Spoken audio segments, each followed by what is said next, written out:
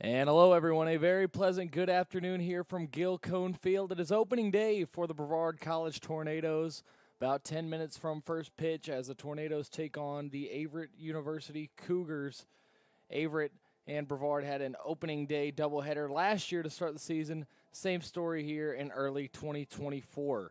In just a moment when we come back, I will be joined by my partner Eli Carr back on the mic here with us at Gil Cone Field, and then we'll have the starting lineups for both sides, and it'll be time to play ball. The NATOs will take off in between the white lines for the first time in the 2024 season after a season that ended in 2023 with a semifinals loss, heartbreaking walk-off loss to William Peace, looking to avenge that this season and take it another step further in that USA South tournament and the postseason as a whole. It'll be Connor Crosby on the bump for the Tornadoes in Game 1, and then later on in Game 2, it'll be Jacob Thompson for the Tornadoes, the 1-2 punch on the mound. Tornadoes donning the all-white. We'll be back here in just a moment. Brady Penn joined in just a moment by Eli Carr. Don't go anywhere, folks. Tornado baseball.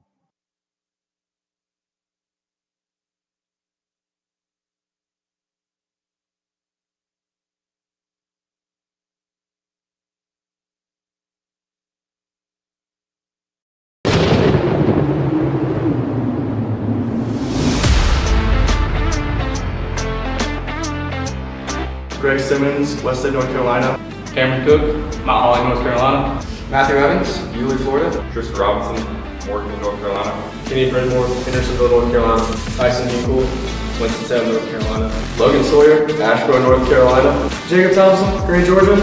Hayden Jennings, Beaufort, South Carolina. Frankie Basket, Fort Lauderdale, Florida. Lucas Girardi, Wake Forest, North Carolina. Carson Whitehead, Remsen, North Carolina. Taylor Wyatt, Gaston, North Carolina. Hunter Busquet, Clover, South Carolina. Easton King, Hickory, North Carolina. Aaron Burchett, Mooresville, North Carolina. Jacob Pankowski, Fort Mill, South Carolina. Josh Pledger, Monroe, Georgia. Connor Hughes, Larry Branch, Georgia. Blake Altschuler, Concord, North Carolina. Cody Southern, Greer, South Carolina. CP Powell, Salisbury, North Carolina. Patrick Bailey, Griffin, Georgia. Caden Tooten, Savannah, Georgia. Ethan Coleman, Newport, North Carolina. Adam Rushing, Mount Holly, North Carolina. Cesar Rodriguez, Hialeah, Florida. Micah Johnson, Marysville, North Carolina. Cale Ayler, Charlotte, North Carolina. Luke Morgan, Raleigh, North Carolina. Davis Bryson, Easley, South Carolina. Alex Stiles, Goose Creek, South Carolina. Cameron Kilcoyne, Florida Ranch, Georgia. Taylor Mosted, Johnson Creek, Georgia. Go NATOs.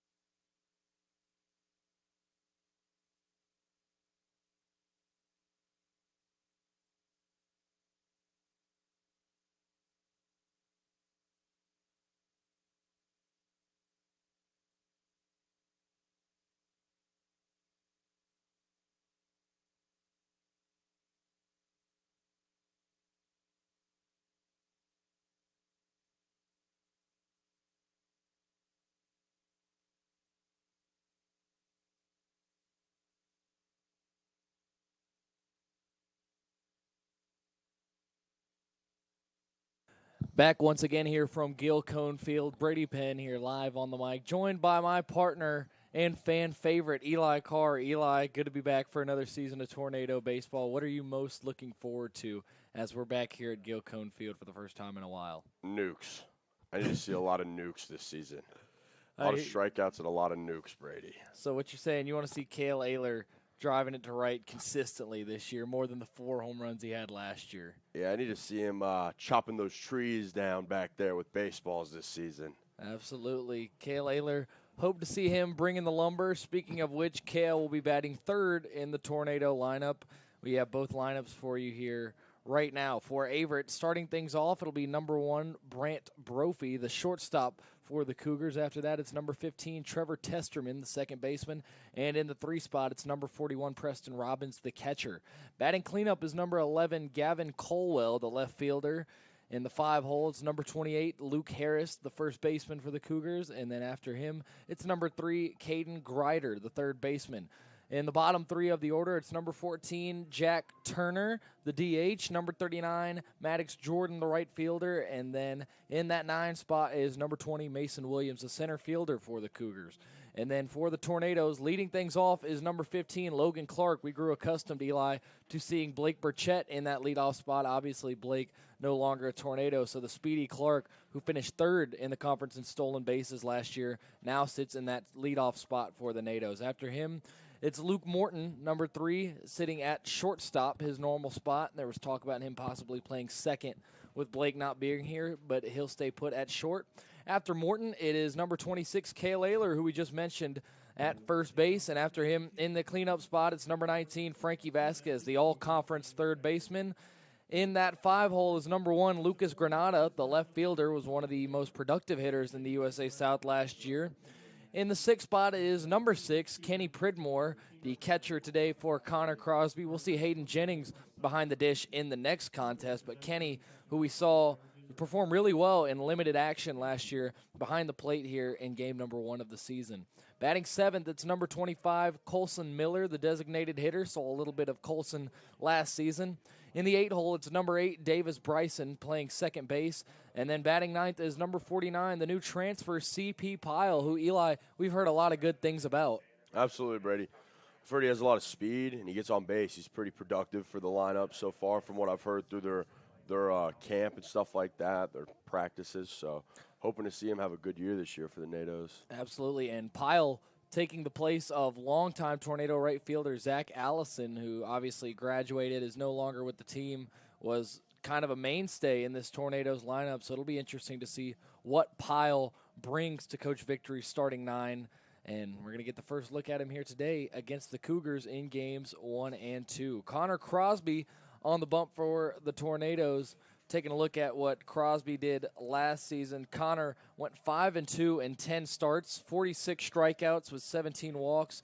Not the greatest ERA or whip, but Connor kind of dealt with some injuries there on the back end of the season. Clearly ace material, especially when he's on his game. Absolutely. I mean, especially coming from the left side, we know he has a crazy good breaking ball, and he can blow it by you when need be. So I'm excited to see what Crosby can come with this year for the Nados in his second year here.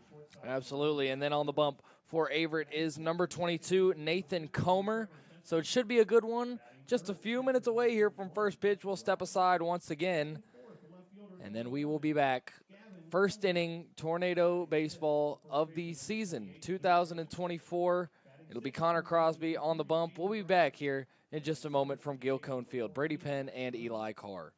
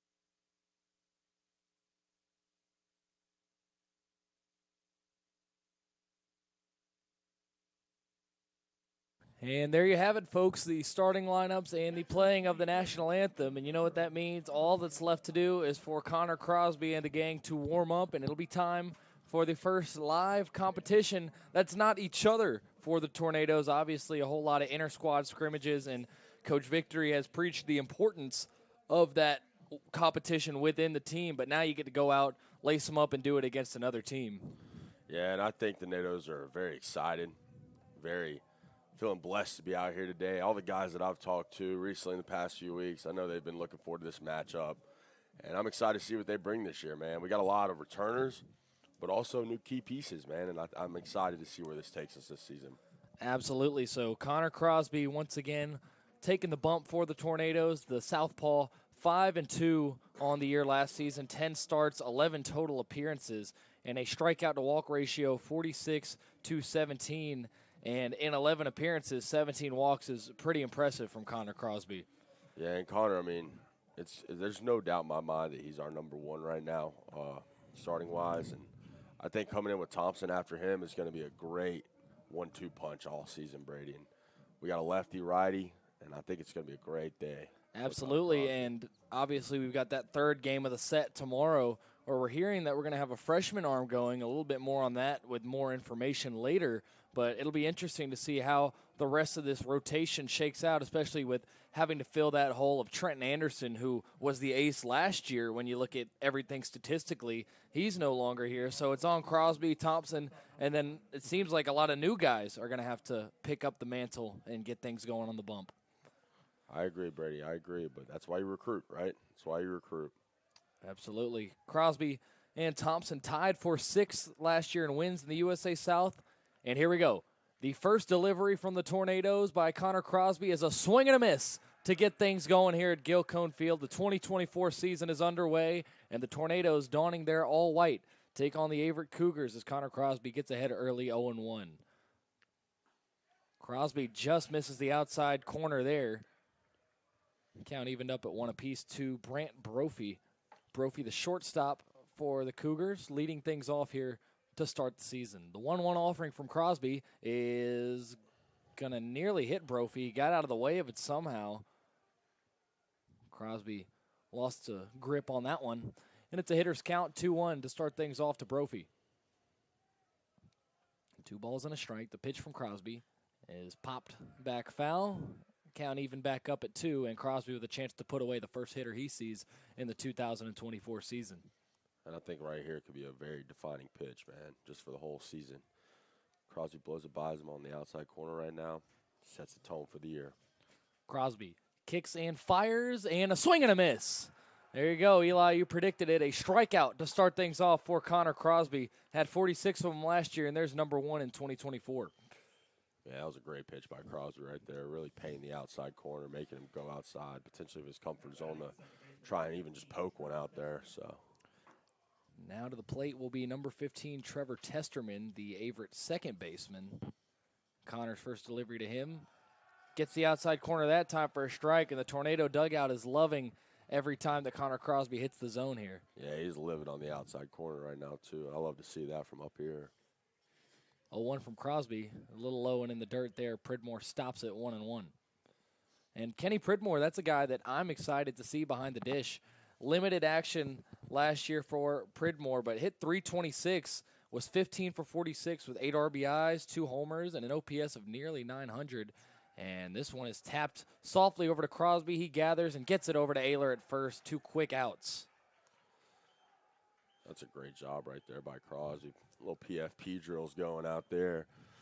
Good job getting the ball, fielding it cleanly, and getting the second out of the inning, Brady. There you go. Crosby showing off the glove work there a little bit, coming up off the mound. But just back to Pridmore really quick. Last year, obviously, we saw a lot of Brett Burchett behind the plate. Saw some Hayden Jennings, who we'll see more of this year, as Crosby misses there for ball 1 to Preston Robbins. But all in all, Kenny Pridmore showed a lot, especially in that latter half of the season with the at-bats and the opportunities he was given. So it'll be exciting to see him take an expanded role with the team this season. 1-0 from Crosby is sent past Frankie Vasquez. This should be extra bases. Digging is Robbins. He turns the corner at first, and he will be into second standing up. That one gathered out in the corner there, no man's land by Lucas Granada, and a 2-out extra base hit for Averett. Yeah, that was a really good job getting around on that pitch right there. Just Frankie, I think, was playing a little off, trying to close that hole between him and Morton out there, and just snuck it right by him down the third baseline. Crosby obviously wishing that the defense was calling for the corners, hugging the lines. Would have been out of the inning, but not how it was dialed up, and now he has a runner on second with 2 away, and he misses with ball 1 to Gavin Colwell, the left fielder for Averett. Crosby in an early jam now in his first inning of the year. The 1-0 is sent in the air, center field, going back on it, Logan Clark. He's near the track. He camps under it, and he makes the grab. Logan Clark puts away the cleanup man, Gavin Colwell, and the Tornado Bats are coming up for the first time this season. No runs on 1 hit and a strikeout for Connor Crosby in his first inning of the 2024 season. Back here in just a moment with Logan Clark, Luke Morton, and Cale Ayler starting things off for the Tornadoes.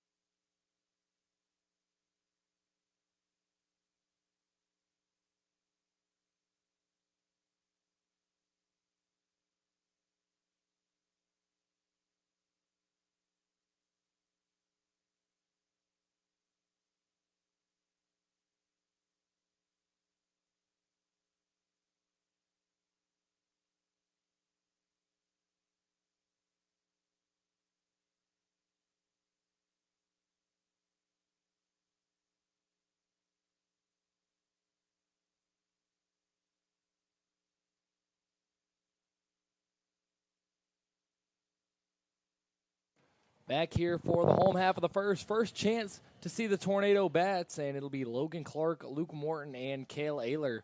And obviously, Eli, we mentioned it earlier, but Logan Clark used to being in that 2 or 3 hole, and now back in that leadoff spot for the first time since Blake Burchett got here. Obviously not a part of the Tornadoes anymore. The graduate last year is no longer manning second base for the Nados, so an adjustment for Logan Clark in the lineup. Yeah, and I think Logan's speed at the leadoff position is going to be so beneficial for us. I mean, last year, he was averaging 369 with an on-base percentage of 451, and that's what you love to see from a leadoff guy coming in to a new spot. Like you said, coming from that 2-3 hole to this leadoff spot.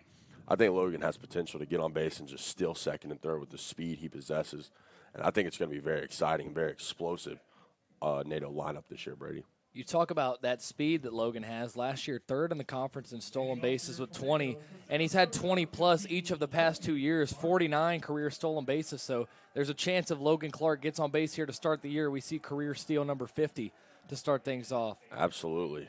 Logan, a career batting average of 356 for the Tornadoes. Just as consistent as it gets, and he takes high for ball 1 to start his season.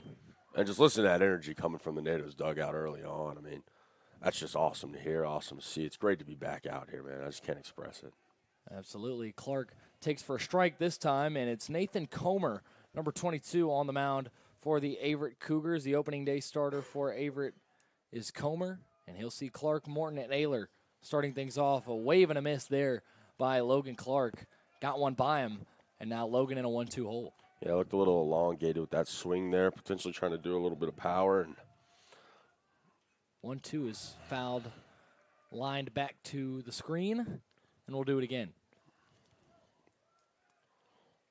Logan in his senior year with the Tornadoes, and again, just a model of consistency from the jump. Rookie of the year back in the 2020 season. Takes high there for ball 2, right near the letters. Risky take there, but it paid off. Yeah, I think the same thing. That was a pretty risky take right there, but that's a great eye by our leadoff hitter. 2-2 delivery, taken high for ball 3, and the count's run full. This is what you love to see from your leadoff guy, man. Working the count, staying active, battling a few pitches.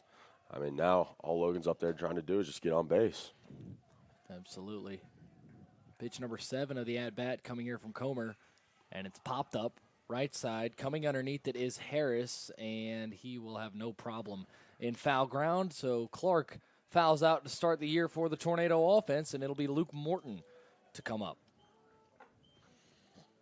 Now batting for Tornadoes, the shortstop, number 3, Luke Morton, again, we said this earlier, there was talks when we talked to the baseball team about Morty possibly going over to play some second with no Burchett, but Coach Victory, at least for now, opting to put Davis Bryson at second and keep Morton at his normal shortstop spot. If you remember, at the end of last season, Morton moved to second base because of some arm issues, and they had Burchett at shortstop, but Luke back at short as he takes strike 1 there.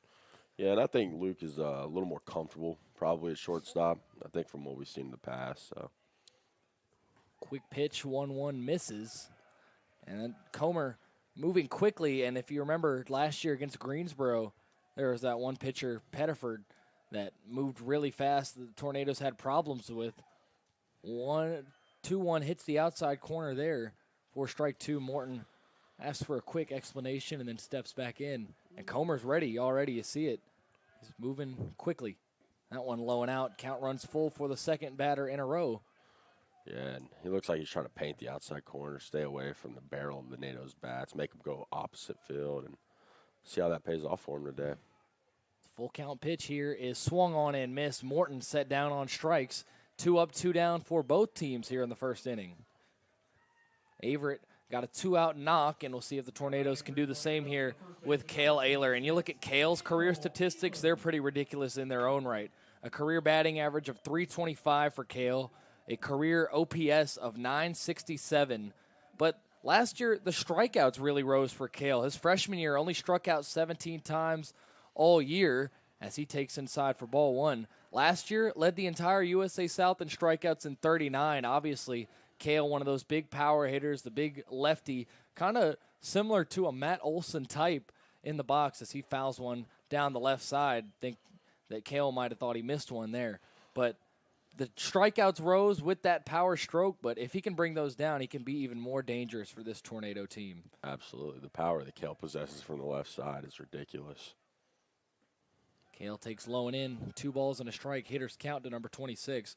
And Cale, 88 career hits, so likely to see him reach that century mark in career hits this season. 78 RBIs, a chance we see him reach 100 RBIs as well here in his junior campaign. 2-1 is fouled, sliced off to the left side once again, and the count runs even at 2.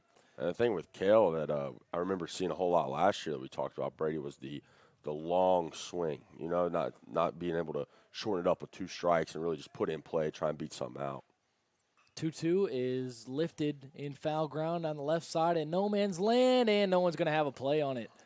Cale places that one perfectly in foul ground despite a weak pop, and he'll get another chance in the box here.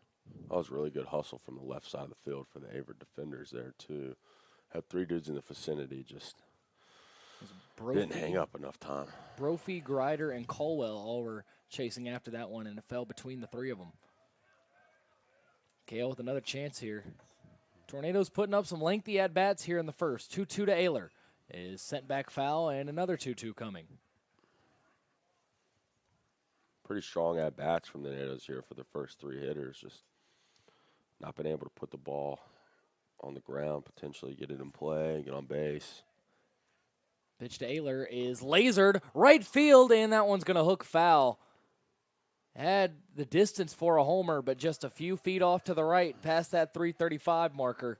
Ayler nearly got the season started off with a bang there. And granted, being foul right there, that's what we'd love to see from Cale Ayler in these battles, in these 2-strike counts where he shortens up and just turns on the baseball, because most of his power comes when he pulls the ball that way. And as you saw right there, I mean, that ball probably traveled about 350 in the air, just foul. Another 2-2. is ripped into the right center field gap, chasing after it, and making the grab will be the center fielder, Williams. He got on his horse to make that play. Ayler flies out of the warning track after sending one foul out of here. A couple hard-hit balls result in nothing for Cale Ayler. We head to the top of the second, scoreless at Gilcone Field.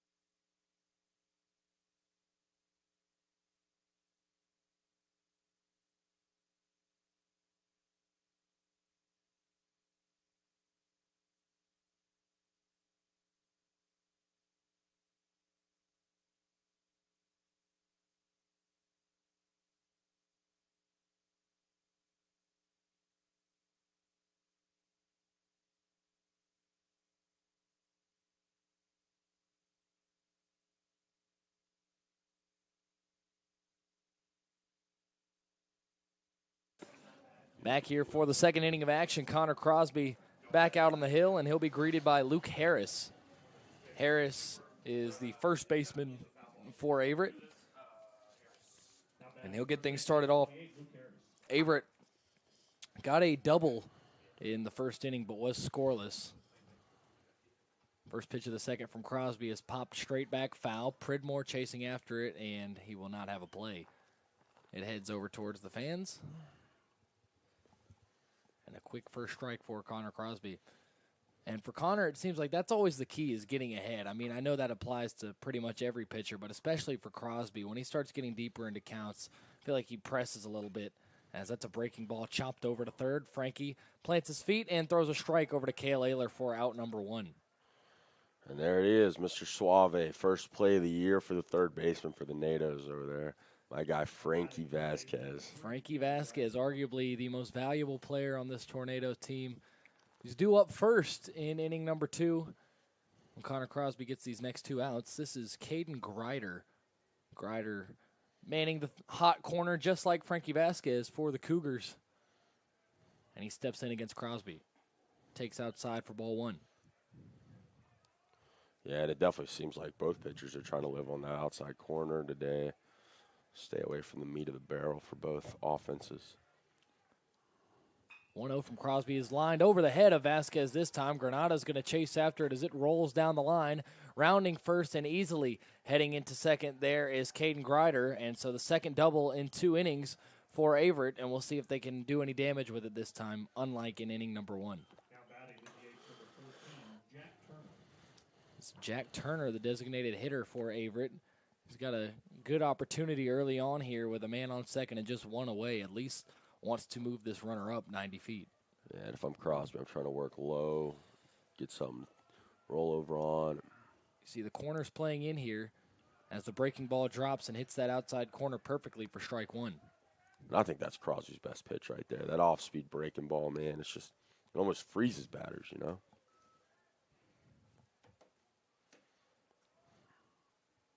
The 0-1 offering from Crosby is ripped into left field, chasing after it, Granada. It will run into the corner. Coming around to score is Grider. Heading into second with a double is Jack Turner, and back-to-back doubles have Averett on the board first here in this opening day matchup. Yeah, and Crosby went back to that breaking ball. I think he just left it hanging a little bit right there. Maybe try burying it like I was saying, get a little roll over to Frankie, but Averett's offense had other plans. 3 extra base hits already in the first inning and a third for the guys in the gray pinstripes. Crosby going to try and regroup here. Turner standing there on second. This is Maddox Jordan, the right fielder. Crosby's first pitch sent back foul and aggressive here is Jordan. Averett might feel like they have Crosby kind of on the ropes here early on. I don't know. I wouldn't say that yet. I think it's a little early. I think, first game jitters, just getting them out, stuff like that. Crosby, a pickoff move over to second. Fairly close play, but Turner does dive back in there safely. Davis Bryson putting the tag on him. And I think Connor's had enough experience in college baseball to not be rattled by a one-run game, especially with the power of this NATO offense. Swing and a miss there. Big hack on the curveball from Jordan. And when I say on the ropes, I don't mean Connor's going to give up a couple hits and get taken out of this game, but what I mean is Averett's going to try and compound these mistakes and get up to a 3 or 4 run lead early on as opposed to the 1-0 lead. Crosby comes home with the 0-2 and misses the zone there, 1-2. Not a bad miss. I think changing the eye level right there with the shorter hitter, if you will, compared to the previous hitter. I think that's not a bad idea for Crosby right there. Tried to get him to chase upstairs. Crosby stares in and now turns back to second. He has no throw. It gets by Bryson. Jordan is up, and he will take third with ease. And honestly, I think Jordan could have got picked off if Bryson and Crosby were on the same page there. They were not. Bryson nor Morton went to go cover the bag, and Crosby went and threw to Bryson where he was standing at that second base spot, not to the bag. It got by him, and just miscommunication all the way around. Now Averett has a run 90 feet away. But a 1-2 count here. And Crosby paints the outside corner, gets strike 3 looking there. A big out number 2 with a man standing on third. Second strikeout here early on for Connor Crosby after the E1 that was charged to him. Yeah, and if I'm Crosby, I just got to limit that error. I just got to limit that error, limit the run potential, and just try and work on this third out of the inning. Get the boys back in the dugout, let them hit the ball a little bit. This is Mason Williams, the bottom of the order. Swings and misses, tried to go down south to catch that one. Could not find it. No balls and a strike here to Williams, the center fielder who had that grab on the Cale Ayler fly ball to end the first. Crosby ahead with the 0-1. Sent in the air. Center field, Clark, can of corn. He's underneath it, and the damage is limited. Out number 3 there, but Averett does push across the first run of the ball game due to back-to-back doubles from Caden Grider and Jack Turner. 1-0 Averett as we head to the bottom of the second. Vasquez, Granada, and Pridmore. We get the first look at them this season. Back here in just a moment from Gil Cone Field. Tornado baseball on an overcast Friday afternoon.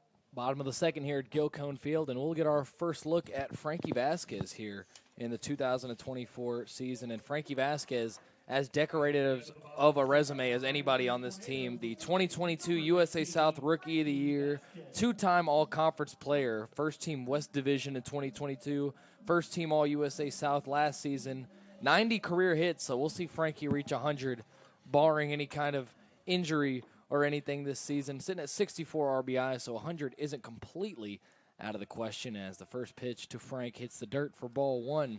And for Frankie, career batting average of 366, OPS of his career of 960. As he takes another one low, and clearly Comer is not trying to leave anything up in the zone for Vasquez. He knows he'll make him pay. But honestly, Frankie, unlike Cale, the big power threat, Frankie loves to find the gaps. As that one misses just low and outside to make it 3-0, and Comer maybe not too interested in messing around here, tangoing with Vasquez. Yeah, you have to think Frankie's take all the way right here. He is, and it brushes the inside corner for strike one. Still ahead, 3 balls and a strike is the Tornado third baseman. And that one is sent right past the first baseman and down the line. Vasquez is going to try and dig for 2, and he will hold up at first. Yeah, good cutoff there by the right fielder, Jordan. Yeah. And it's a leadoff single for Frankie Vasquez. That was a great cutoff there by the right fielder for Averett. But there's Mr. Suave with the first hit of the year for the NATOs. Looking to have a great year. Career base hit number 91 for Frankie. And he gets his 2024 season started off on the right note. And now here's Lucas Granada, who had a really great breakout season last year. More on that in a minute. Comer's first pitch, a check swing, and he did not go around, deems the field umpire. Granada last year batted .381, on-base percentage of .463, and he was 5th in the conference in hits with 56. Drove in 30 runs as well, manning that left field spot for the Tornadoes. And this one he sends in the air to right field, slicing foul. Coming after it is Jordan, and he will dive and not be able to pull it in. A great effort. Jordan, really, the Averett outfield as a whole kind of showing off the leather here early on. Absolutely. They're hustling. They're moving around. They're communicating. And it's kind of interesting to see just the communication factor out there because of how early on it is in the season, you know. And I don't personally know all of the transfers and the recruits that Averett's brought in, but if there is potential for a new guy out there for him, I think that it's almost like they didn't skip a beat from last year, you know. 100%. A lot of range shown so far as Comer takes a throw over to first. Frankie in there without a dive. So that Vasquez single, the first Tornado base hit after a 1-2-3 first. Granada trying to make it multiple. Another throwback over to first. Frankie does not seem entertained. Not diving back in there, getting in pretty easily, but Comer clearly keeping an eye on him. Frankie not quite the biggest threat to run on this Tornado team. And he will, though. This one is sent back foul. A hit-and-run attempt there. I think Vasquez did not want Granada to swing at that. He got a great jump. Yeah, but if you're Granada, that looked like a meatball from up here. I mean, early on in the year, you're looking to just get hot early and stay hot. So kind of hard to blame the young man for taking a hack at that one. Of course. Kenny Pridmore on deck as Granada sits behind 1 and 2. Vasquez over there at first. And Comer comes again. That one is grounded over toward short. Ranging to make the play and stopping it is the shortstop, Brophy, who gets it on to first but not in time. And it's an infield hit for Lucas Granada, and back-to-back singles for the Tornadoes. Have men on first and second with nobody out for Kenny Pridmore. That's great hustle there by Granada. Getting down, find it. Because you saw the shortstop was a little shaded over in case Frankie did run right there, which I think, in my opinion, helped Granada get safe at first because of the range or the shading that he was doing over at short. You did mention the range, though, and again, Averett defense showing the range because Brophy, that was not an easy play to get to, moving over to his right as Kenny Pridmore takes strike one. And the arm strength that he had to get it across the diamond. I mean, that was still a bang-bang play at first. There was no instant safeness over here at first base. So Pridmore, we saw him in 18 games last year, 9 starts, 15 for 46 total, as he squares up to bunt and pulls back, taking strike 2. Kenny just watching to see what Nathan Comer has here these first couple of pitches. Yeah, now he's dug himself a hole, 0-2 here. Just looking to do something, advance the runners, potentially looking backside right here. Just no double plays for Pridmore. The 0-2 to Pridmore is sliced past the gap of the shortstop and the third baseman. Vasquez will be held up at third. It was a short liner into left field, and the Tornadoes have the bases loaded off of 3 consecutive singles. And that's a very interesting pitch there from the Averett defense from the pitcher there. You had him 0-2. leave a high fastball up for a hitter who has, like you said, Brady, career-wise, been pretty decent for the NATOs. And as you see, Pridmore made him pay right there early on. So Here's Colson Miller. We saw limited action from Colson last year, who I had it pointed out to me bears a striking resemblance to Kyle Schwarber, except he bats from the right side. I was watching a Phillies and Braves game back in October, and our teammate on the football field, Daryl Smith, said, "Is that Colson?" The Schwarber resemblance. Now a chance to come through like Schwarber as he sends one deep in the air and foul ground. Well out of play there. No play to be had by Jordan. looking for a Schwar bomb here, if you will, from Mr. Miller down there. Might have to link those two up if it happens, honestly. I Send agree. this whole bit, this whole audio clipping over to the Phillies. See what we can get done. See what Colson Miller can get done here with a ball and a strike. Comer gets it by him. A big hack there from Miller. He was trying to do what we said. That was a big swing there from number 25, the designated hitter today. And he's got the bases loaded with nobody out, but in a 1-2 hole. Comer delivers, and Miller takes one down. Peachtree there, strike three. Miller sat down looking, and that was not what he was looking for. No, I think Miller could have taken a very similar approach as Pridmore did, with two strikes right there and just try and put some in play, find a gap, hole maybe potentially. But A big first out there for Comer, his second strikeout. He got Morton in the first, and now he faces Davis Bryson, who could be seeing everyday action this year as he takes strike one. Bryson, we saw him in limited spots last year, come in and man that middle infield for the Tornadoes, and now in his junior season, going to get some more looks, it seems like, from head coach Mike Victory. And here's his first at-bat of the year. In an 0-1 hole, Bryson takes, and it's strike two. The bottom of this Tornado lineup, not extremely aggressive so far against Comer, and Frankie Vasquez urging on and encouraging his teammate from the third base bag. 0-2 to Bryson. Takes high for ball one. And Comer, earlier in the game, was trying to hit that outside corner, lower part of the plate, and whether by intention or not, is throwing the ball high in the zone frequently here in this inning. yeah, very different approach. The 1-2 is sent up the middle for a base hit. One run will score. Here comes Granada around third, and there will be no play. It is cut off. Lucas Granada and Frankie Vasquez both come across, and the Tornadoes take a lead here in the bottom of the second. A clutch RBI single there from Davis Bryson, the fourth single of the inning for the Tornadoes, and now with just one out, the NATOs have men on first and second, and now a 2-1 lead. That's a great two-strike hitting right here by the NATOs in this inning. I mean, it's beautiful. It's beautiful baseball. Just get a hit, pass it back to the next guy. Get a hit, pass it back to the next guy. And as you see now, we have the lead here. So here's C.P. Pyle, first chance to take a look at him in the box for the Tornadoes. Transfer from Caldwell Community College. He takes outside for ball one. We've heard about the speed of Pyle. We've heard he's a really good athlete.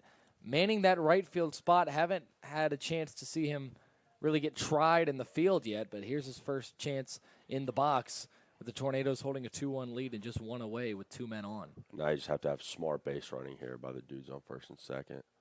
That one's popped up.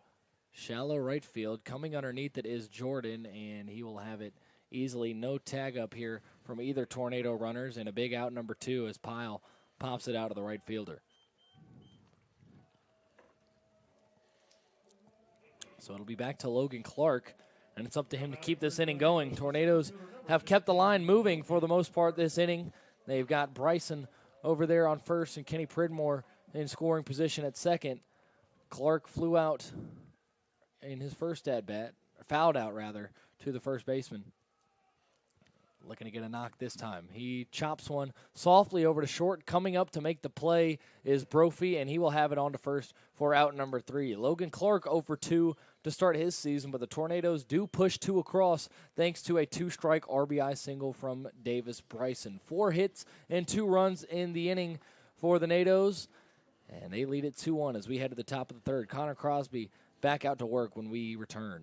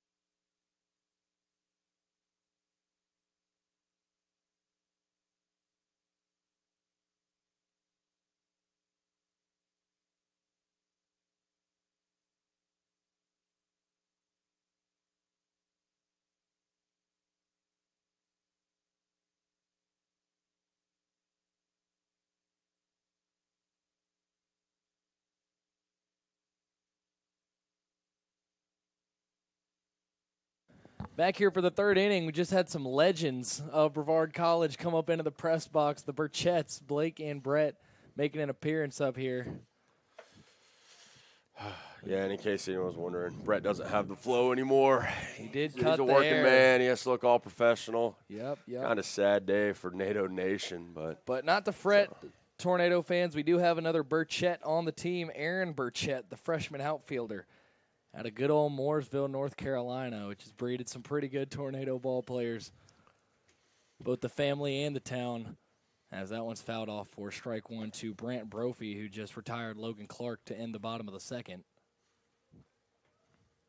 0-1 from Crosby, misses way outside. Crosby cruising along here, had a little bit of a speed bump there in the second, giving up back-to-back doubles, but has been fairly sharp to this point. The 1-1 gets the inside corner. Brophy backed out of the way, but it did still get the zone. 1 ball and 2 strikes. Crosby ahead of the leadoff man here in the third, Brant Brophy. That one poked out in a right field. Coming up and making the grab is CP Pyle. That one died quickly. Looked like it might drop, but it just kept carrying over towards Pyle, and out number 1 for Connor Crosby here in the third. Now batting the second baseman, number 15, Trevor Testerman. So here's Testerman. Grounded out to Crosby, his first time up. A little dribbler to the mound. Connor goes to work on him for the second time, and this one is sent back up the middle where it came from for a 1-out single. yeah, no wasted time there. 1 pitch right back at Crosby. Better say got right to business there, did Testerman. And that's the 4th Cougar base hit, 1 in each frame so far. So Connor Crosby still looking for that first clean inning. And it'll be Preston Robbins, who had the first base hit for Averett, a 2-out double back in the first. Crosby finds the zone for strike 1.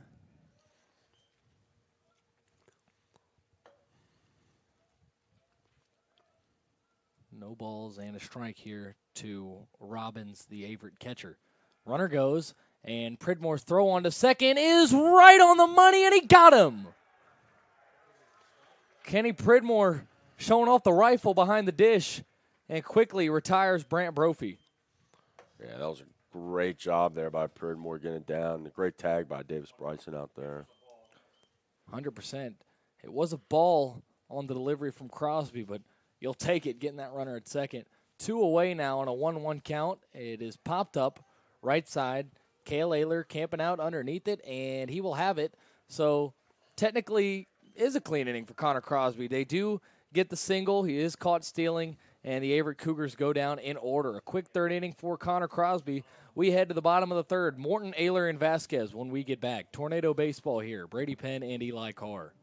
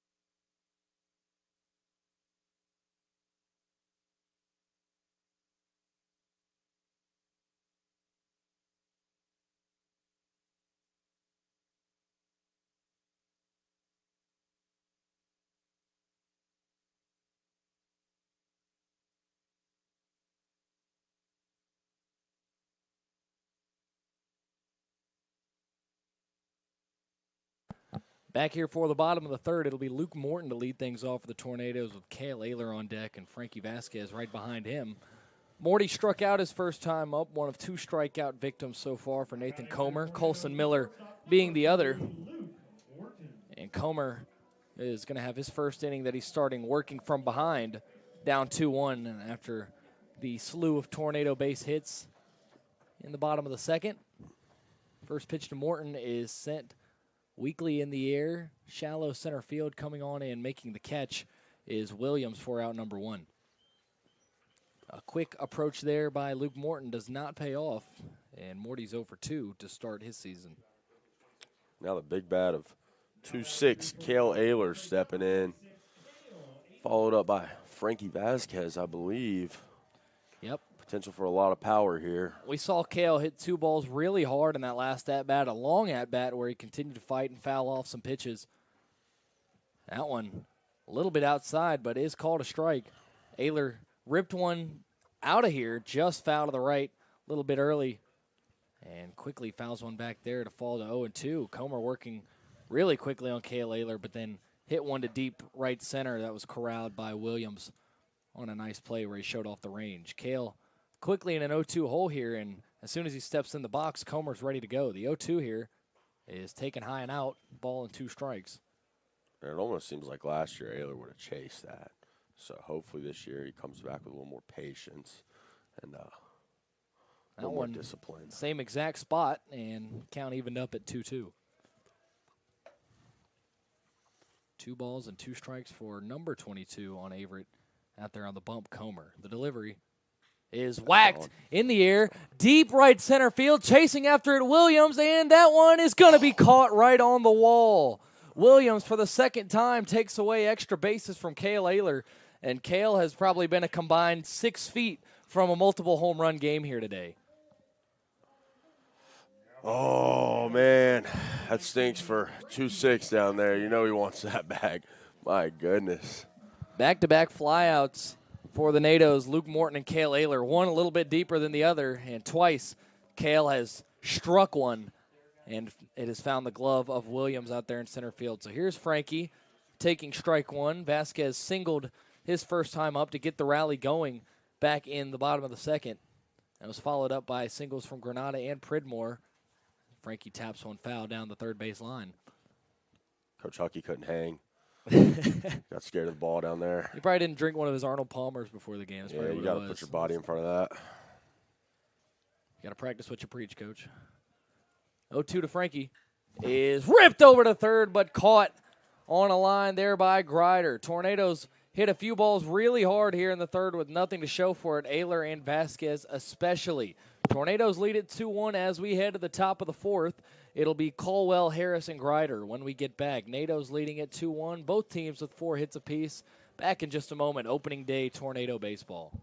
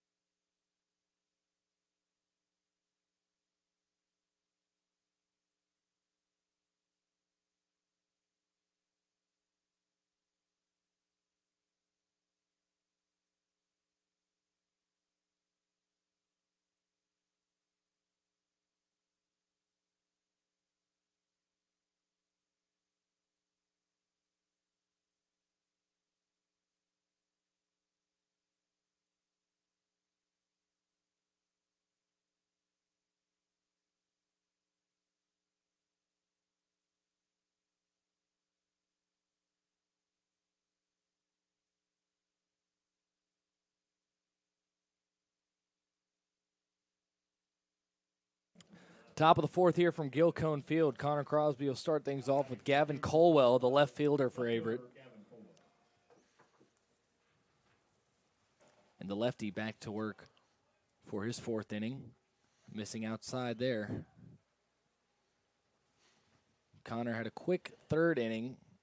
Got the fly out, gave up a single, and then Kenny Pridmore caught Testerman stealing, and then a pop out and foul ground to Cale Ayler, retired Averett in order. That one sent straight back foul. Count evened up at 1 apiece. Eli, what are you seeing so far from Connor Crosby out there? I think he's living on the outside corner. I think he's got to get a little more comfortable with his breaking ball. Like I said, I think it's his best pitch. So There He it uses is. it there. Does not find the zone, but a good thought. And you're right. I think he kind of shied away from that breaking ball for a minute after he gave up those back-to-back doubles. Hopefully going to start going back to the well here, though. 2-1 hitters count, and that one misses outside. Crosby not quite able to locate that outside corner here to Colwell this at-bat. Just got to go right at him right here. Give him something to put in play, get out. Crosby behind 3-1, and he comes home. Swing and a miss there. Colwell goes after it around the letters on the outside part of the plate. Cannot connect, and the count runs full. Payoff pitch from the southpaw here is tapped back right towards us, foul. We'll do it again. Crosby moving along fairly quickly. Feels like he's been pretty efficient all afternoon. Just one little speed bump, to be honest, to this point. Another 3-2 delivery. Just misses low. I don't think Crosby appreciated that call, but regardless, it puts a runner on first. Crosby's first walk of the afternoon. Yeah, I don't think many of the NATOs appreciated that call. Looked like Predmore's ready to throw it down to Vasquez. That's quite bad. So it's Luke Harris with a man on first and nobody away. We'll see if Colwell wants to run on the lefty Crosby here. Connor thinks the same thing and goes over to his lefty counterpart at first, Cale Ayler, but Colwell back in there. Harris grounded out to Frankie Vasquez his first time up. And Connor will go back over to first again. So similar to when Frankie Vasquez reached back in the second, pitcher keeping a close eye. Harris at the plate with Grider on deck. Crosby's first offering is in there for a strike, the upper part of the zone. Harris, as we said, grounded out his first time. Grider on deck and Turner in the hole. Both of them had consecutive doubles their last time up in the second. And Connor going to go back over to first again, keeping close tabs on Gavin Colwell over there, the cleanup man for Averett. For the NATOs, 2 runs, 4 hits, and an error so far. For Averett, 1 run, 4 hits, no errors. Connor with the 0-1 misses high and out, 1-1. Looked like Predmore's ready to sling that down to first base right there. NATO's trying to keep him honest over there at first base. Connor going back over to first again, and you're right, Kenny's feeling himself behind the dish today. He's on his Yachty Molina vibes. He's him.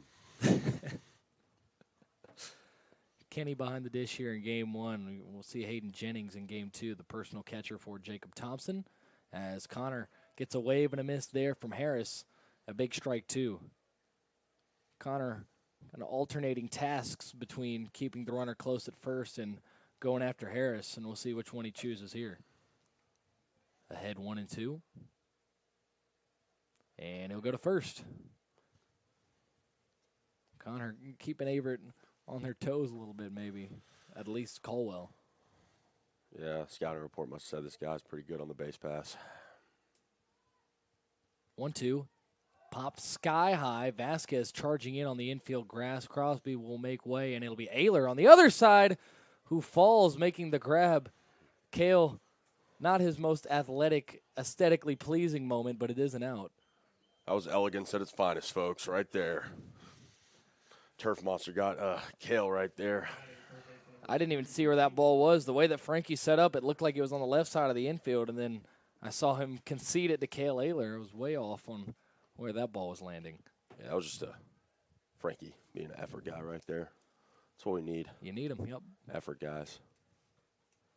So we'll see if Crosby still continues to take a close look at Colwell as he faces against Grider. Goes back to the well with that breaking ball, which he gave up the double on to Grider the last at-bat. So good to see Crosby ambitious there with the curve once again to the right-handed hitter. Connor back over to first. And obviously here at this level, don't have the same rules that apply in the major leagues where you can only go over there twice. 0-1. Wave and a miss there. Got him way out in front. and Grider in an 0-2 hole. One away, and Connor Crosby going after what would be a big out number 2 here in the top of the 4th. 0-2 delivery. Swing and a miss. Got him swinging strike 3. And Grider will be sent down on 3 pitches. Quick work by Connor Crosby there, and it's out number 2. Third strikeout for the Tornado lefty. And now the only thing standing between the Tornadoes and their offense coming back up is Jack Turner, who drove in the only Averett run so far with a double back in the 2nd. Crosby gets strike 1 in there to start the AB. And Colwell kind of wasting away over there at first. Had no opportunities to go. He knows Crosby has been keeping a real tight watch on him, and he goes right back over there again. Getting the jersey really dirty over there is Colwell. Probably about 6 or 7 dives here. Yeah, going to need an industrial washer for that one. 0-1, just misses. Yeah, it's not low a and bad miss there inside by Crosby. Ball and a strike here to Turner. Turner, the designated hitter for the Cougars. 1-1 offering is lined in the air, center field. Retreating back and settling under it is Logan Clark for out number 3. Crosby gives up a leadoff walk and then retires the next 3 straight. Tornado offense coming back up. Granada, Pridmore, and Miller when we return for the bottom of the 4th.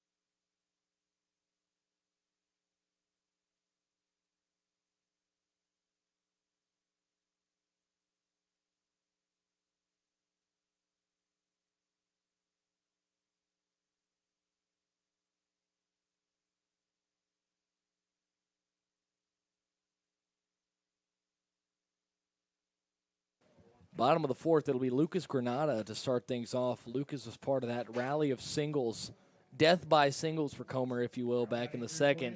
Had an infield single that he beat out, and looking for his second base hit of the afternoon here in the bottom of the 4th frame. Yeah, and the Natos, they responded well in the 2nd inning, but it's time to take initiative offensively to put the runs up. Comer skips one in the dirt there to start things off to the Tornado left fielder. The 1-0. Swung on and missed there by Granada. Aggressive hack there. Lucas, not necessarily known for his power stroke, more of a singles and doubles guy. That one just off the outside corner. 2 balls and a strike. A hitter's count here to Granada with Kenny Pridmore on deck, who also singled his first time up. 2-1. Popped up on the right side. Skied and caught in shallow right field there by Jordan for out number 1. Yeah, Jordan's been a pretty busy camper out there today. The Natos have been favoring the right side of the field. Now batting for Tornadoes, the catcher number 6, Kenny. So with 1 away, here's Pridmore, who did single his first time up. And remember, folks, it's a different format today with the doubleheader. Sometimes we'll see 2 7-inning games, sometimes 2 9-inning games in conference. But due to a couple different things, as Kenny Pridmore lines 1 foul on the first pitch, due to a couple of different things, well, this game will be a 7-inning contest, and then we will play 9 in Game 2 here against the Cougars. So a little bit more than halfway home as Pridmore takes low on the breaking ball there. Yeah, that's not a bad miss right there. I don't mind that pitch. Comer home once again. That one's low and out. 2 balls and a strike. A hitter's count once again for the Tornadoes. This time it's Pridmore. And Kenny whacks one in the left field. His second base hit is going to get down. He'll round first and stay put. So 2 for 2 with 2 singles for Kenny Pridmore here on opening day.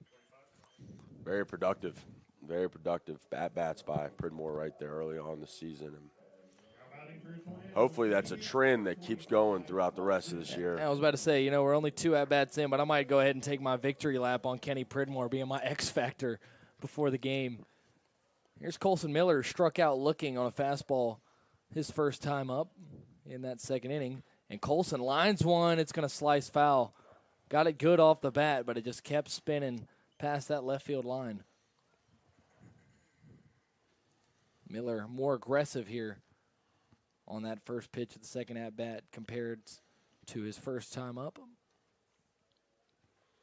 Maybe has a bit more of a feel for Comer here. Obviously, especially on opening day, you're kind of trying to feel out these pitchers to start things off. Some guys like to be aggressive, some don't, as Colson sends one straight back towards us and falls into another 0-2 hole. Yeah, not much movement in the bullpens yet due to the two starting pitchers playing pretty good baseball today so far. 4 hits for Averett, 5 for the NATOs after that Pridmore single. As we near the 5th inning, Miller takes way outside. He'll stay alive. Ball and 2 strikes, 1 away. Kenny Pridmore, the catcher, standing over there on first. Davis Bryson on deck. As Pridmore scoots back over to first on the pickoff attempt. Comer with his pickoff move seems like he's more just trying to keep them honest. I don't think he's trying to get anybody out. Pretty relaxed move. 1-2. Well, and as we know from the past, Pop the NATOs foul. are very, very aggressive on the base pass when they can be. And I think every team they played last year probably picked up on that at some point. So. And, last year on Tornado Talk, I remember Logan Clark telling me there's sort of a method to the madness. They've got something that they watch for on every pitcher. They take advantage when they see it. Miller sends one on the ground over the third. It's bobbled, and the only play will be to first there. Grider wasn't able to come up cleanly, and instead of an inning-ending double play, it'll be a ground ball to advance Pridmore into scoring position with 2 away. So it'll be up to Davis Bryson, who already has driven in the first 2 runs for the Tornadoes, a chance to drive in a third here from that 8 hole. That's a great job by Miller right there. Just putting the ball in play with 2 strikes and just seeing what could happen. And look, now we have a runner at second with the man who's drove in our 2 runs of this game so far. First pitch here to Bryson is chopped over towards short, waiting on it on a bounce and bobbling it. No play to be had, and now it's thrown away. Doesn't get quite far enough away from Grider, but Pridmore will be into third, and the Tornadoes will have men on the corners after the error there. E6 there on Brophy keeps the inning alive for the Tornadoes. First pitch swinging aggressive there by Davis Bryson, and in a way it pays off.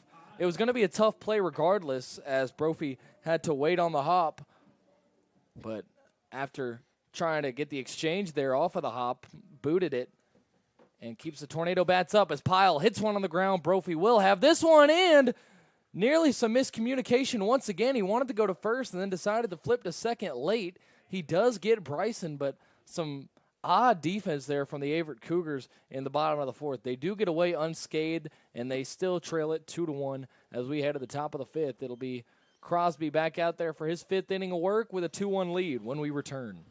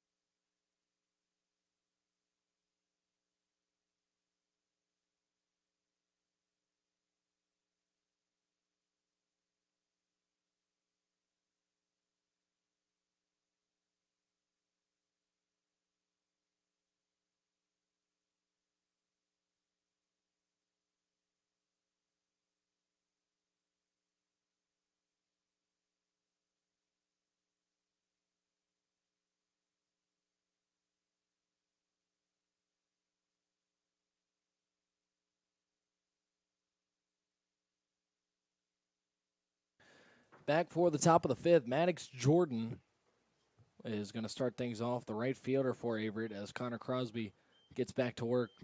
His fifth inning, misses outside to start things off. Jordan struck out looking his first time to the plate. On deck is Mason Williams, who flew out to Logan Clark. Then the lineup turns back over to Brant Brophy as Crosby misses low. He puts Jordan ahead 2-0.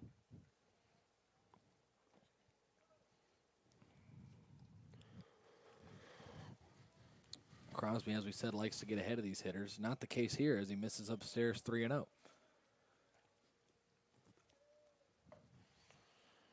Yeah, that's one thing that's been limited for both pitchers today is the walks, which is good to see. 3-0. Misses for ball 4 and taken off immediately as it hits the mitt is Jordan. Second walk of the afternoon for Crosby. Doesn't walk many. If you remember last year in 11 games, only 17 free passes, but 2 here on opening day. And part of that, you just chalk up to opening day, not having faced opposing competition except for your own team in quite some time. Absolutely. Mason Williams up for Averett. Sorry, Eli. Oh, you're good, Brad. No worries, man. Oh, man. Mason Williams, the 9-0 hitter, flew out to Logan Clark his first time. Now has an opportunity to move a runner over. He'll try as he stabs at a bunt attempt and sends it back foul. Gives Crosby a strike. Yeah, we haven't watched much small ball today either, which the natives are notorious for. But as we were talking between innings, you know, the one inning where we scored the runs, there was just a runner in front of each other runner. So not a whole lot of chances to run, yep. Crosby has been really keeping a close eye on first base no matter who's over there all game. Jordan, the right fielder, an outfield guy, likely a little bit more speedy. As another bunt attempt, Pridmore throws behind the runner. Cale Ayler falling to the ground once again. Cale has hit the dirt a few times, and none of them have been on sliding attempts. he just wants to make sure Coach Vic gets used to the washer and dryer on those white jerseys. Not even that. This is just a guy that wants to win, man. Opening day. A winner. Full gear. Another bunt attempt. This one is taken fair. Crosby pivots and throws to first. Runner has moved up 90 feet into scoring position, and it is out number 1. A little athleticism from the big guy there coming off the mound. Love to see it. So a 1-3 exchange there. Second time Connor has come off the hill to make a play. And with one away, here's Brant Brophy. Leadoff man is 0 for 2. Struck out and flew out to CP Pyle in his 2 trips. One misses low and outside to start off the at-bat for Brophy. The shortstop has had a lot of action out in the field, including that miscue just a moment ago with Davis Bryson at the plate in the bottom of the 4th. Crosby misses upstairs 2-0. And honestly, Brophy, of course you're at the top of the lineup. You don't want to think like this, but from an announcer's perspective, might not be the worst thing to put Brophy on base and try to set up a double play. At least if you can't get a strike here, which he does. On the outside corner, Crosby paints the black, and it's 2-1 to the leadoff man for Averett. I think early on in a season like this, you want to see Crosby get into these battles and win these battles. You know, just build that confidence for later on in the year. 2-1 bounces in the dirt in front of Pridmore, and count moves to 3-1 in favor of the shortstop, Brant Brophy.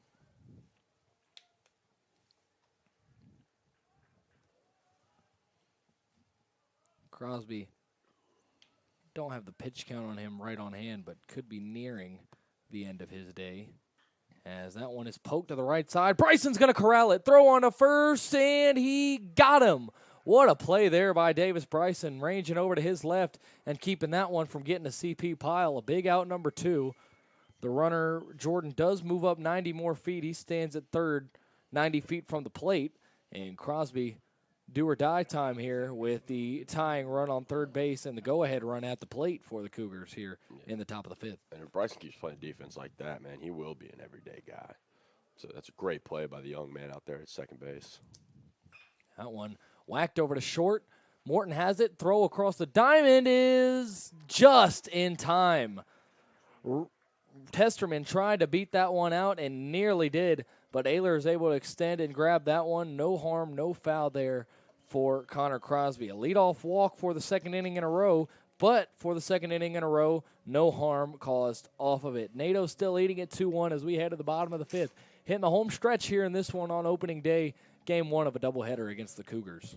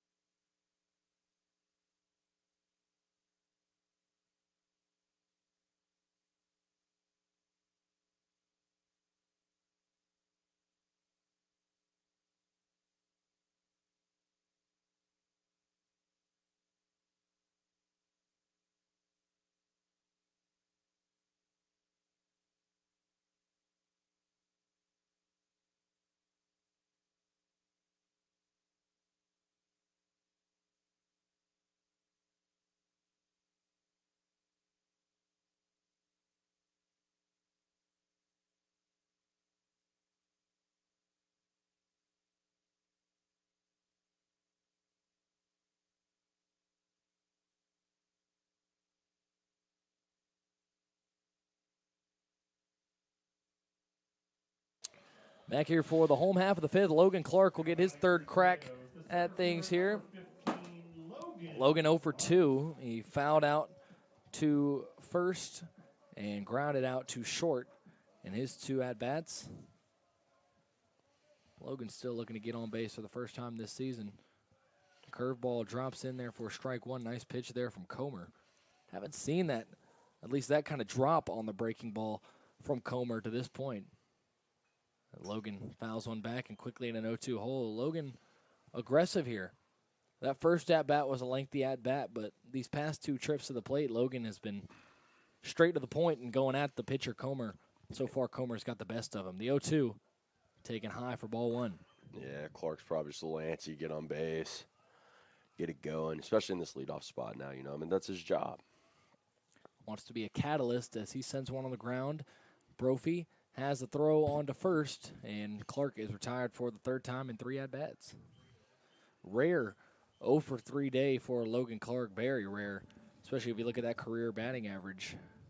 Now batting for Tornadoes, shortstop number 3, Luke. So here's Morton, who's 0 for 2 himself. A strikeout and a fly out to center. And Morty's also been aggressive at the plate. First pitch is a very high breaking ball that if I was Luke Morton, I might would have leaned into. Yeah, I think Morty's best at-bats comes when he's patient at the plate. So hopefully he finds that comfort. Luke takes low there. And you're right, Luke, 28 walks in 2023. Was very patient, was very good at getting on base, an OBP of 457. As Luke takes high for ball 3 and could be on his way to getting on base for the first time this season momentarily. Yeah, and if I'm the Natos, I need it. I'm comfortable with Crosby on the mound right now because he's dealing, but 1-run lead is not the most comfortable. That one called on the inside corner, looked well inside, but Morton will stay in the box now, ahead 3-1. Morton squares up to bunt, pulls it back, and that one drops right down the center of the plate, so the count runs full. You are starting to see some motion and some warming up over there in that bullpen. As Luke takes outside ball 4, the process got extended a little bit, but about the outcome we expected after it ran 3-0. A walk with 1 away for Luke Morton. And here's Cale Ayler, who with a combined 6 feet or so has 2 home runs. Instead, he's over 2, and it might be the end of the line here for Comer. We'll see. At least a conference at the mound. Do see some activity, some warming up in that Averett bullpen. And it looks like it might just be a conversation with Ayler and Vasquez coming up. Yeah, Gonna probably. let Comer work. Probably just talking about how to approach Ayler in this at-bat. Said he's almost got you twice, yeah. In the pen for the NATOs right now is number 18, Andy Farringer, who we saw a few appearances from last season.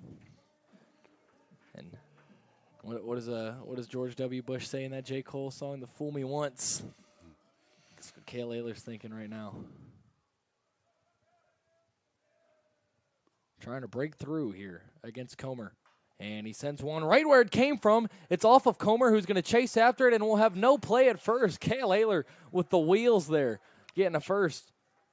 Yeah, the long ball wasn't working, so he dribbled it back at the pitcher there and showed off that speed down the first base line. Second infield single of the ball game for the Tornadoes. That one will be ruled an infield hit as it ricocheted off the glove of Comer.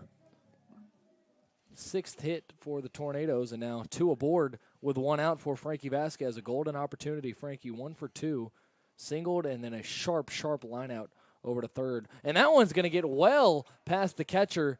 Easy advance for Morton and Ayler both. That pitch was high. It was way on the inside part. I don't even know how to describe where that pitch was. We call that head hunting. Yeah, I think he was I don't know if I'm Frankie there. I'm heart skipped a beat a little bit. Yeah, a little nervous there. Comer threw that one to Hendersonville. Ball and no strike here to the Tornado third baseman as the infield comes in, trying to prevent another run from scoring. And Frankie is going to send it right over to Grider, the third baseman, who will missile a throw over to first. And Frankie probably a little bit frustrated with himself there, going after that pitch, especially after where that first pitch missed. Frankie a little bit antsy there. Got the bat on the ball, but sent it right into the shift.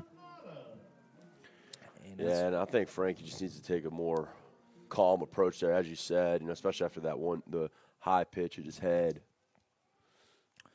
Well, it'll be up to Lucas Granado, who waves and misses at the first pitch from Comer, who's trying to escape this jam.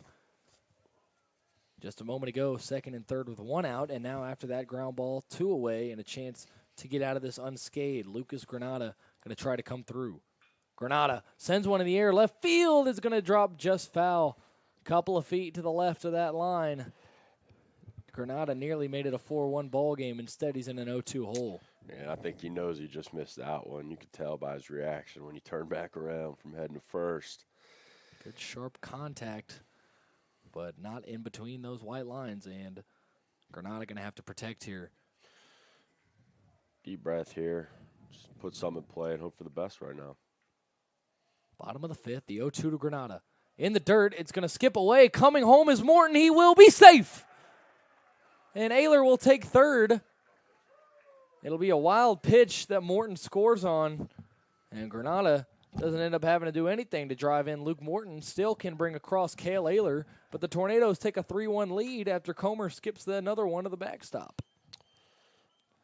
Not even the backstop. That one really didn't get that far away, but Morton just went for it all the way. Got a great jump and was able to get in there and beat Comer to the spot. Absolutely. I think Morty got a really good jump right there and barely beat it. Granada smokes one over to short, and Brophy throws on to first to limit the damage here in the bottom of the 5th. Tornadoes do push another run across via the wild pitch from Nathan Comer, and they lead it 3-1 as we head to the 6th. Connor Crosby will head back out there, cruising along here. Only 1 run allowed so far through 5. Back in just a moment, heading towards the home stretch here on opening day at Gil-Cone Field.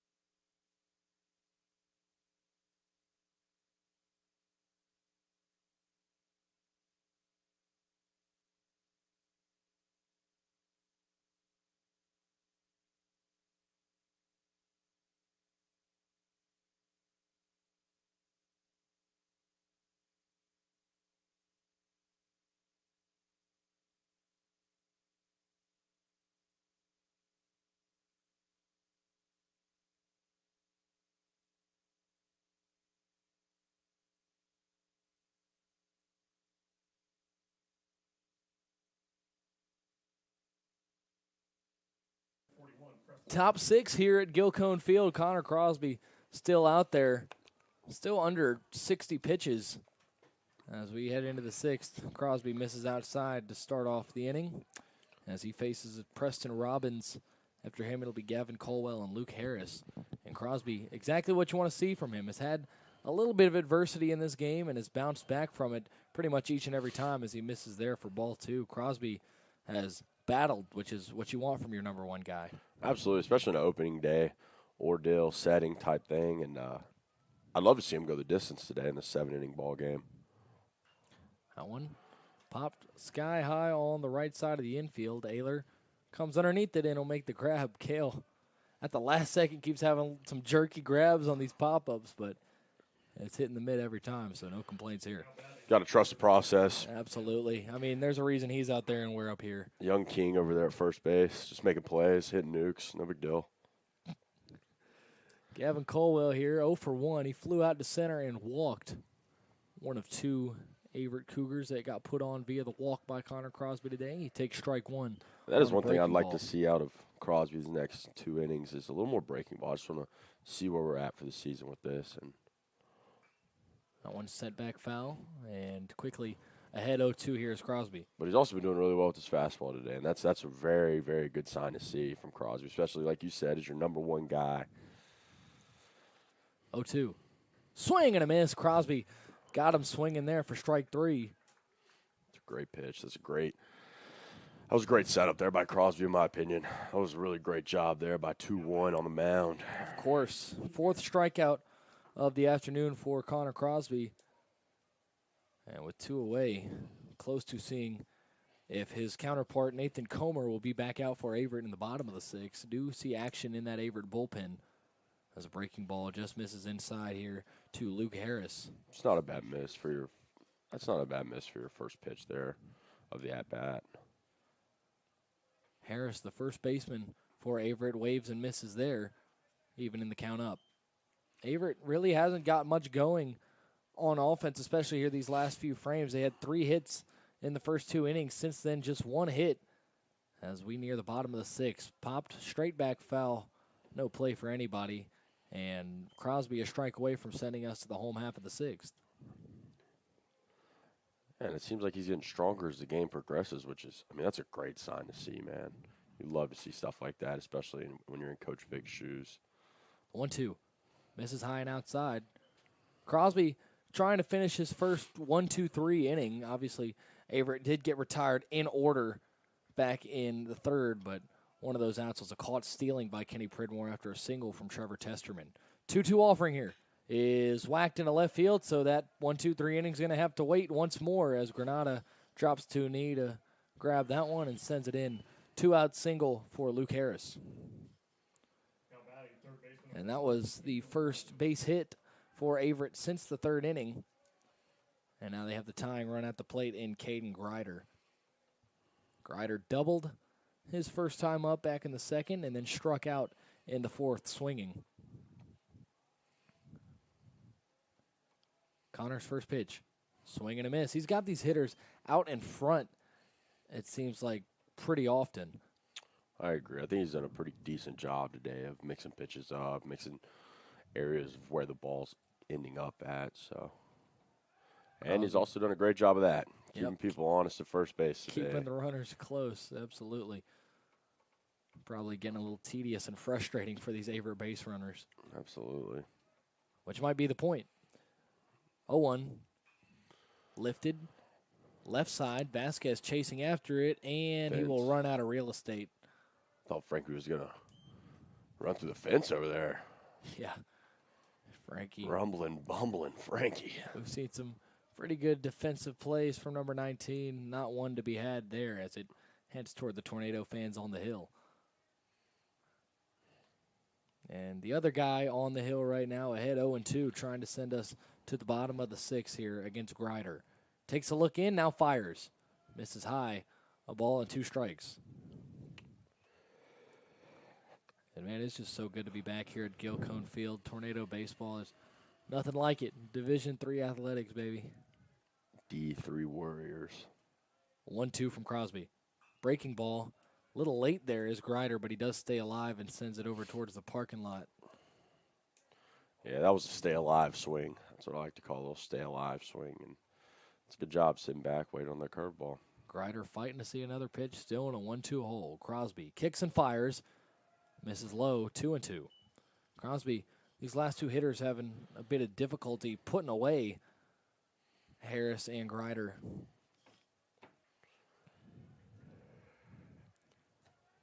Crosby takes a look in at Pridmore. He comes set. Now another 2-2. Breaking ball just fouled off. That looked like it was going to be a whiff, and just able to get a piece of the bat on it was Caden Grider.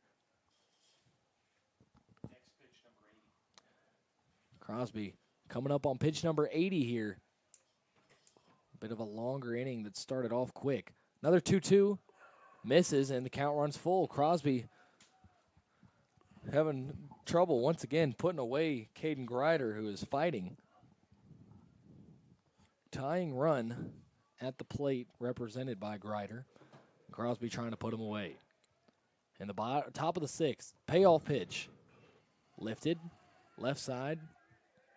Pridmore underneath it, tosses the mask and makes the grab. A little bit off balance, but out number 3 there, Kenny Pridmore behind the dish. Coming up with that one. We head to the bottom of the sixth. No runs and a hit for Averett there in the top half of the sixth. And the Tornadoes lead it 3-1 as we head to the home half of inning number 6. Back in just a moment here on opening day.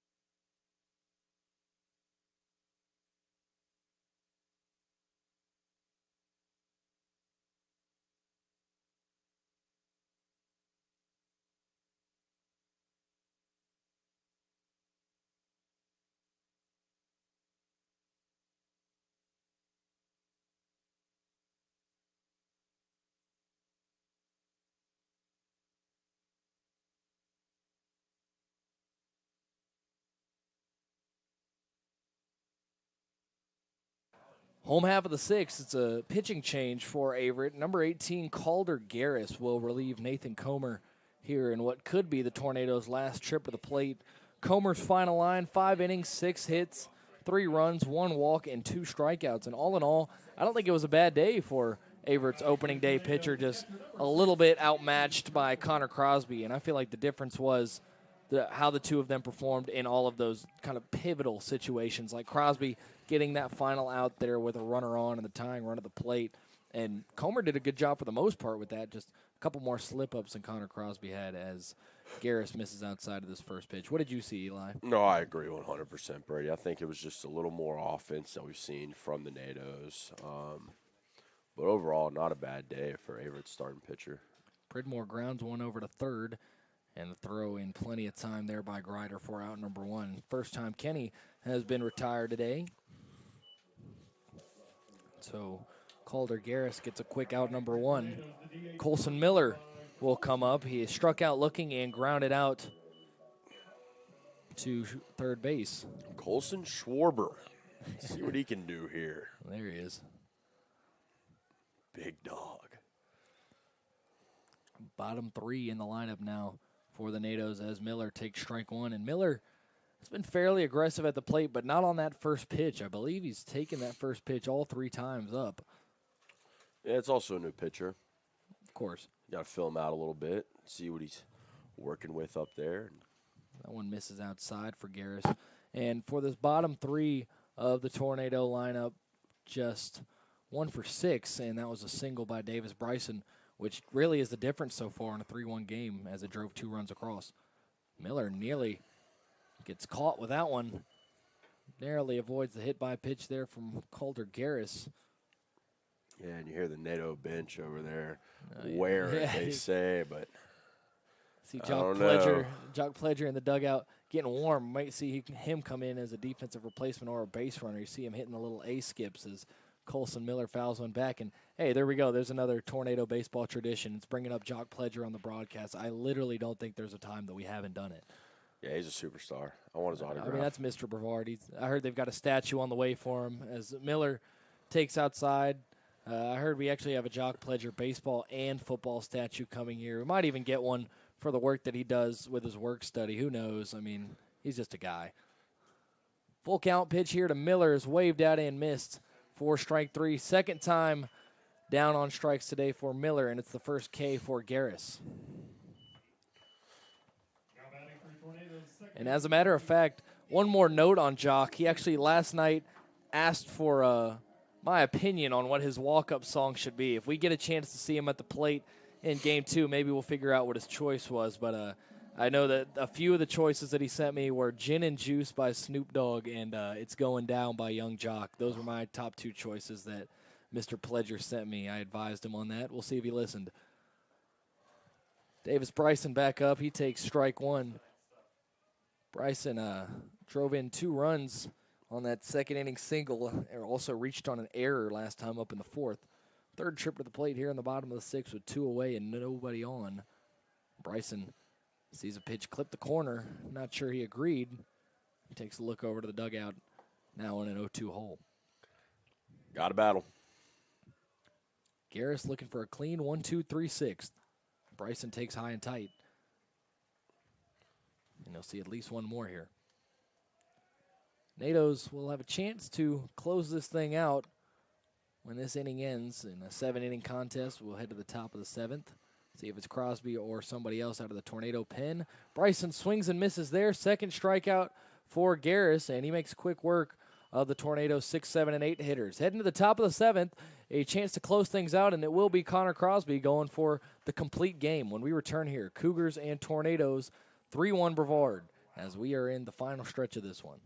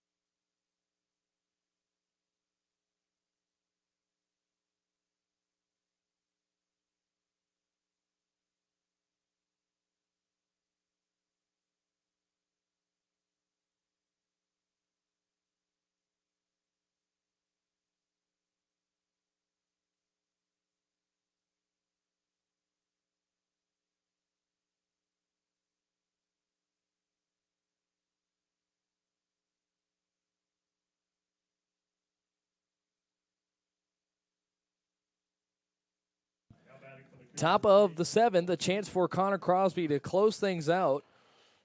And Crosby has been feeling himself in that new number, it looks like. If you remember, Connor Crosby donned number 20 last year and now wearing number 21, which is a pretty great number. I know a guy on the Brevard College football team recently retired that actually wore that 21, and he's a pretty solid guy. Crosby misses with that ball 1. A swing and a miss from Jack Turner. Crosby will have the bottom 3 in the Averett lineup, Turner, Jordan, and Williams, as he tries to finish this thing off and get the Tornadoes an opening day victory. Wave and a miss there, and Crosby ahead 1-2.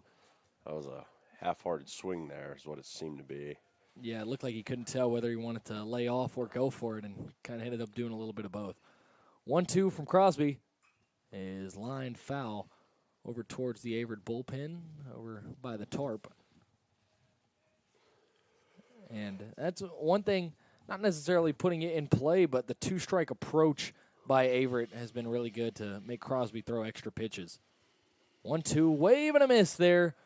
Tried to go downstairs, could not connect, and there's out number 1.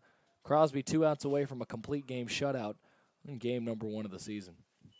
Yeah, that was a great job right there by Crosby, just attacking, knowing that that guy really meant nothing to the scoreboard factor of the game, and just going right at him. Breaking ball drops in beautifully there. And not to keep referencing Braves players or MLB players, but when Crosby's curveball is hitting, it's very similar to a Max Fried, that kind of tall, domineering lefty that's just able to drop it in the bucket from high up. Yeah, that's a good comparison, Brady. I like it. I like it. Fried and Crosby, one and the same. Crosby ahead 0-2 here to Maddox Jordan. And it's popped back foul, another 2-strike foul off. And whether Averett comes back in this ball game or not, you got to admit that they've had some pretty competitive at-bats across this game, just haven't been able to quite finish innings off. Swing and a miss there. A second strikeout here in the 7th for Connor Crosby, and a chance to strike out the side to finish this one off as Mason Williams heads to the plate. He flew out to center his first time and then also advanced to runner on a sacrifice bunt back in the 5th, and he is the last hope to keep this one alive for the Cougars. First pitch here by Crosby. Taken on the outside corner for strike 1. What a dominating top half of the inning here by Crosby so far. 6 Ks for Crosby, trying to make it 7. The 0-1 is popped up. Left side, shallow center field. Clark coming on. He'll extend and make the grab to end game 1. An opening day victory for the Tornadoes. Logan Clark making a play there. And the story of the game, obviously, Connor Crosby for the Tornadoes. A 1-2-3 dominant top of the 7th there. And despite it being a shortened 7-inning game, a brilliant complete game outing for Connor Crosby here on opening day. Eli, what did you see from the lefty? Dominance. I saw a lot of dominance. Like you said, he had a hiccup in the road there in the 2nd inning, but after that, I mean, look, just 0, 0, 0, 0. And that's what you love to see. I think it sets a tone. Like I've been preaching on this entire game. I think it sets a tone for the rest of the season, knowing that your ace got the job done in a complete game on the opening day. So I'm excited. I'm excited to see what the Tornadoes can bring here in the 2nd game and the rest of this series, as well as the entire season.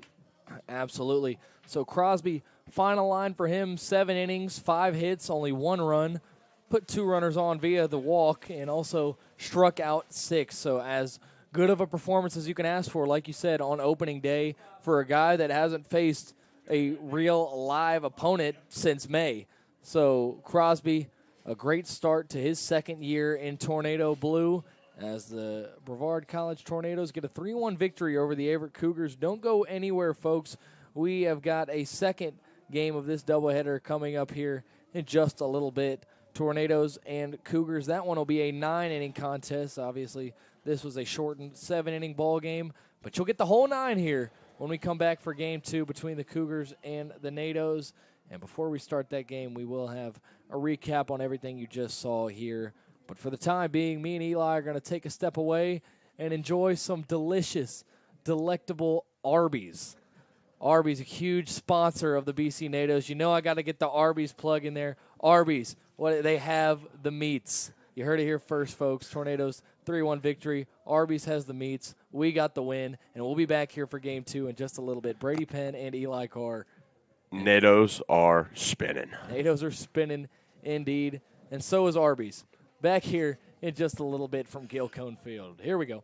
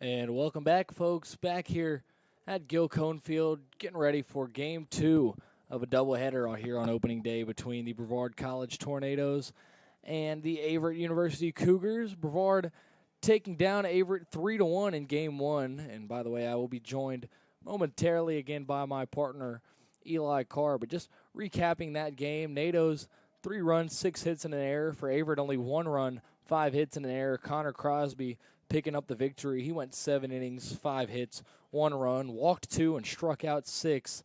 And then for Averett, it was Nathan Comer who started the ball game, went 5 innings, 6 hits, allowed 3 runs with 1 walk and 2 strikeouts, let a run score on a wild pitch in the 5th. And then the final frame in the bottom of the 6th was covered by Calder Garris, who we are actually seeing in the starting lineup for Averett here in Game 2. But Garris went an inning of no hits, no runs, and 2 strikeouts. And you take a look at the Tornado offense. NATO's to record hits: Davis Bryson, Lucas Granada, Kale Ayler, and Frankie Vasquez, as well as a multi-hit performance, 2 for 3 on the day for Kenny Pridmore, who, despite not catching here in Game 2, will stay in the lineup as the designated hitter. So the Tornadoes with a victory in their first game of the year. Remember last year, to start off the year, they had a doubleheader with Averett and split it. This time, looking for a sweep of that doubleheader with a game also due on tap tomorrow against the Cougars, a 3-game set. And taking a look at the 2 lineups between the 2 teams, some minimal changes for the Tornadoes. Same first 5. Kenny Pridmore still in that 6th hole, but at the DH spot, CP Pyle moves up to the 7th spot in the lineup with Hayden Jennings in the 8 hole and Davis Bryson moving down to the 9 after a performance that saw him drive in what ended up being the game-deciding 2 runs there in the 2nd inning. And for Averett, they kind of flipped everything around. Brant Brophy and Trevor Testerman still the top 2 in the order, but Chris Bird, who we did not see in that opening game, is going to be DHing and batting in the 3rd spot. Gavin Colwell will be the cleanup hitter for the 2nd game in a row. And then Calder Garris at the 5 spot behind the dish. We saw him close out the game on the mound for Averett in Game 1. Another face we didn't see, Kevin Zischke, will be playing right field and batting 6th for Averett. Luke Harris in the 7 hole. He was in the 5 hole in Game 1. Caden Grider in the 8. He was in the 6 hole in Game 1. And then Mason Williams in that same 9 spot that he occupied in Game 1. On the mound for Averett will be Halen Lohman, number 25. And for the NATOs, it'll be another really dependable and proven arm, number 17, Jacob Thompson, who was part of the USA South All-Tournament team last season due to his performances against the likes of William Peace. Tornadoes looking to sweep this doubleheader here on a Friday afternoon from Gil Cone Field, just a couple of moments away from first pitch, and we will rejoin you. Brady Penn, accompanied once again by Eli Carr. Tornado baseball coming right up, folks.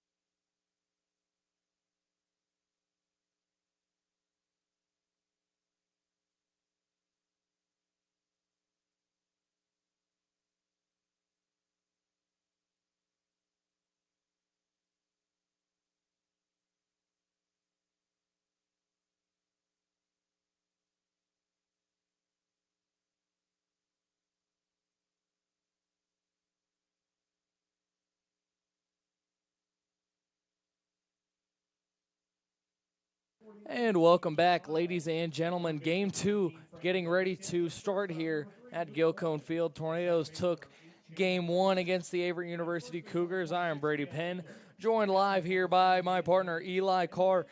And Eli, talk a little bit about what you saw in Game 1 and then what you expect to see with Jacob Thompson on the hill here in Game 2. Almost a very similar thing that I saw from Game 1 and Game 2 is my expectations, because Crosby works pretty quick on the mound. I think Thompson works pretty quick on the mound. I think they both have a very good off-speed pitch. I don't think either one's going to sit there and just consistently blow it by hitters, but I think they work their eyes, work their locations, and hopefully we sit up here and watch Thompson dominate just like Crosby did in that first game. Absolutely. And as you mentioned, Thompson and Crosby, kind of neither one of them super overpowering with their pure stuff, but their command and their IQ out on the mound is kind of what makes them so dangerous. But it'll be interesting. It seems like to be a winning or championship rotation, you need at least that one flame-throwing guy for the most part. And with so many unproven guys in this Tornado staff, whether it be freshmen or transfers, you're going to have a lot of guys trying to step up. And it'll be interesting to see if we do have that flamethrower to kind of come in, eat innings, but also have explosive stuff pounding the mitt. Absolutely, and I think that's going to be such a crucial part in the long run of this season, because as we know, we made a run last year. Came up a little short because of pitching. We ran out of pitching later on in that in the conference tournament, and so we're hoping for a different change of pace with that scenario this year. You remember Connor Crosby, despite being active, was injured and definitely not himself in that tournament as well. So regardless of whether they find that power arm or not here in this season, you know Connor Crosby is going to be itching to play a healthy conference tournament. But that's a long ways down the road as we are just now starting game number 2 of the season. A long road ahead of the Tornadoes. The first start of the year for Jacob Thompson, and he starts things off with a strike the same way that Connor Crosby did with a breaking ball. The 0-1 from Thompson. Misses. It's Brant Brophy to lead things off for Averett. Brophy went 0 for 3 in game number 1, and as a matter of fact, struck out to start game 1 as he takes outside 2 balls and a strike. Thompson hoping for the same outcome here. Absolutely, but it's also crucial for the NATO bats to step up a lot more this game. As that one is rocketed right past the glove of the outstretched Luke Morton. Digging as Brophy, sliding and hitting the ground is Clark, who throws into second. It'll be cut off, and a leadoff double for Brant Brophy. So quick trouble for Jacob Thompson. Not a bad pitch either. There's a good swing and got it just out of the reach of Morton at short. And immediately, Averett's got the pressure on Brevard with a runner in scoring position and nobody out. I think the effort there from Clark in center, though, stopped the triple. I think the dive out there and getting it in quickly stopped the triple right there, because there's speed on the bases out there on second base, and I think he really limited that. Certainly. It definitely looked like he split the gap perfectly right past Morton, but Clark, like you said, able to stop it. Bunt attempt laid down. Thompson gathers it pretty easily and fires on to first for out number 1. Trevor Testerman, the one sacrificing there. And now it'll be Chris Bird, designated hitter, who we did not see in that first game. Bird, a sophomore, 5'10", 180 out of Prince George, Virginia. And we'll see what he's got out of the left-handed batter's box with a runner on third and just one away. Kind of has a similar stance to Jock Peterson down there, the open stance with the relaxed bat. As that one touches the outside corner to the lefty for strike 1.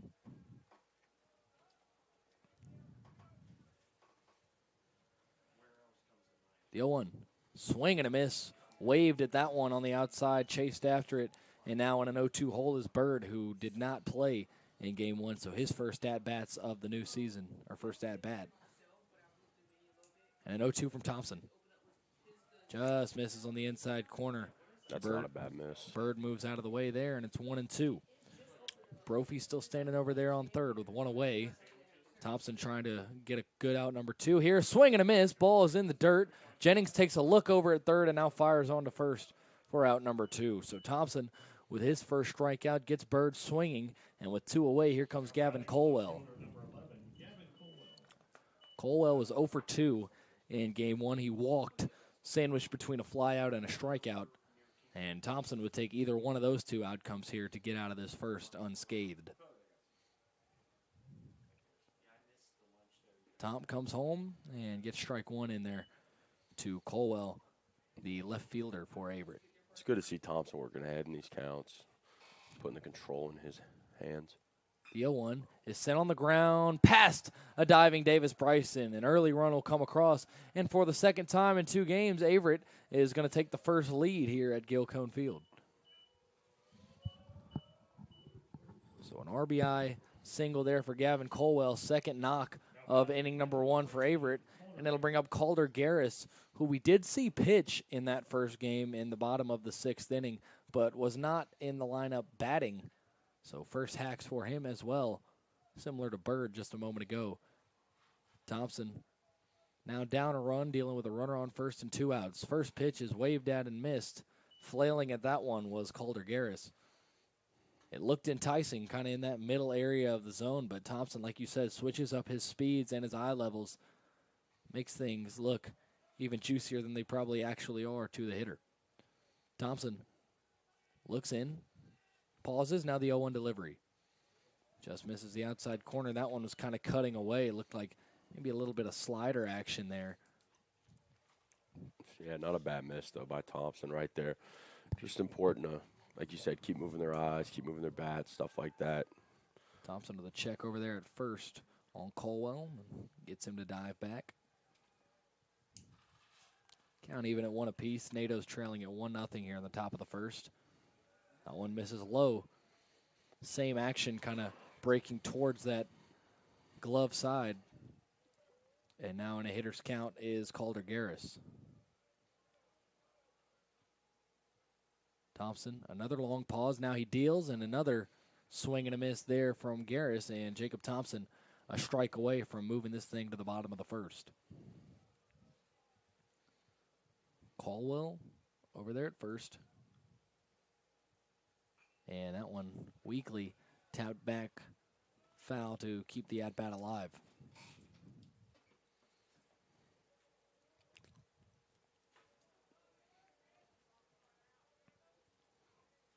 Another 2-2 offering. Swing and a miss. Got him swinging in the dirt. 2 strikeouts in the first inning for Thompson, but a run does come across via the RBI single from Gavin Colwell. 1-0 Averett as we head to the bottom of the first. Second game of a doubleheader here at Gil Cone Field.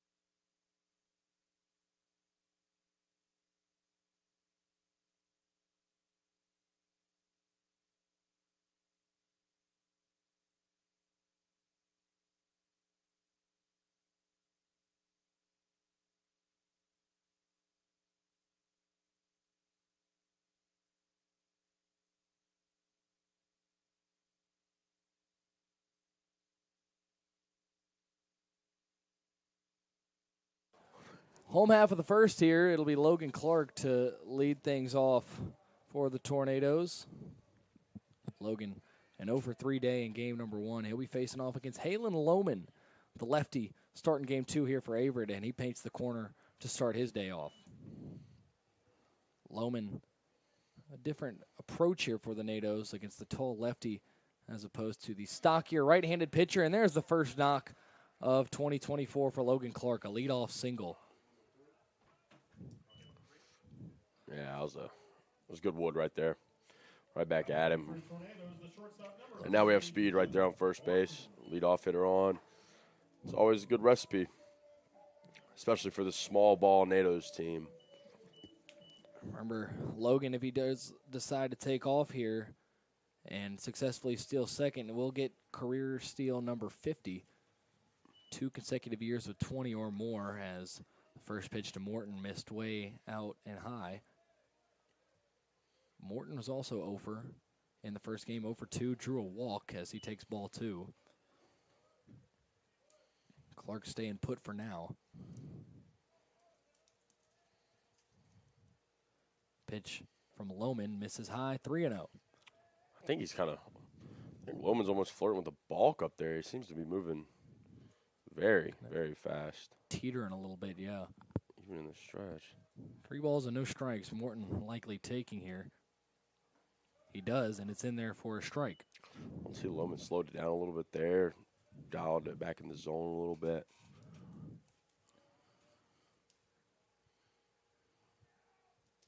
(3-1). Misses high and out, so the first 2 Tornadoes are aboard via a single and a walk.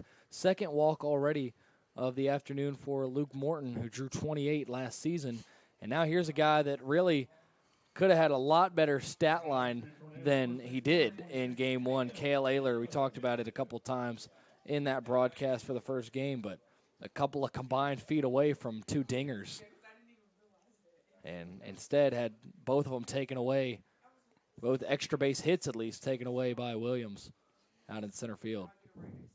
As Cale free swinging there, a little bit out in front of it, missing. No balls and a strike.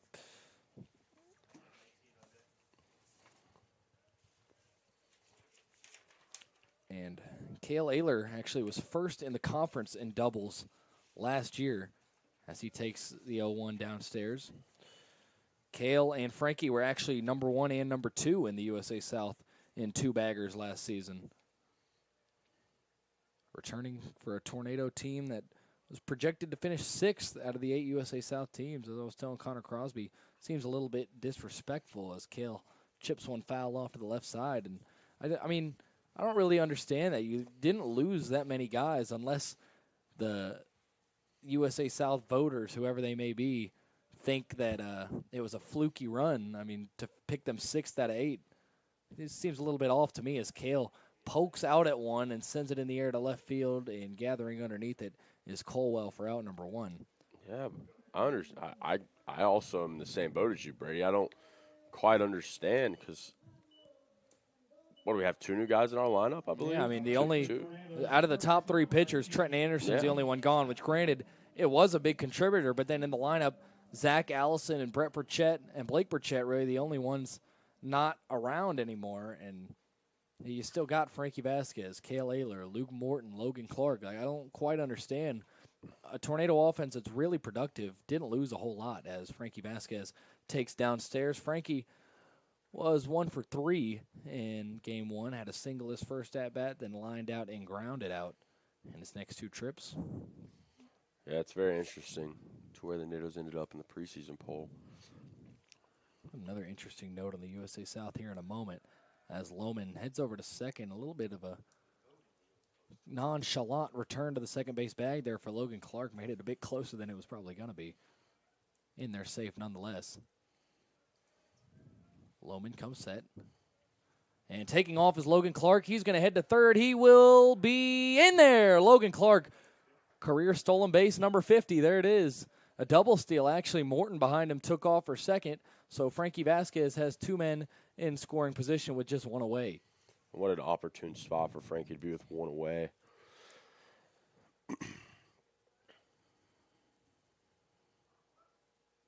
Clark gets going down the third base line as Frankie Vasquez takes another ball, 3-0. You got to think, as we said all day with 3-0 counts, you're probably taking all the way. Don't want to give him a freebie, potential dribbler or something of the sort.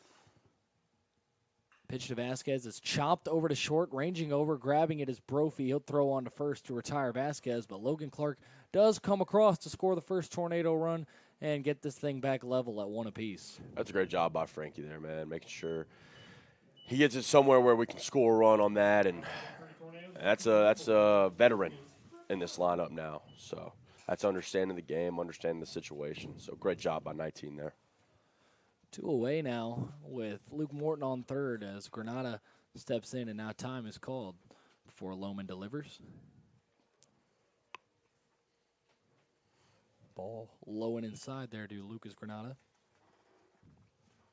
For Lucas, he was 1 for 3 with an infield single in that first game. And he's now ahead 2-0 as the breaking ball misses upstairs.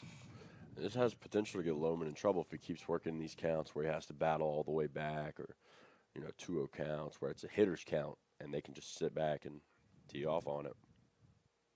2-0 misses in the dirt. Morton will stay put as it doesn't bounce far enough away from Garris. But you're right, it's kind of the opposite of what Connor Crosby was doing so well in that first game. Connor seemingly was getting ahead of every batter that he faced from that left side on the mound, and quite the opposite early on here for Halen Lohman.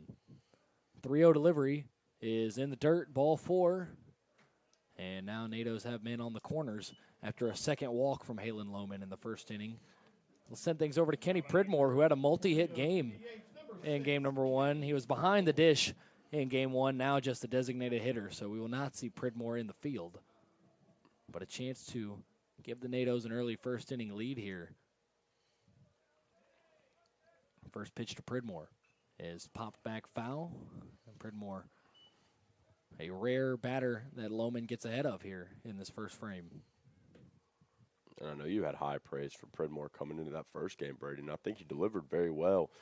Caught one stealing, 2 hits. I think he played a very good game in the first one. Taking off to second is Granada. There will be no throw. So the Tornadoes have 2 in scoring position as Kenny Pridmore takes strike 2.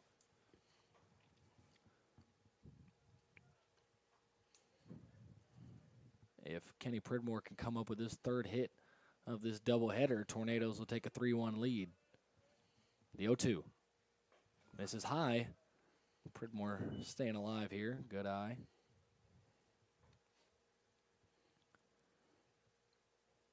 Ball and 2 strikes with 2 away here in the bottom of the first. Both teams have scored once in the first inning. Now Lohman comes set from the left side. The southpaw delivers. Pridmore flies one. Foul ground right side. It's going to get out of play. Over hitting the roof of that Averett bullpen.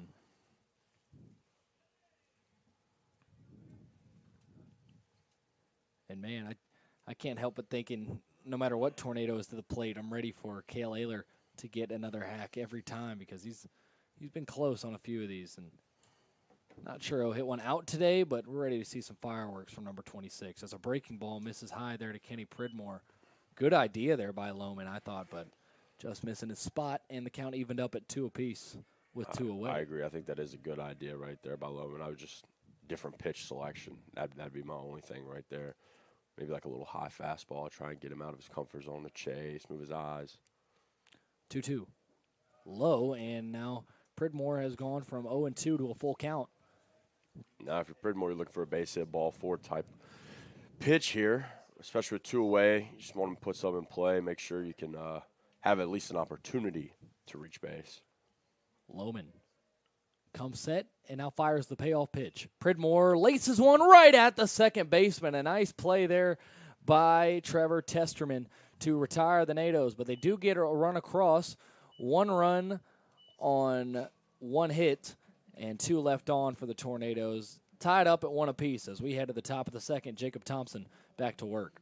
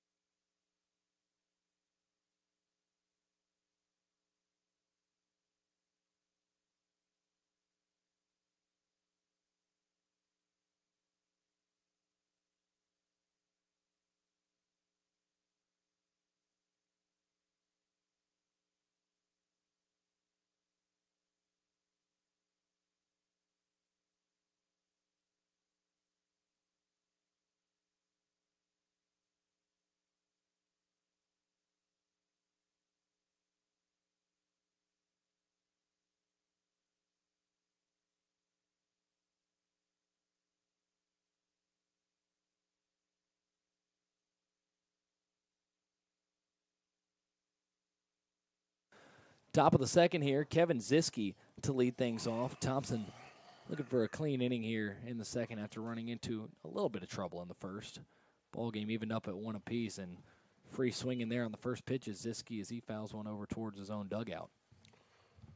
Brady, how's that Arby's in between games? You know, I haven't got to eat it yet. It got here a little bit just before the first pitch. Have not been able to dig in quite yet as that one misses inside, but you know, Arby's, we love those fellas over here at Brevard. We got a new Arby's sign in the Bosch. Keep a lookout for that as Ziske flies one deep in the air center field. Clark retreating back, and that one is gone. Ziske goes yard, and so the first home run of the year interrupts my Arby's speech and also interrupts a tied ball game as Ziske rounds the base paths here. The first homer here at Gilcone Field this season belongs to Averett. Yeah, you got all that one. Sent it out there. That was almost dead center, 400 feet. I mean, that was a shot. That was a shot. That was dead center field nearly. Just a little bit to the right of that American flag out there, and Averett retaking a lead, and maybe we'll have more of a barn burner here in game 2. First pitch here hits the outside corner to Luke Harris. And for Ziske, the junior out of Bumpus, Virginia, homeschooled. Taught him how to hit bombs there, apparently, as a check swing there. It's ruled that Harris does not go around. See, now you got me hungry, and now you got me mad that Ziske hit a home run as swing and a miss there from Harris. Well, let me hop off for a half inning to just enjoy this Arby's. No, man, you're the showman. No, you're right. You're right. Showman Swing on and a this miss broadcast. there by Harris. Throw on to first by Jennings. Gets him. Third strikeout already for Jacob Thompson, who's not normally a strikeout pitcher. But we have seen his games where he's mowed down hitters with that deception. Like you said, if he is going to run up strikeouts, it's not going to be in a heat-throwing type of way. It's not going to be imposing from the right side. It's more of a Greg Maddux-esque performance for Thompson when he does rack up those Ks as he misses in the dirt. Ball one to Grider. 1-0 here is lasered foul over towards the fence past the Tornado dugout. We're seeing a whole lot of hard hit balls coming from the Averett lineup right now off of Thompson. The 1-1 misses there, 2-1. Grider scored the only Averett run in game 1 after doubling and then being doubled home. Averett's already outscored their game 1 total with 2 runs here early on as Thompson misses once again, 3 balls and a strike.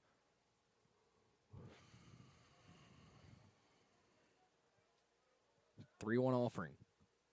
Breaking ball drops in there for strike 2. Nice pitch there from Thompson. My bad, Brady. I apologize for interrupting your greatness. Payoff pitch is popped up, shallow right field. Chasing on after it is Ayler. It'll drop for a base hit. Staying at first is Grider, and an unlucky kind of bloop hit there falls between Pyle and Ayler. It's a great job of 2-strike hitting right there. Making sure you put it in play. Hustle down the first baseline. Already the 4th hit for the Cougars. Only had 5 all throughout the 7-inning game 1. 4 hits already in the first inning and a third. And we'll see if Grider wants to run. Thompson fires. That one lifted in the air, deep left field. Going back on it, Granada chasing at the wall. That one's off the wall. Granada gets it in quickly. Heading around second to third is Grider. And now the throw gets passed, but is cut off by Thompson. Throw got by Frankie Vasquez, and another base knock, this time a 1-out double for Averett. And Thompson running into some quick trouble with this new Averett lineup. Third hit of the inning, 5th hit total already for the Cougars. Yeah, and 3 extra base hits. From up here, Brady, looked like that one might have had the chance to go as well. I thought so too. But as we talked to Jock Pledger in between games, he said the wind is pretty rough down there blowing inwards. So yeah, he kind of did attribute that to why Cale Ayler did not send one out. But Ziske was not bothered by the wind a moment ago, and nearly another one sent out there by Mason Williams, the 9-hole hitter, as that one's fouled back by Brant Brophy.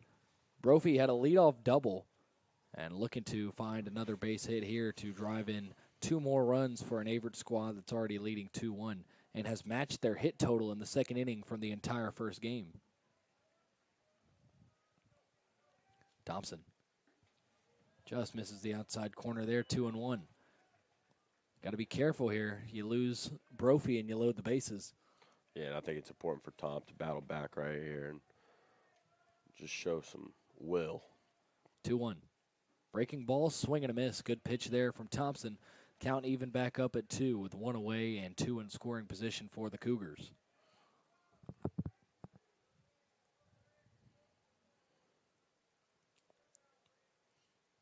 Two offering. Misses low and outside. Good stop there by Jennings. Hayden Jennings, the personal catcher for Jacob Thompson. We've seen this pair together for a long time, and we've seen success as they enter their 3rd season together. Obviously, Thompson and Jennings both had more of an elevated role last year as sophomores, and you only expect that to continue this year.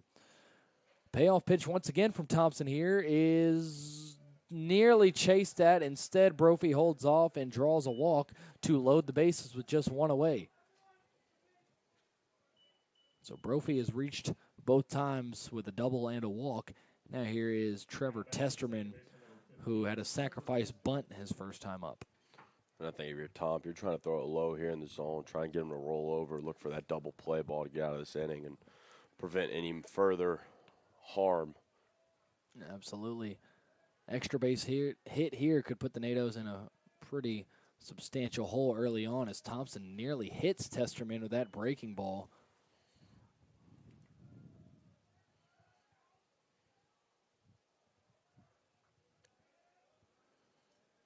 And the 1-0 here from number 17 is ripped on the ground to short. Morton to second for 1. Bryson on to first in time. It's a double play. 6-4-3. Morton, Bryson to Ayler. And the damage is limited there. Jacob Thompson makes a huge pitch and lets his defense work. Tornadoes give up another run, but Averett leaves 3 on base. As we head to the bottom of the second, Averett leads at 2-1 with Pridmore, Pyle, and Jennings coming up.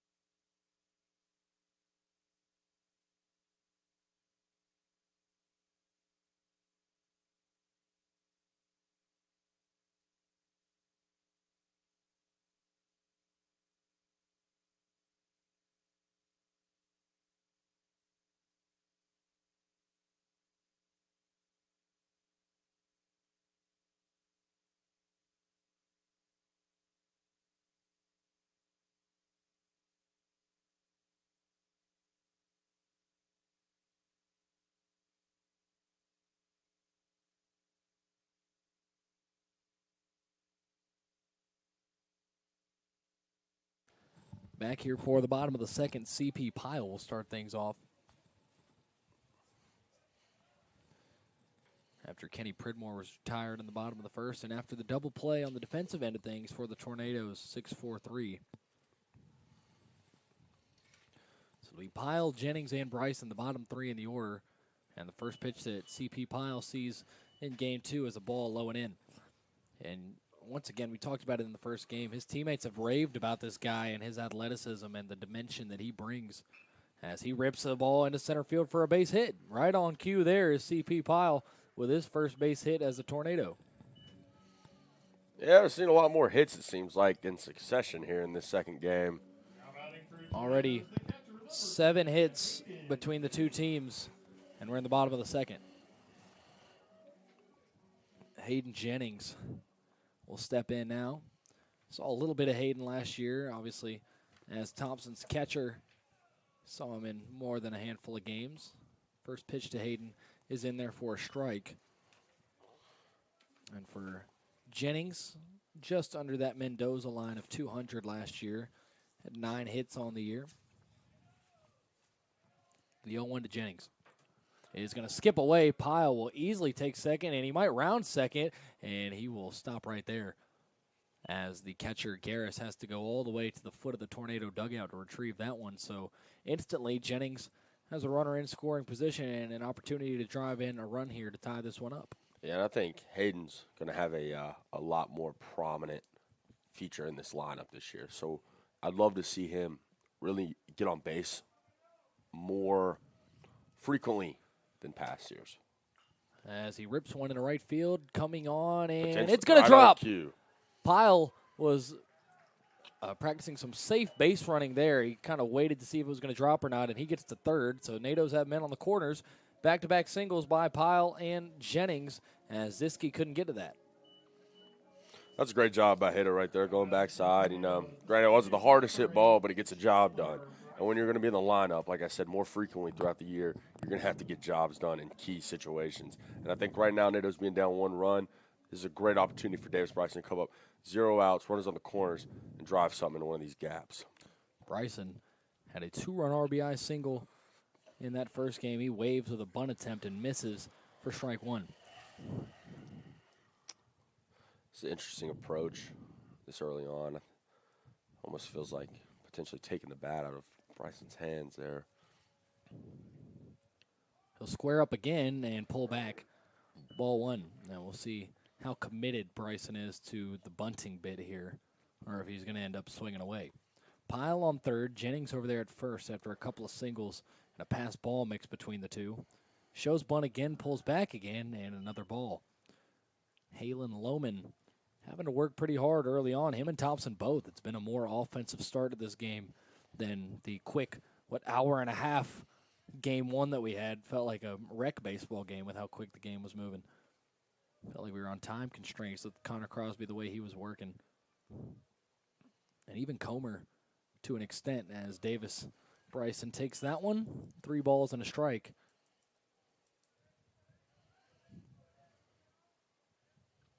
Tornadoes and Cougars here. An opening day doubleheader. Natos already took the first one. Trying to climb back into this second one as Bryson takes high for ball 4. And the bottom 3 in the Tornado order all reach here in the second. And that's what you love to see is the bottom of the lineup coming through and creating opportunities for the top of the lineup.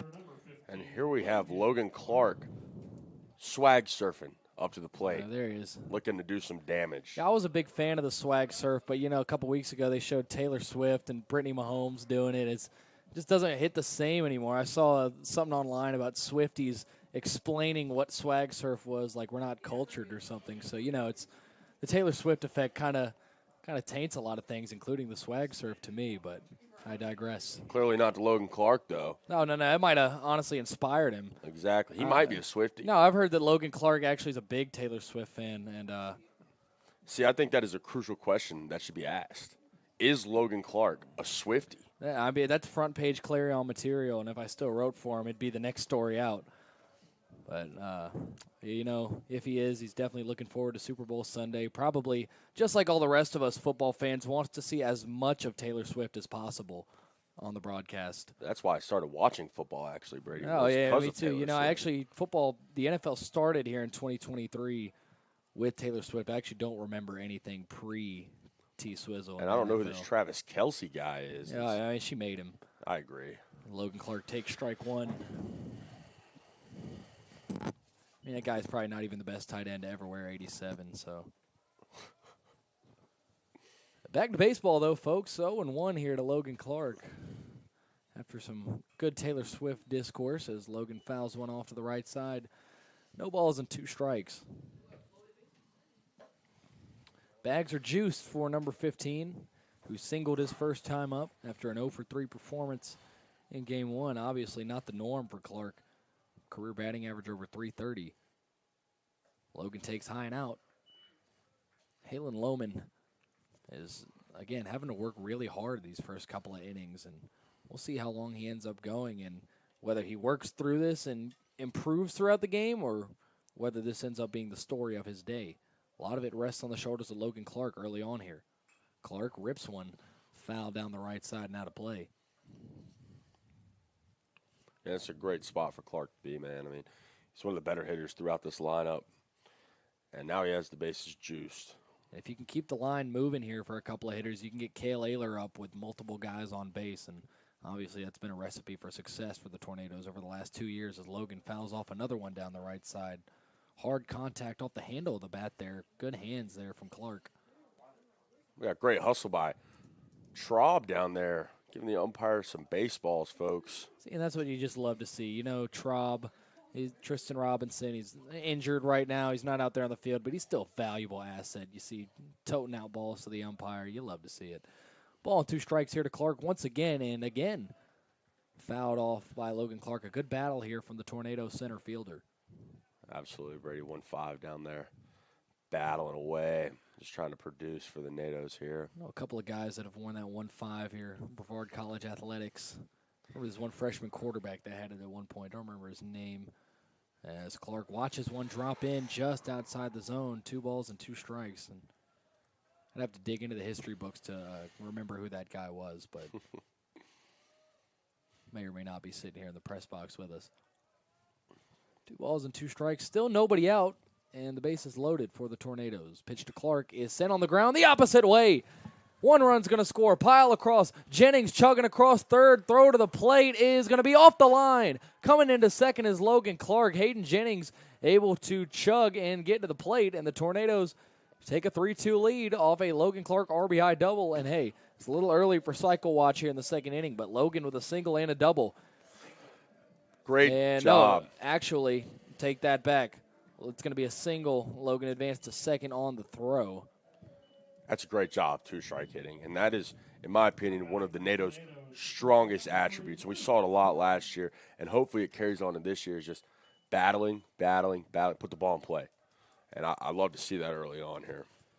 Luke Morton at the dish now. He takes outside with 2 men in scoring position. 4 NATOs have come up here in the second, and 4 have gotten on base. 3 via the single and 1 via the walk. That was Davis Bryson, who stands on third, 90 feet away from scoring and adding to this Tornado lead. 9 combined hits already in this one between the 2 teams, with none away here in the bottom of the second. Strike 1 in there to Luke Morton on the outside corner, and it seems similar to Comer and Crosby in that first game. Lohman wants to make his living on the outside part of the plate.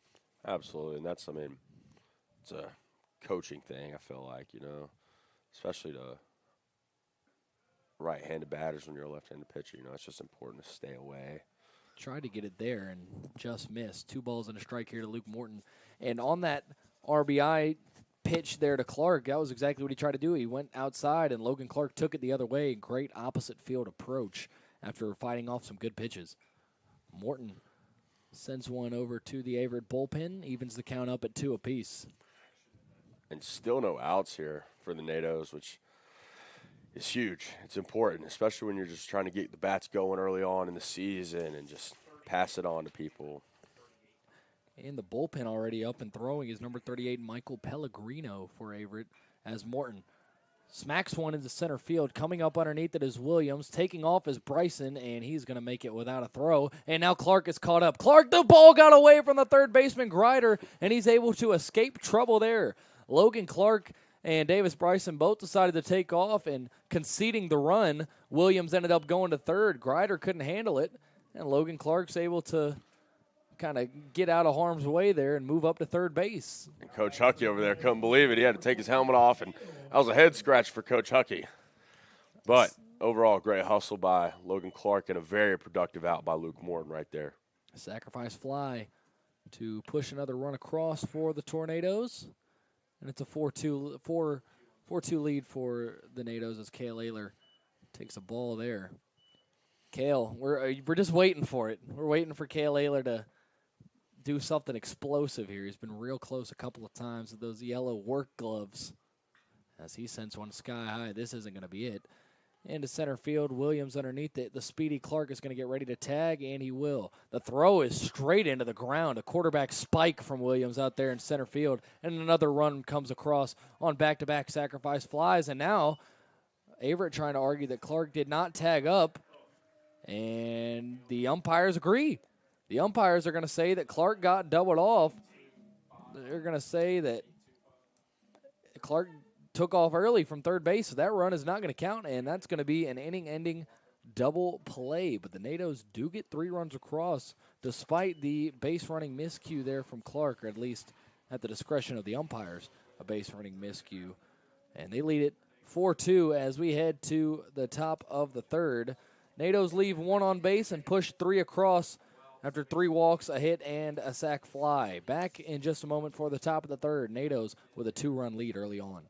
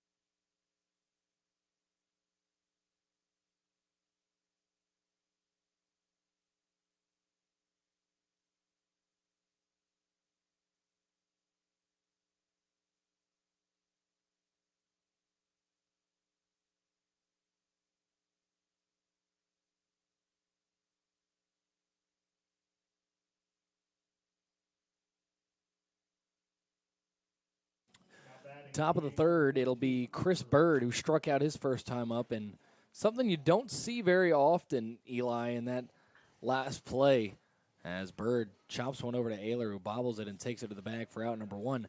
A 8-1-5 double play on the Cale Ayler flyout. He flew out to center field. It was a terrible throw, just being quite honest, from Williams, and then it was ruled that Logan Clark took off early, threw it back to third, and they got him. Yeah, and from up here, as we were talking about between half innings there, it just didn't look like Clark took off early, but like you said, umpire's discretion overrules our opinion up here. So, right. This one, another quick tapper. Vasquez routine play, throws across the diamond to Ayler for a quick little nonchalant over there from right. Mr. Suave. Suave.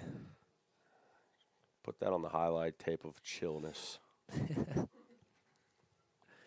Highlight tape of chillness. Got to get a trademark put on that one. Already have it. There we go. Bestby's appearance? Exactly. There we go. All right, 2 away quickly for Thompson here, kind of starting to settle in maybe with this lead in the third as he gets a swing and a miss from Calder Garris after retiring Bird and Colwell in succession. Was that 2 pitch, 2 out? Absolutely. And as a pitcher, when you have this lead, it makes your life a whole lot less stressful. That one misses inside. A ball and a strike here to Garris. We've seen Garris behind the plate. We've seen him on the mound. We've seen him at the plate batting. Mr. Do-It-All. Swiss Army knife for Averett. As that one paints the outside corner for strike 2. And Thompson is, if he gets another strike or an out here on this pitch, it'll be about a 1.5-minute inning. Just misses there. 2 balls, 2 strikes. And that's not a bad miss at all. It's almost where you want to miss, if anything, if not a little low. But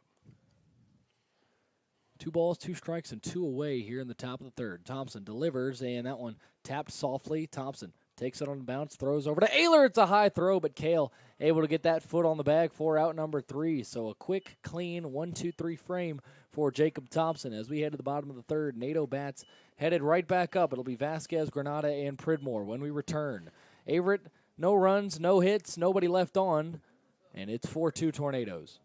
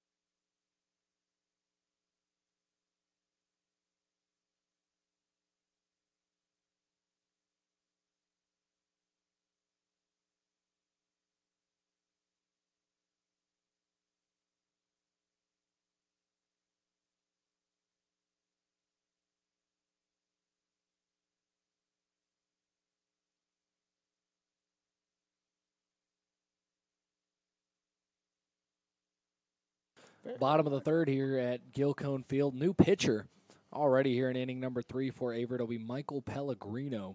Pellegrino, a sophomore, 6 foot 165 out of Bayonne, New Jersey. And Halen Lohman's day will come to an end after 2 innings. Gave up 4 hits, 4 runs, 3 walks. So 7 base runners in 2 innings was enough for head coach Kenny Fleming to pull the plug on him and bring in Pellegrino to see what he's got. I'm assuming Tornadoes will not take a similar approach. Thompson, pretty good workhorse for the rotation. Assume we'll see him in there for a good while still. As Frankie Vasquez comes up for his second plate appearance and takes strike 1. Frankie grounded out to shortstop but drove in a run his first time. First RBI on the year for Frankie as he sits in an 0-1 hold. The new pitcher Pellegrino, and he takes strike 2. Frankie trying to feel out Pellegrino, but don't think that he thought that breaking ball was coming either there. He saw a little shake of the head. Yeah, that's 2 very good sliders to start this at-bat out. And Pellegrino will take a step off, regroup before the 0-2 delivery. No balls and 2 strikes. Pellegrino shakes off his catcher. Now takes a deep stare in, and he comes home. That one, another breaking ball sent back by Frankie. No balls and 2 strikes still. NATO's leading at 4-2. 4 runs, 4 hits, no errors for the NATOs so far. 2 runs, 5 hits, no errors for the Cougars. Got off to a hot start, but were retired pretty quickly there in that top half of the third. Vasquez pops one. Heading back on it is Garris. He won't have a play. He gets a new baseball and throws it over to Pellegrino. And it'll be a really good day for Coach Victory if Jacob Thompson can work 6 innings or so and save that bullpen for Game 3 tomorrow if need be. 0-2 to Frankie again is sent back foul. Frankie battling as the NATO hitters have all afternoon so far, really. Absolutely. Such a crucial part of baseball. And you remember, in the games that the Tornadoes struggled in last season, it was a lot of first pitch swings, a lot of non-competitive at-bats, and early on here against Averett, quite the opposite. Another 0-2 delivery is off the hands. Jam shot in the air over to third, and coming underneath it is Grider to make the catch for out number 1.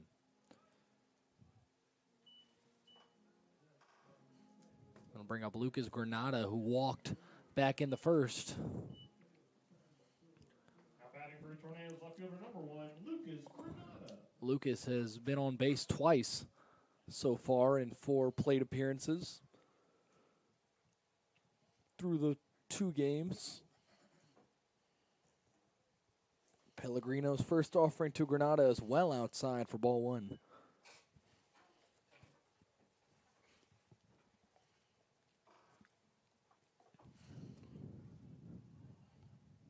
Offensive explosion on both ends early on. We'll see if things quiet down or not.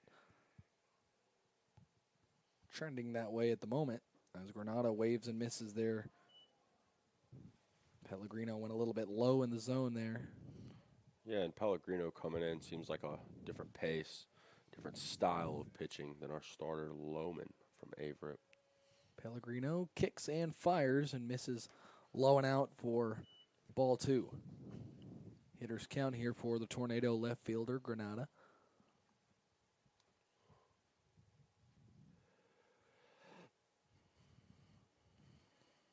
On deck is Kenny Pridmore, lined out to second to end the first inning, last time up. Pellegrino's 2-1, a check swing there, and he did go around. Granada tried to hold up, could not.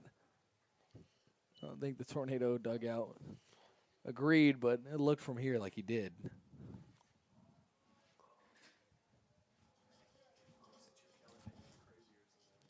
Two balls and 2 strikes here to Granada, who calls for time and takes a step out. Regroup a little bit. Looks like Get a good stretch in. yeah, a little Good for stretch. him. little bit of yoga baseball combo here. Stay loose down there, kid. Stay loose. You know, maybe some child's pose here in a second from Lucas Granada, something of the sort. Let's just hit some sprints while we're at it. Yeah, you're right. Those are for after the game. Yeah, I mean, there's no mercy from Coach Mike Victory. We had just finished a post-game interview with Connor Crosby, and Coach Victory came out and told me he had to go run. So It's a mentality. no love lost. And no slack given either from head coach Mike Victory.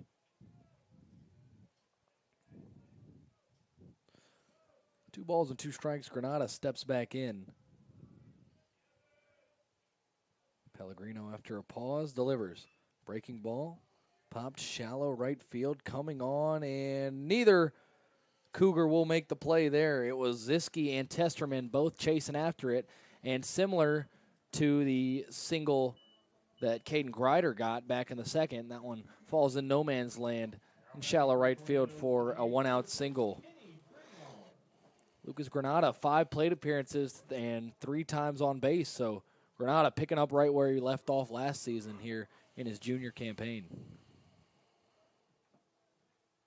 Up to the plate will be Kenny Pridmore, who went 2 for 3 in game 1 and lined out to second base his first time up in this one.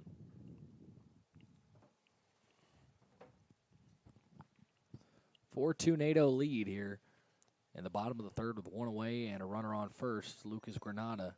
We'll see how aggressive Lucas is on the base pass here. Pellegrino, first pitch. Granada's not going, but they do throw behind him. The catcher, Garris, thought he saw something. Thought he might have saw Granada sleeping there, but Lucas able to dive back in safely after ball 1.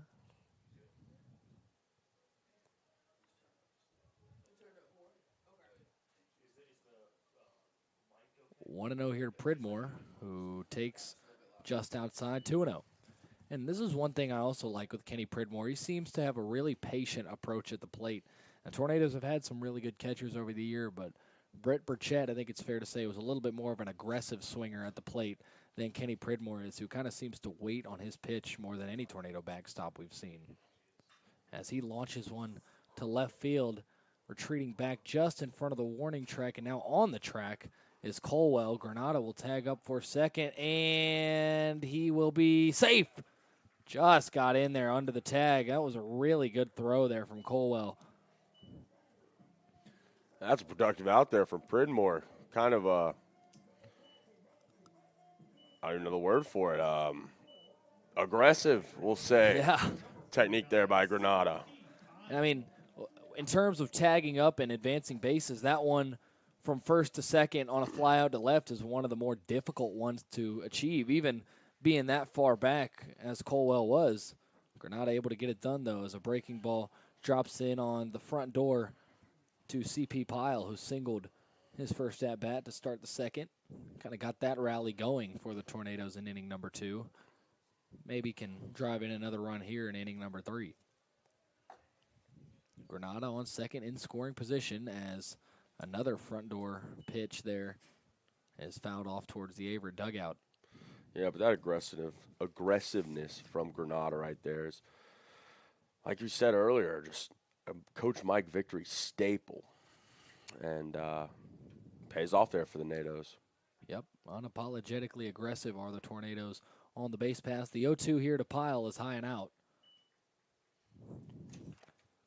Pyle, kind of a stocky guy, 5'7", 170. The junior out of Salisbury, North Carolina. Came over here from Caldwell Community College. Glad to have him as a NATO. Heard a lot of good things and seen some flashes here early on in the first 2 games of the year. And that one is, I don't even know what that's going to be called. Pellegrino went to fire the pitch. It should be a balk. It will be. Granada gets over to third. Pellegrino kind of just fell over and spiked that one into the ground. That was as balky as they get. Not going to lie. Interesting technique there from the young man. It's a bold strategy, Cotton. Let's see if it pays off. CP Pyle in the box now with the runner 90 feet closer. And if Pyle can find some grass, it'll make it a 5-2 Tornado lead. A little mental warfare there. Throw CP off a little bit at the plate. Pyle tips one that comes out of the mitt of Garris. stays alive. You know who CP Pyle kind of bears a resemblance to stature-wise? Inform me, Brad. One Zach Orr of the Oh, Brevard College football Zachariah. team. Good man. Maybe he has an extra inch on Orr. Oh, and now he's hit by a pitch. Pyle will head over to first. A nice little battle there from CP, and he's rewarded, quote-unquote, with getting beamed and heading to first, but it looked like an off-speed, so hopefully it didn't hurt too bad. Now we got Hayden Jennings walk-up music blasting through Gil Cone Field, a significant uptick in the volume of the music, and maybe they'll get Hato juiced here with runners on the corners and 2 away. Jennings singled his first time up in the second.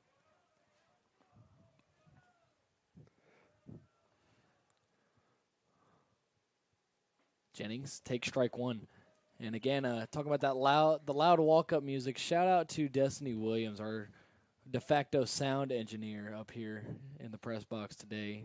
Tornado women's basketball legend, put some respect on the name. No balls and a strike here to Hayden Jennings. And taking off his Pyle, swing and a miss. There will be no throw down to second, so a base hit by Jennings will score 2 now, but in an 0-2 hole. And it just felt like it was a matter of time before CP was going to take off from first over there. I thought he was going to go on the first pitch, but I was just a pitch ahead in my predictions. Yeah, there we go. We've heard of the speed of CP Pyle, and there's a little bit of it on display. We've seen him take off twice with no contest. Jennings taps one off the hands over towards the Tornado dugout to stay alive. And a great play by Jock Pledger. Oh, there he is. Jock Pledger. We got the Jock mention back in there again. We got the Arby's again in the broadcast. We've got it all here at Brevard. Winners win, Brad. There it is. No balls, 2 strikes, 2 away, 2 in scoring position. Pellegrino comes home, and Jennings skies 1 foul back towards us, and he'll see another. Pellegrino has run into a little bit of trouble this inning, but has not looked bad. Now, there's been some awkwardness, that balk, hit by pitch ahead 1-2, but all in all, Pellegrino seems to have some pretty solid stuff. Yeah, he's got the specs and the stash, the flow coming out the back of the hat. Old school Joe Kelly vibes as Hayden Jennings swings through a pitch there, frustrated with himself, not able to capitalize on the opportunity there. Tornadoes don't push a run across here in the home half of the third. They do leave 2 on after a base hit and a hit by a pitch. And we head to the top of the 4th with the Nados leading it 4-2 here from Gil Cone Field.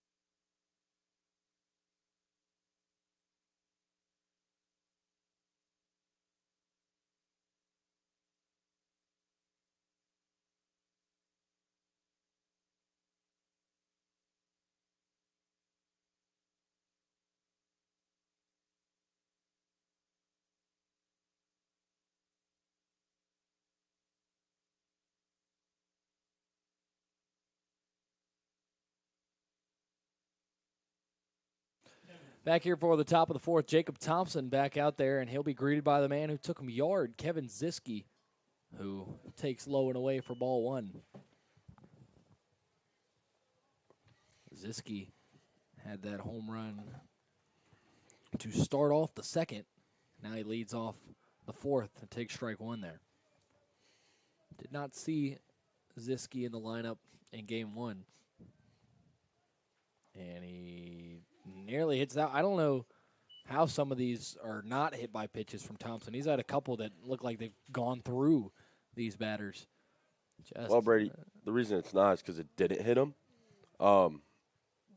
The concept of a hit by pitch. Well, thanks for the explanation, but is when you get hit I by think the that I pitch. know the rules of baseball, but I think we these appreciate your guys input. are We're going to go stepping- ahead. I don't know. We lost Eli there for a minute. He's back now. All right, we got it. Ziski fouls one off there. Sorry, lost track of things for a minute. Had a little bit of technical difficulties there on Eli's end, but the 2-2 here from Thompson is swung on and missed. Jennings takes a throw on to first, and another strikeout for Jacob Thompson. This one to start off the fourth. Fourth K for number 17. And here's Luke Harris, who struck out his first time up. Now batting first baseman number 28, Luke Harris. We saw Harris in that first game. He's 1 for 4 across the 2 games so far. Had a single in the 6th in game 1. Takes a ball to start off this trip.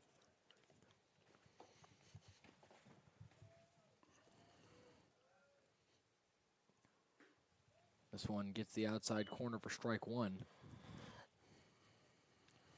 Thompson starting to move quicker and quicker, it seems like. 1-1. Misses it low and out. 2 balls and a strike. And as we know historically, that is Thompson's mojo and tempo is quick. He likes to get the ball back, get on the mound, pitch. Ball back, mound, pitch. And I think that's why he chooses Hayden, because Hayden gets him the ball back very quickly. Absolutely no time wasted. And a hitter's count here is Harris, but he goes down low, diving at one, and flails and misses. Count evened up at 2 apiece with 1 away and nobody on here in the top of the 4th. Kicks and fires, and that one in the dirt. Count runs full. Averett trying to get another base runner. Haven't had one since the 2nd. It was a big inning for Averett, but only came away with 1 run. As this one popped on the infield, Vasquez is going to haul it in and call Morton off for out number 2. Going to bring up Caden Grider. And 2 up, 2 down for Jacob Thompson, who has now retired the last 6 batters that he's faced.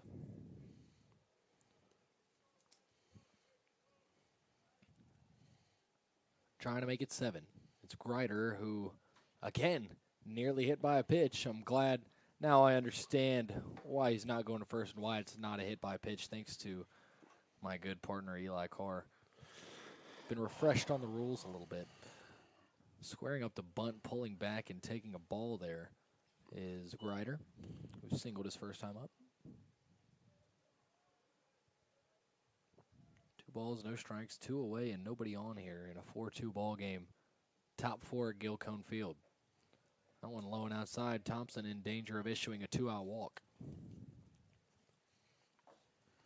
He's already walked 1 today, and that was Brant Brophy back at the top of the 2nd, and there's walk number 2. 4-pitch walk there to Grider, and that snaps a streak of 6 straight Cougars retired. You jinxed him, Brad. You jinxed him. Hope you're happy with yourself. I'm happy with the lead. If that goes away, then we'll start throwing some fingers. Pointing some fingers, rather.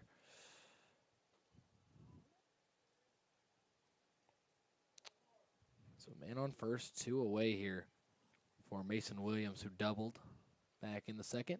The 9-hole hitter, he takes a ball. Now 5 straight balls from Jacob Thompson.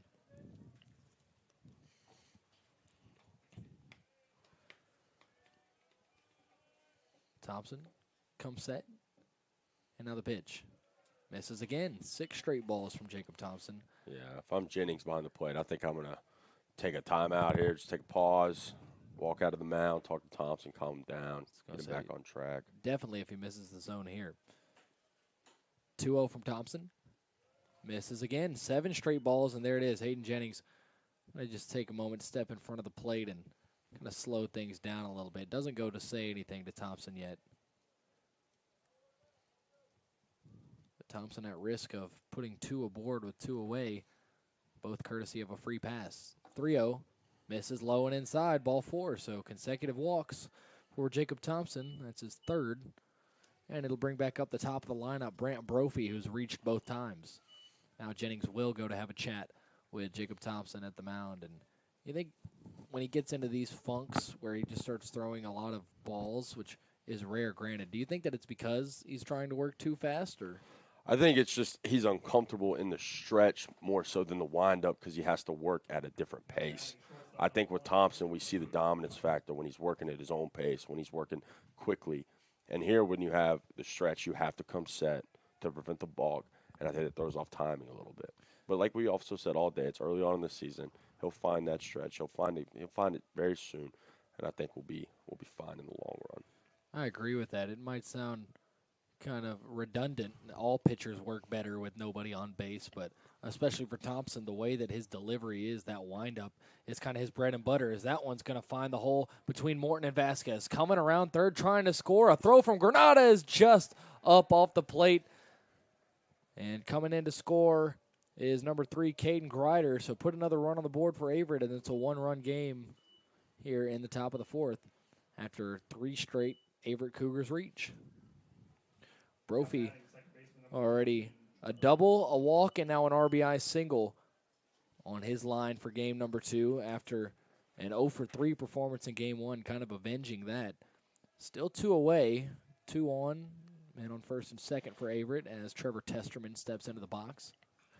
And he's first pitch swing and sends it foul. Testerman had a sac bunt in the first inning and then grounded into an inning-ending 6-4-3 double play in the second. Now has his 3rd crack at it. And he lines it into left field on a bounce in front of Granada. He's going to come up throwing again. He'll pump fake, and now he's going to throw to second. The runner will get back in safely. Another run scores. This time it's Mason Williams, and this one's all tied up at 4 apiece. And that right there is why walks get pitchers in trouble. The 2 runs that were just scored were the walks that Thompson gave up on 8 straight pitches, I believe.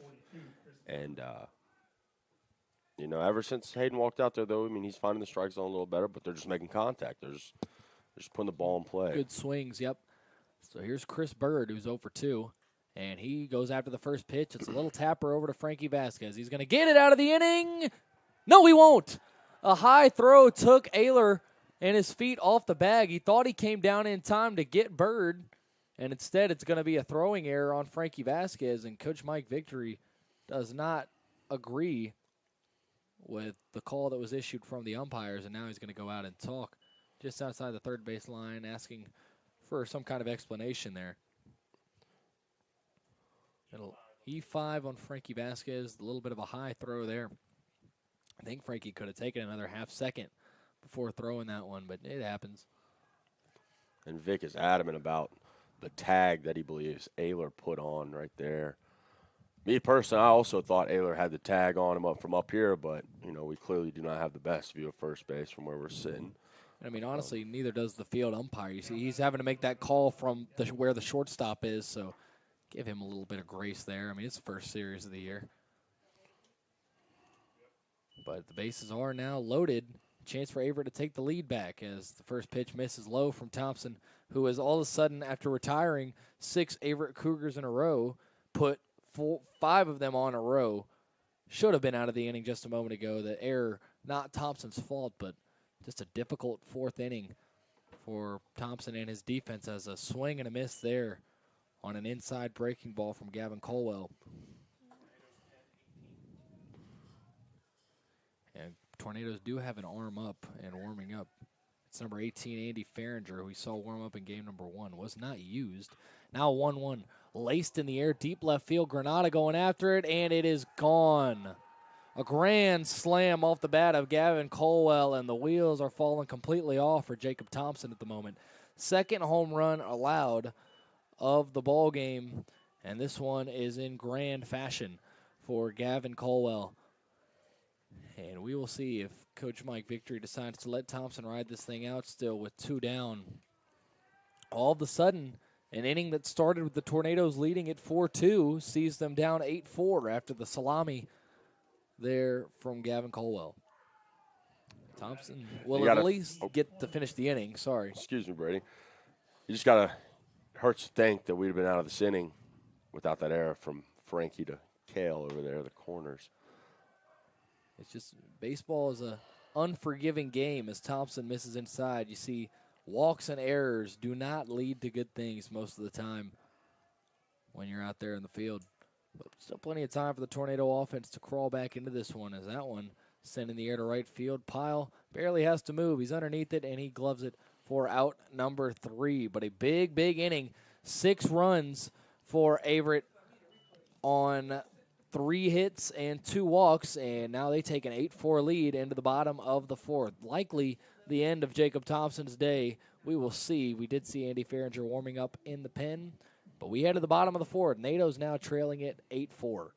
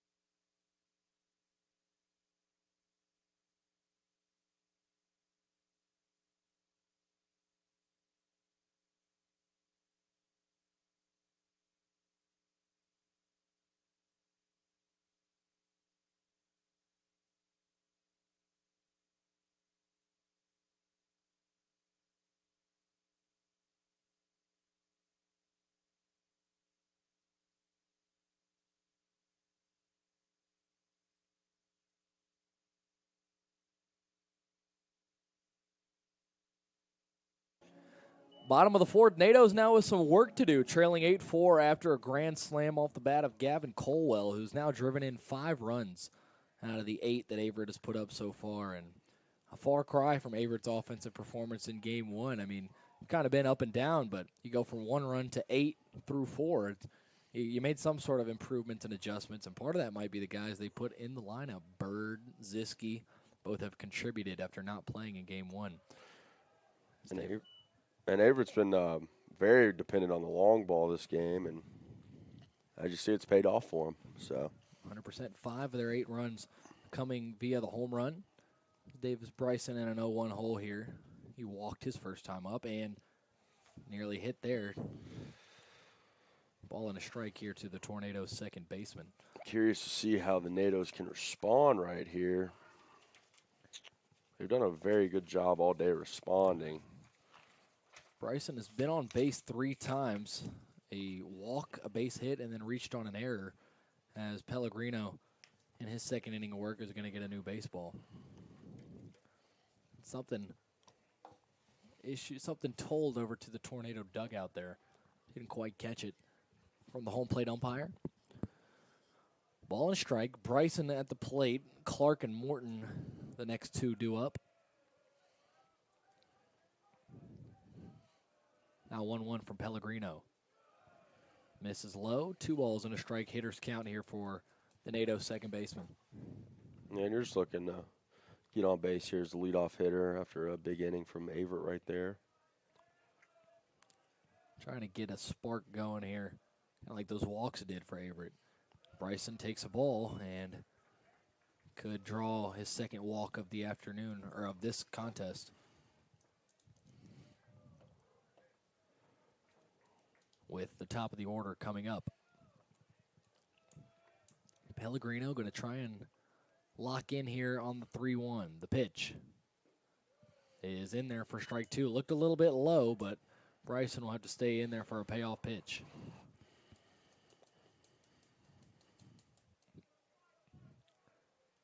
Count has run full.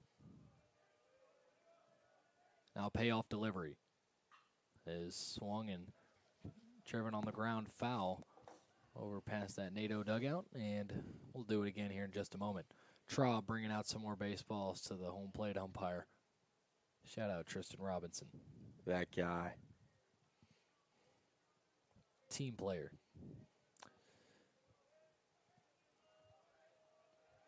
Another full count pitch coming here. Pellegrino sets and fires, and that one popped back foul. Davis Bryson continues to battle, and that's one thing.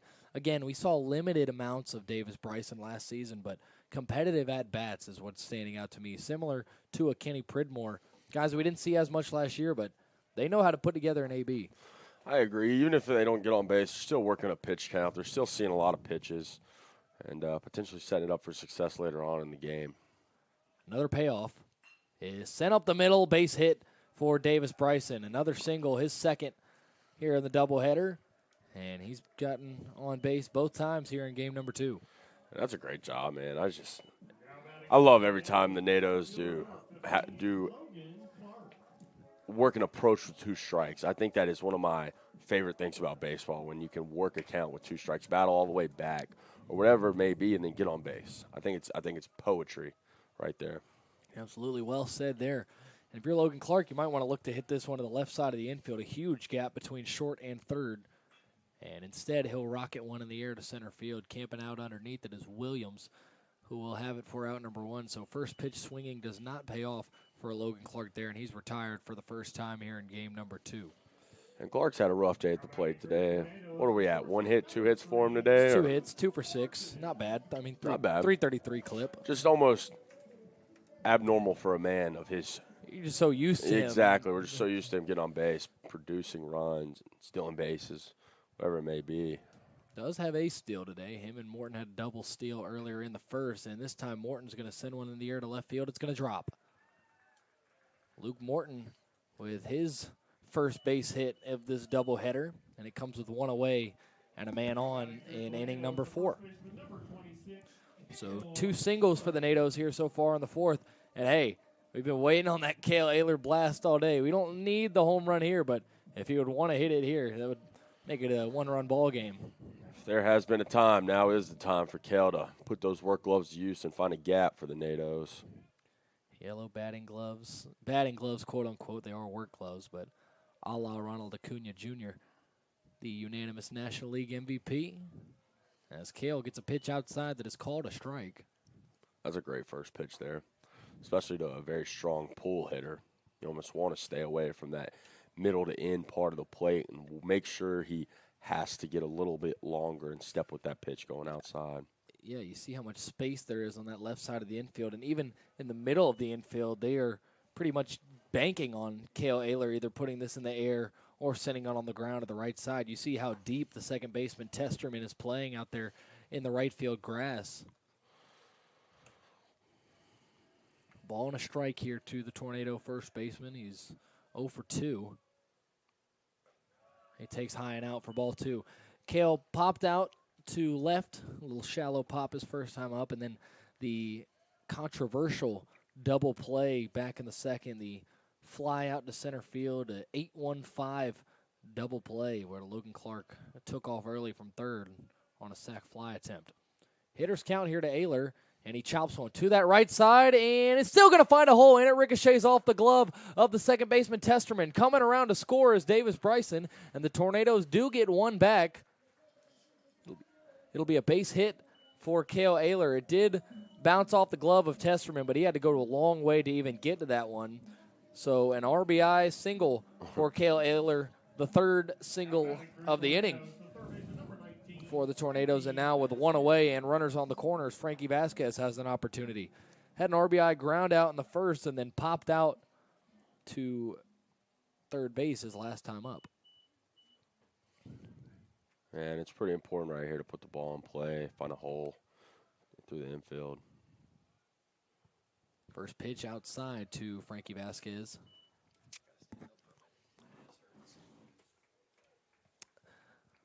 One and 0 here to the Tornado third baseman.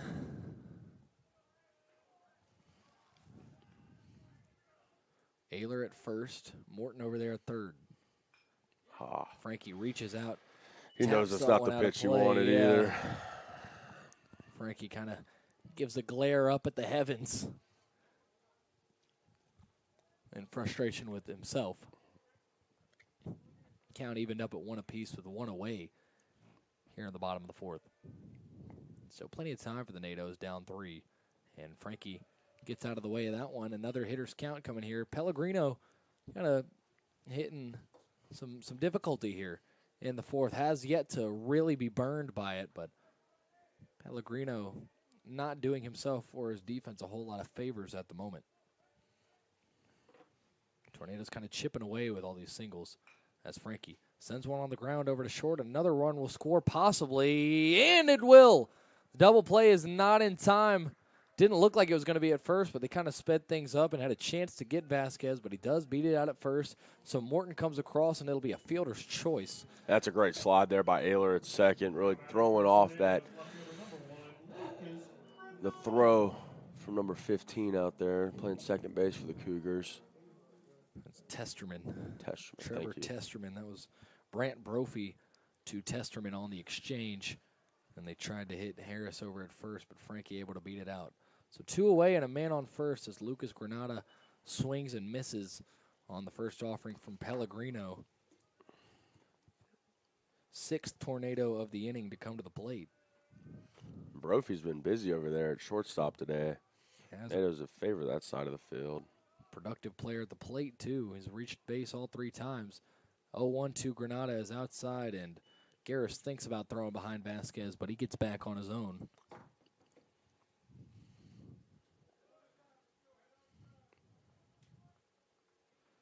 Ball and a strike, 2 away, 1 runner on, and it's Frankie Vasquez over at first. And now Pellegrino's going to lob a little lazy pickoff throw to first just to keep Frankie honest.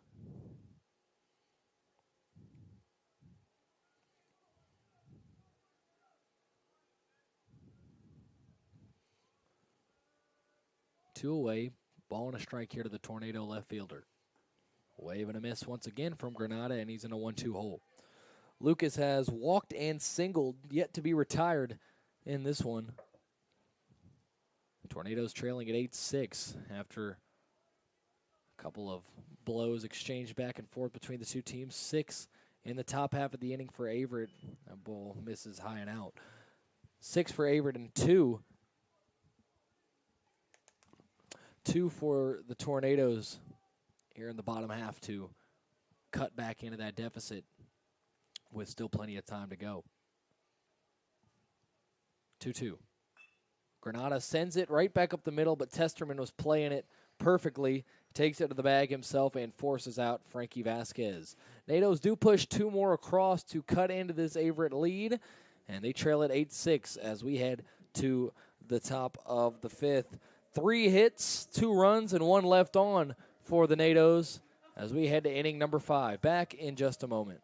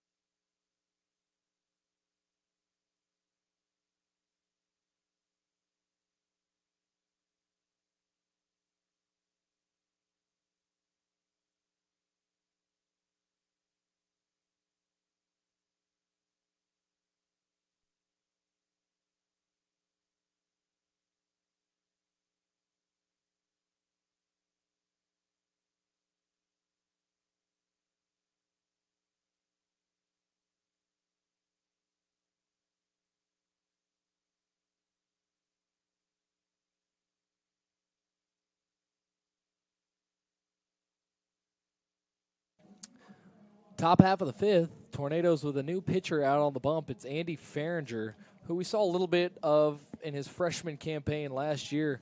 Final line for Jacob Thompson, 4 innings, 8 hits, 8 runs, only 4 earned, 3 walks and 4 strikeouts. So not the sharpest day for Thompson, but really just a couple of mistakes compounded there in that 4th inning that made the day look worse than it was. But now it's on to Andy Farringer, who gets a swing and a miss from Kevin Ziske, who swings at the first pitch he sees from the sophomore. Ziske has homered and struck out.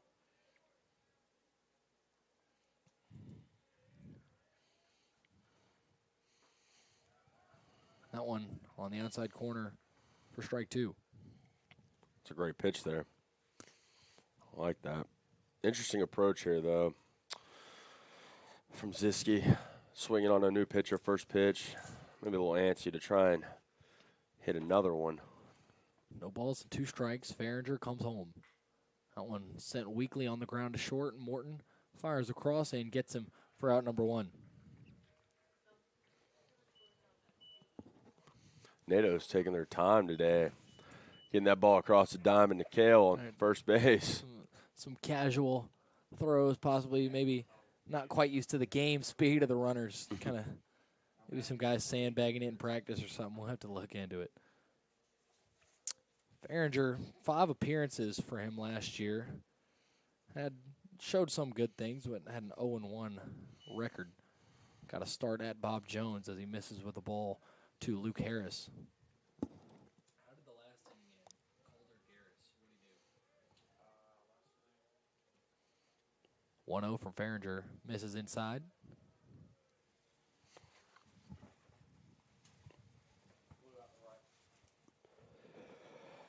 And Averett in that 4th inning batted around where they put up 6 runs, including a grand slam by Gavin Colwell. Farringer behind 2-0 here and misses inside 3-0 to Luke Harris, who is 0 for 2. He is struck out and popped out.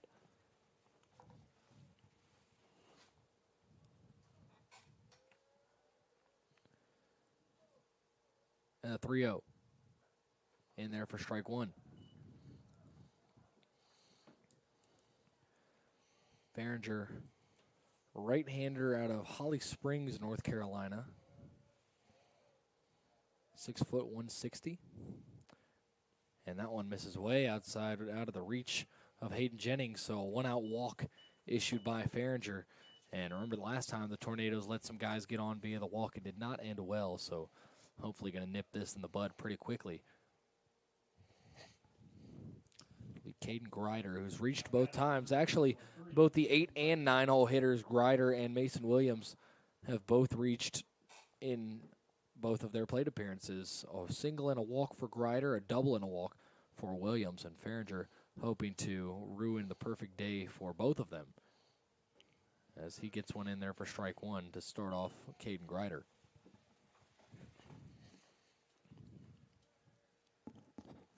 Doubleheader here, opening day, February 9th.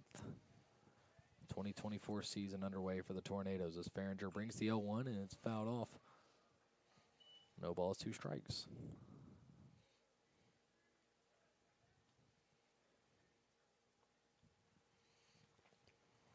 Obviously a 9-inning game here in game number 2 compared to the 7-inning game that we had to start things off. And Coach Vic going to have to hop into this bullpen for the back half of this one. Starting here with Farringer in the 5th, who just went over to first to check on Luke Harris. Not going anywhere, though. And he's ahead 0-2 here on Grider. The pitch. Tapped weakly over towards the Tornado dugout, and Grider will get another chance here.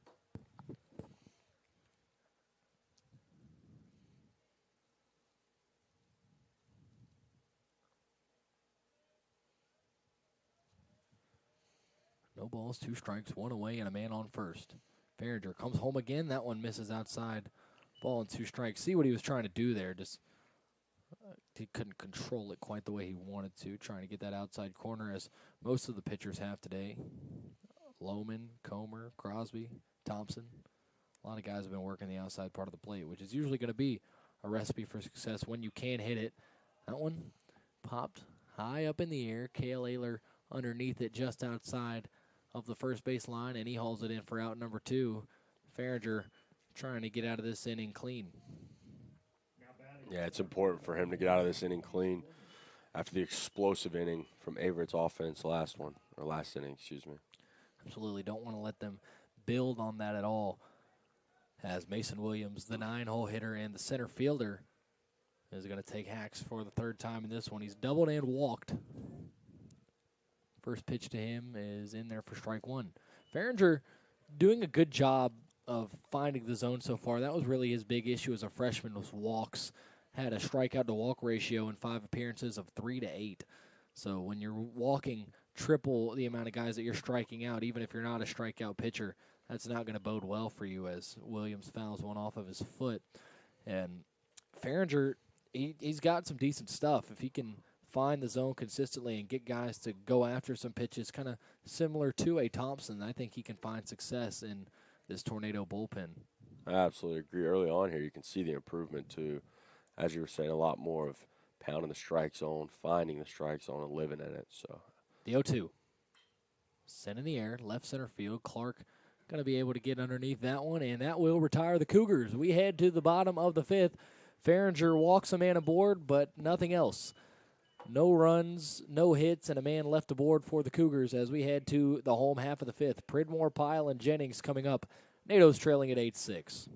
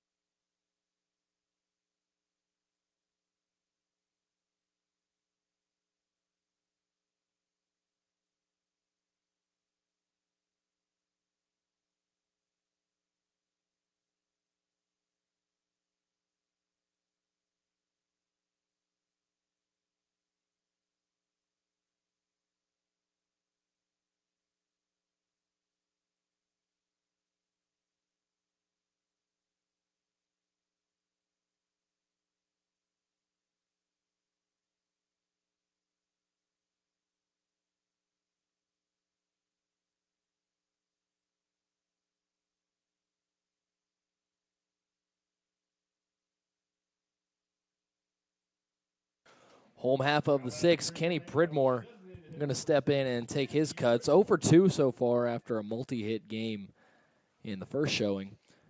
Looking to get back on base. Lined out to second and flew out to left in his 2 trips so far in this one. And this is his first time against Pellegrino, I do believe.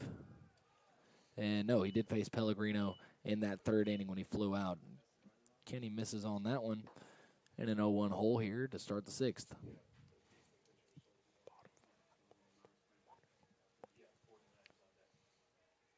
Or bottom of the 5th, rather. Apologies.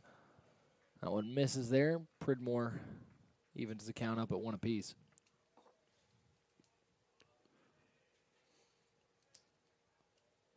Nine-inning ball game once again. Kenny with the bat just above his shoulders. 1-1. Misses low and out. 2 balls and a strike. And Tornadoes have done a good job, first off, working the count with all these at-bats, but getting into a lot of hitters' counts. And that's from 1 to 9. All the guys have been doing it. A couple of first pitch swings, but for the most part, patient approaches. 2-1 here from Pellegrino. Is tapped back foul off the end of the bat. Count evened up at 2. This looked like such a elongated swing right there from Pridmore. Something I don't think we saw a whole lot in that first game, where it was short, compact, barrel to the ball, and good contact. Count even at 2. Pellegrino eyes his catcher. And now he deals. Kenny is going to send one back up the middle for a base hit, his third base hit of the doubleheader. And it's a leadoff single here in the 5th. Another 2-strike hit for the Natos there. And a leadoff one at that, which is good. 2-strike hitting has been pivotal for the Tornadoes today, as you're alluding to. It's really always a staple of their game, but when they're patient, they're at their most dangerous. Absolutely. Here's CP Pyle. He's reached twice, once on a single and once after getting hit by a pitch. And now you got to think some of that small ball comes into play here with CP speed at the plate. That one skips in front of the dish, but stopped by Garris. Kenny Pridmore, the catcher, not going anywhere. And we got some pretty aesthetic batting gloves. You got Cale Ayler with the yellows, and you see CP Pyle down there. He's got the brown. The brown batting gloves, it's a statement. 1-0 is ripped into left field for a base hit. CP Pyle continues his good approach here in game number 2, his 3rd time aboard. They keep hitting like that with these aesthetic batting gloves. Let it ride. Yeah, there we go. It's not just for show, buddy. Batting for the Tornadoes, the catcher, number 10. That's the 10th Tornado hit, so they are out hitting Averett. Obviously, Averett has sent 2 over the fence. Tornadoes still yet to do that, but kind of death by a million singles so far for the Tornado offense today in both games. Hayden Jennings at the dish after back-to-back singles. He squares up to bunt and then pulls it back. Ball 1. Pellegrino finding himself in a bit of a sticky situation here. He's only allowed 2 runs thus far, but with nobody out and 2 aboard, could change here in a matter of moments. Looks like there might be some slight movement over there in the Averett bullpen. We're waiting to see what he does with Jennings, who nearly lays down a perfect bunt down the first base line. It just creeps foul. It was retrieved there by Luke Harris, but all for naught.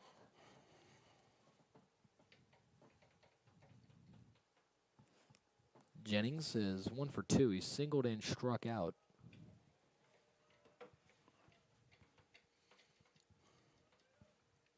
1-1. Squaring again and pulling back is Jennings. Ball misses upstairs, 2-1. Young Hato trying to do a job at the plate here. Known South Carolina superfan, Hayden Jennings. Another hitter's count here for the Tornado backstop. He squares up again and can't get that one down either. Jennings keeps trying that right side, and he knows that he wasted his opportunity to bunt there. The first one was pretty close to perfect, just how the ball rolls sometimes, but that one, not the best bunt attempt that Jennings has ever put down in his life, and now as a result, the count's even at 2 apiece with 2 men on and nobody out. Pellegrino takes a look back at second, and now taking off are Pridmore and Pyle, but that one's popped up foul. They'll have to head back to their original places. Interesting moment to do a hit and run right there. Yeah, it had to be what it was. It definitely was not a steal attempt, at least on Pridmore's behalf.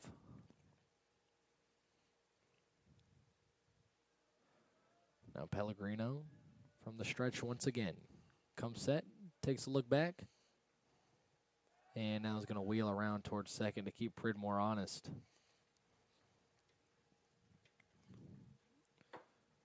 Again, this is no knock to Kenny Pridmore. I think that he would agree with me. He's a very good ball player, but I'm not sure that speed is one of his greater tools, so just keeping the runners in check. It's what Pellegrino's doing here. 2-2. Near the head of Jennings. Doesn't bat an eye, though, and now the count runs full. And another long AB by the Natos here. Just working the count, seeing pitches. Just trying to do a job, man.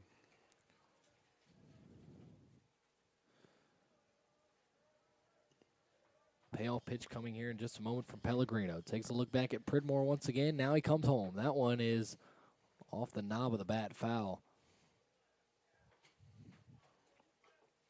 Once again, Brady, that is not a hit by pitch. No. I don't know if you saw that clearly. No, I'm with you there. We almost lost your mic again. Yeah, it just keeps cutting in and out. Yeah, when, I don't know. When I start talking facts up here, it's crazy how that works. It's up for interpretation on whether or not it's facts, but, payoff. Reached out after and sent foul by Jennings, and a good battle here from the Tornado catcher. Excuse me, Brady. I think Jennings knows he just swung at ball 4, and seemed a little frustrated after that swing. Still seems a little frustrated as he steps up to the plate again.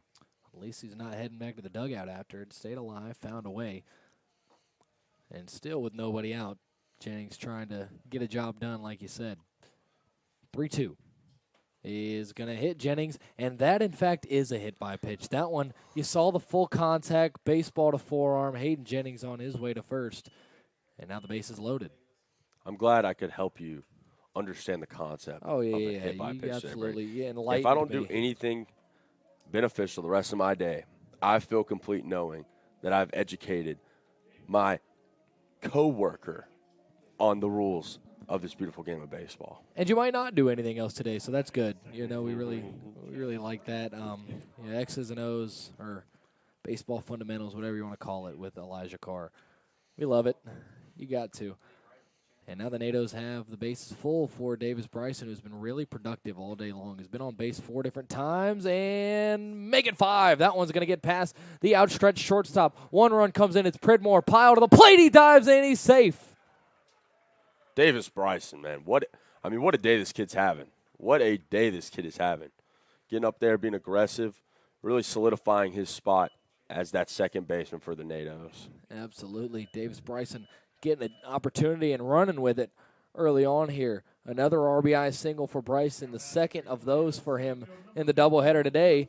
And it ties the ball game up at 8 apiece, driving in both Pridmore and C.P. Pyle, who was digging there. That ball barely left the infield. The diving Brophy had it underneath his glove, was kind of able to trap it, and then it rolled past into the grass.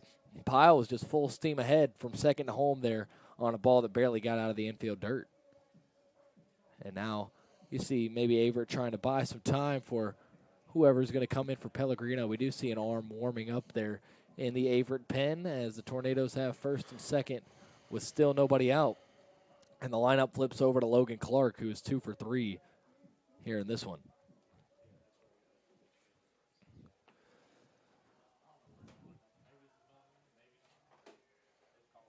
8-8 ball game. 2 on, nobody out. Pellegrino in a world of trouble here, facing Logan Clark as he misses with ball 1. A lot more offense within this ball game compared to the first one today. Seen a few different arms in this second game. Absolutely.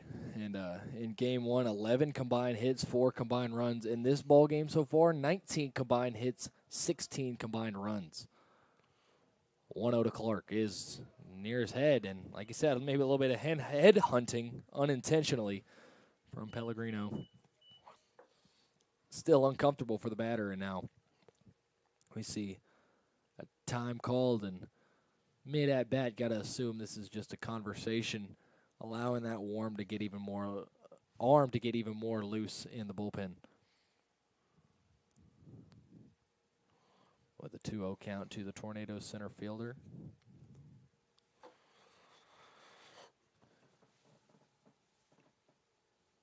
And, man, you've said it multiple times, Eli, but that small ball approach and just single after single after single and just finding holes in the infield, productive at-bats has been what's kept the Tornadoes in this game, where they didn't pitch their greatest. And Logan Clark with a chance to add on to the damage that's already been done with none out here in the bottom of the 5th. Could be a big moment for 1-5 to step up right here and deliver for the Nados. He singled twice here in game 2 of the doubleheader.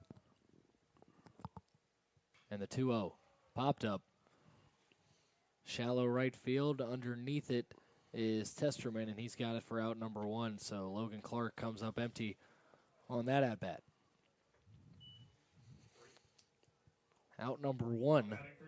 And now here's Luke Morton. Still plenty of room to work with here for the Tornadoes right now. 1 away. Men on first and second. Really the only thing you can't do if you're Morton here is put the ball on the ground.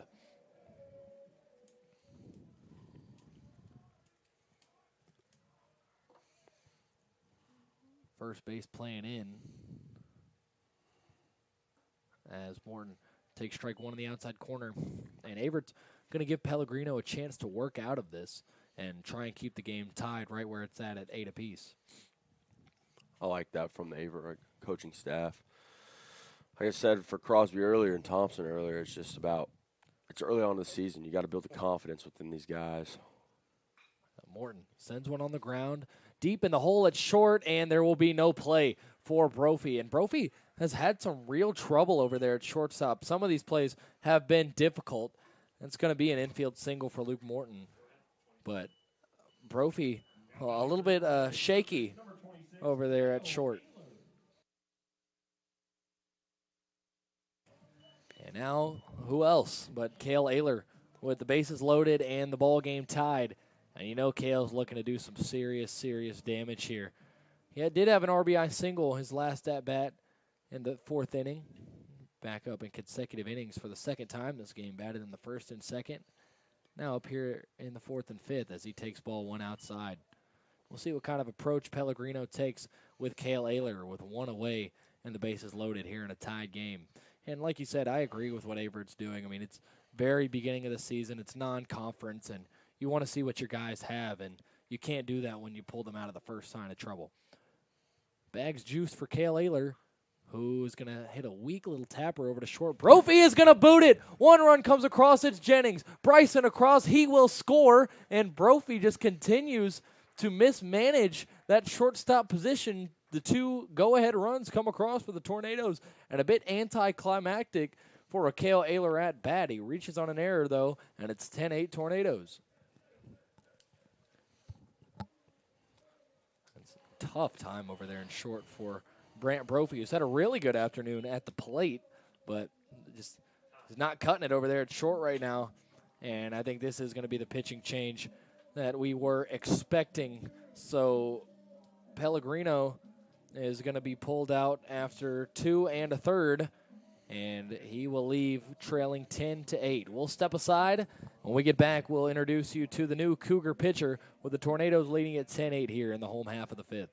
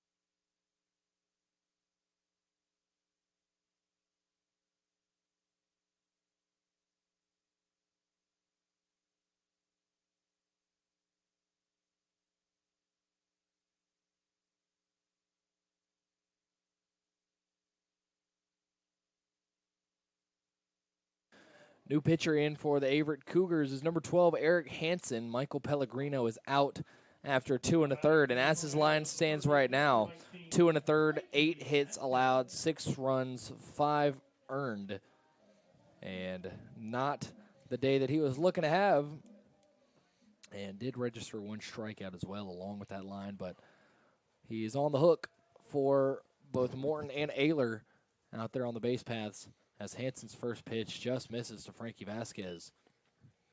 Frankie 0 for 3 in this one, does have an RBI on the ground out in inning number 1, but he's grounded out, popped out, and then grounded into a fielder's choice as well.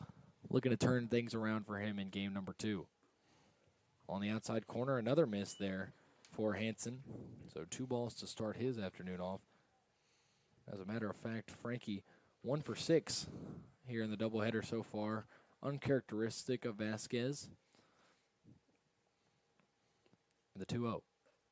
Misses 3-0.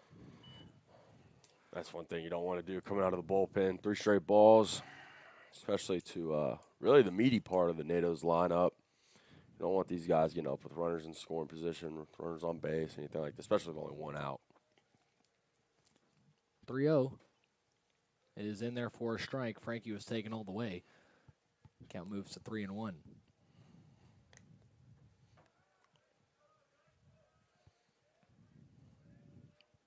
3 balls and a strike here to the Tornado third baseman. He swings and misses a big cut there. And the count runs full.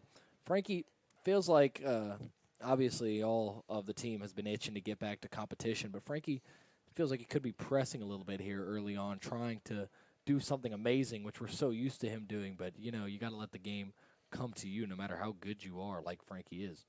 Payoff pitch. Frankie reaches out after it, grounds it straight over to first. Throw on to second is in time. A run will come across, and there will be no play at first. So fielder's choice, 3-6 the way it goes. Another productive out, though, by Frankie. Just adding on to the total runs that the NATO's have scored today.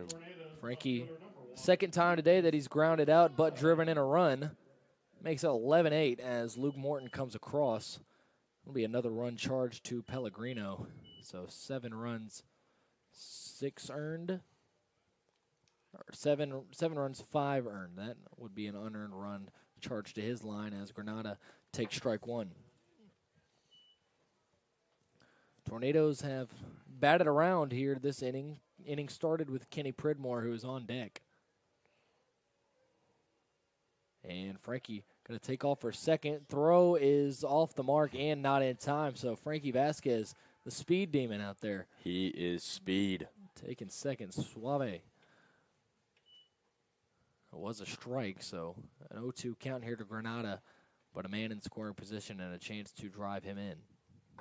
Tornadoes, not too long ago, were down 8-4 after the grand slam off the bat of Gavin Colwell in the 4th, and now in the bottom of the 5th, they're back up 3, 11-8.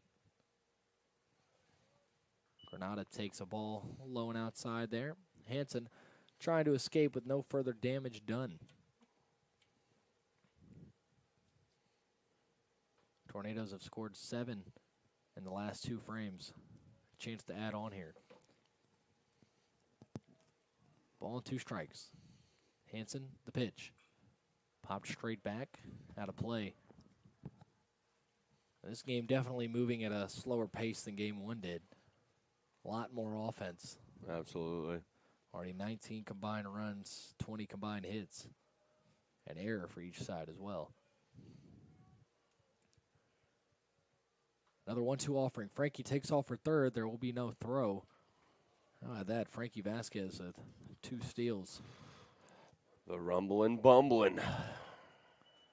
Guy does it all. 2 balls, 2 strikes, and 2 away here in the bottom of the 5th. NATO's leading it 11-8 after a 5-run 5th. Granada is going to be rung up on strikes. Lower part of the zone. Granada looked at it and is rung up. That will do it for the home half of the 5th, but the NATO's push across 5, and they now lead it 11-8. As we head to the top of the 6th, NATO's with 4 hits in the inning, 5 runs, and 1 left on. We head to the top of the 6th, 11-8 Brevard here at Gil Cone Field, opening day doubleheader.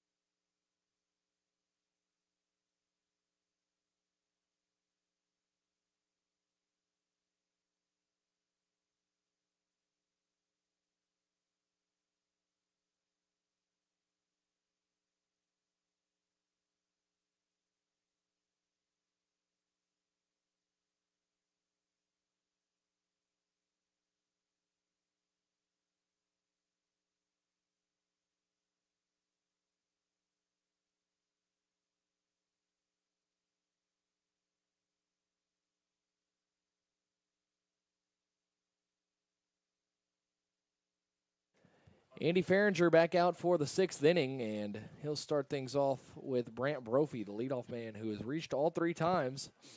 He takes strike 1 in the inside corner to start at bat number 4. Tornadoes of the big 5th inning, 5 pushed across to take a 3-run lead. Heading into the latter half of this ball game, that one misses for a ball. Farringer with an effective first appearance so far. He had that really good 5th inning. Walked a man, but nothing else. Shutout frame, trying to add on to that here. The 1-1. This is high for ball 2.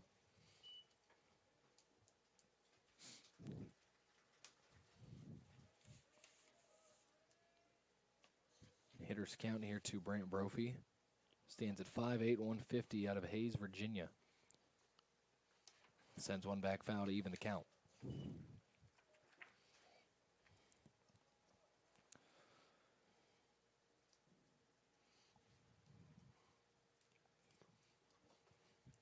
Two balls, 2 strikes here in top of the 6th. Farringer deals. Sent back foul again. And Farringer, similar to a Thompson kind of archetype as a pitcher. We already talked about this, but not going to blow by anybody with his stuff. But it's all about the deception, the eye levels, and the kind of nuance there from the right-hander. Absolutely, Brady. Absolutely. That's a great job right there, Brady. 2-2 just misses. Farringer and the Tornado dugout thought that was a strikeout. Instead, it runs the count full.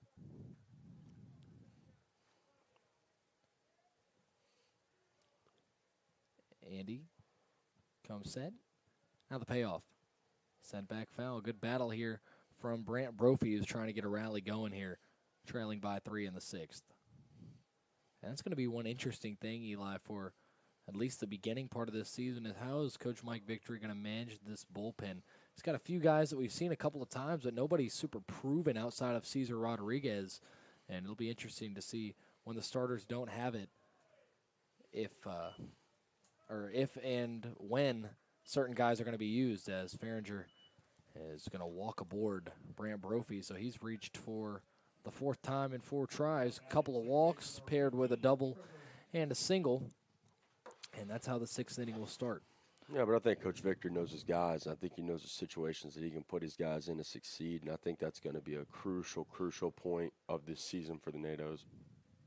Is just succeeding in the spots that Coach Victor puts them in. Absolutely. You know, he's got a lot of trust. Like you said, he's with these guys more than anybody is, and he knows who to put in and when to put them in. It's just at a certain point, it's on you to make the pitch, and there were times last year where the Tornadoes did not. And also, they were at a disadvantage, you know, with the way the tournament shook out. They had a lot of freshmen and unproven guys trying to kind of patch together the holes in the rotation and send them on to the championship where they would have been even more shorthanded. 0-1 here from Farringer, misses the zone, ball and a strike. Well, correct me if I'm wrong, but didn't Kale and Frankie pitch in the tournament last year? Yep, in that final game, a game that saw the Tornadoes get walked off 15-14.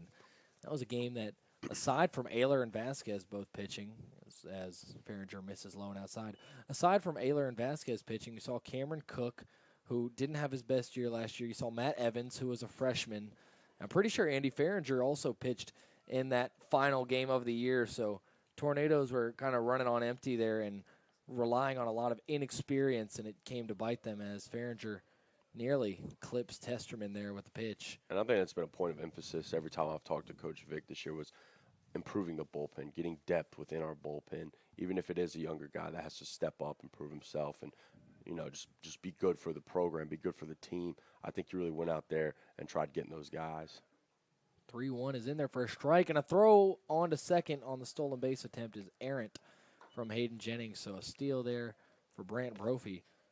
But the count does run full once again. Farringer having some longer ABs here in his 2nd inning of work. A guy that has started. It seems like Coach Victory wants to mold into a starter, but for now, coming out of the pen, trying to earn his keep. Payoff pitch. Low and inside, ball 4, so back-to-back walks to start things off for Averett. And the last time the Tornadoes walked back-to-back Cougars, good things did not ensue for them, so hoping for a different outcome here than we saw in that fourth inning. It'll be Chris Bird. Bird struck out, grounded out, and reached on an error, so still he had to record a hit on the afternoon. Now batting the DH number 42, Chris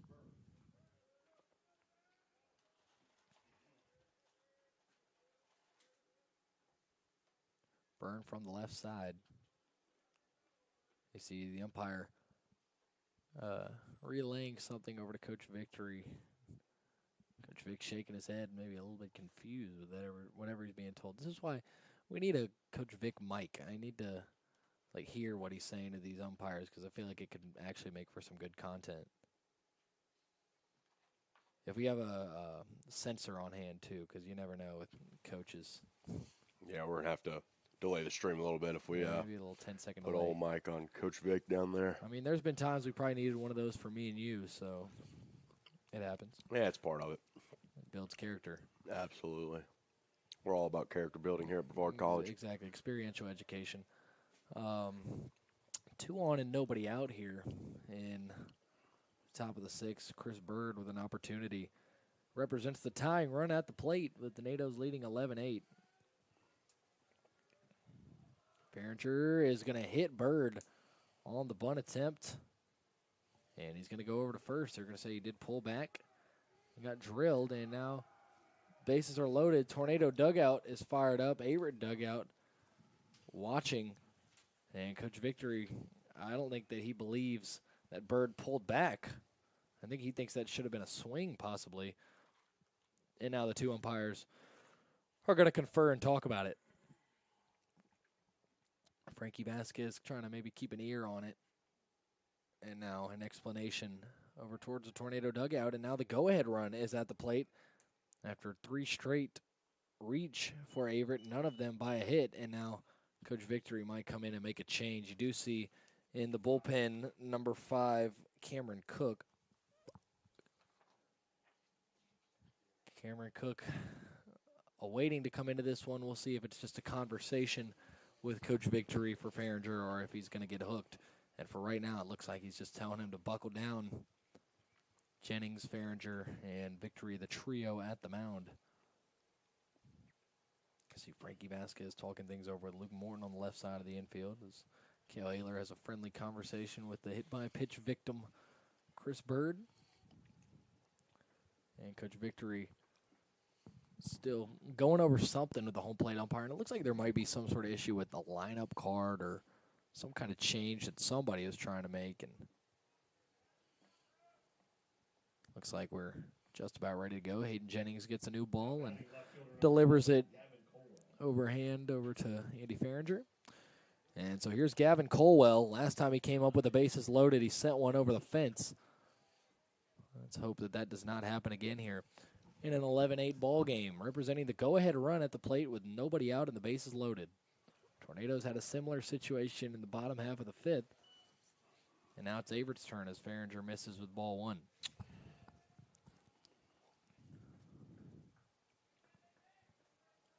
Behringer, we talked about the control that first inning for him, maybe running out of gas a little bit here as he does find the zone there for strike 1. And these haven't been uncompetitive walks either. I mean, the 2 walks that he issued both were on full counts, and then obviously the hit by pitch there, just unfortunate. But Behringer, a young pitcher, a sophomore, nearly gets Colwell to chase there. Instead, it's 2 balls and a strike. Yeah, and I mean, I think it definitely shows within our young talent that we have on this baseball team sometimes. They're not sometimes as poised as the older guys. They're a little more antsy. They're a little more, oh, got to do this, got to do that. But just play ball. Just relax, take a deep breath. Well said.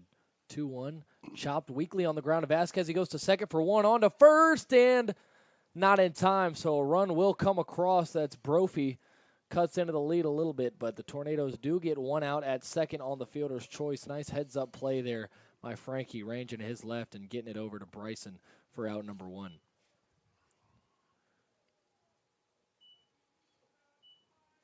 So 5-4 fielder's choice there with Bryson Throwing on to Ayler, not in time to get Gavin Colwell. And now pinch hitter is going to come in for Calder Garris. It's number 10 on the Cougars. That is Drew Skinner. Skinner now in to take his cuts in a pretty pivotal spot. 2 on, 1 out, trailing by 2 runs for the Cougars. 11-9 NATO lead here in the top of the 6th. Still plenty of baseball to go as Jennings knocks one down in the dirt. Skinner represents the go-ahead run at the plate once more for Averett. Skinner, a freshman, 5'9", 165 out of South Riding, Virginia. Farringer is going to throw over to third. They're not going to be able to get the runner over at first, so it's going to count as a stolen base. They had him caught up in a rundown, and Farringer didn't want to lose track of the runner at third and allow him to score, and as a result, everybody's safe. As Colwell gets into second, now a base hit ties the ball game. 1-0. Pitch to Skinner. Misses outside, and honestly, for Farringer, I'm sure he doesn't recognize that this is a freshman getting his first cuts of his career, but if he did, if I could tell him or mic something down to him, I'd say go at this guy. He's in the zone, or just find the zone, and if he beats you, he beats you. Swing and a miss. He does that right there on the inside part of the plate to Skinner, a swing and a miss. Yeah, it's a big inning to get out of, no doubt. I mean, it's just been a back-and-forth baseball game, but at some point, someone's got to start dominating and just take over. And that one is sent opposite field, but foul. Just stop the back and forth. Skinner nearly tied the ball game up in his first college at-bat. And instead, Farringer trying to send him back to the pine with a K. 2 balls and 2 strikes. Here to Skinner, the pinch hitter. That one is ripped over to the right side. Oh, what a play. Davis Bryson throw on to first is in time. And he saved an extra run from coming across. One does score. And that is going to make it an 11-10 ball game as Ziske comes up. But what a play there by Davis Bryson, getting the uniform dirty and making a play. Absolutely, man. Davis Bryson has, in my opinion, been the MVP of the day for the Tornadoes. He's been playing great defense. He's been very, very sound at the plate as well. Got to give props to the young man. Here's Ziske who takes a ball. Ziske has homered, struck out, and grounded out. That was Trevor Testerman that came across on that last run, by the way. Reached on a walk. 1-0 from Farringer. Lifted in the air, left field. Granada will not have a play on that one. Goes out of play. Ball and a strike, 2 outs, and a crucial out to be earned here for Andy Farringer. A base hit will tie the ball game up at 11, and an out will bring the Tornado bats up.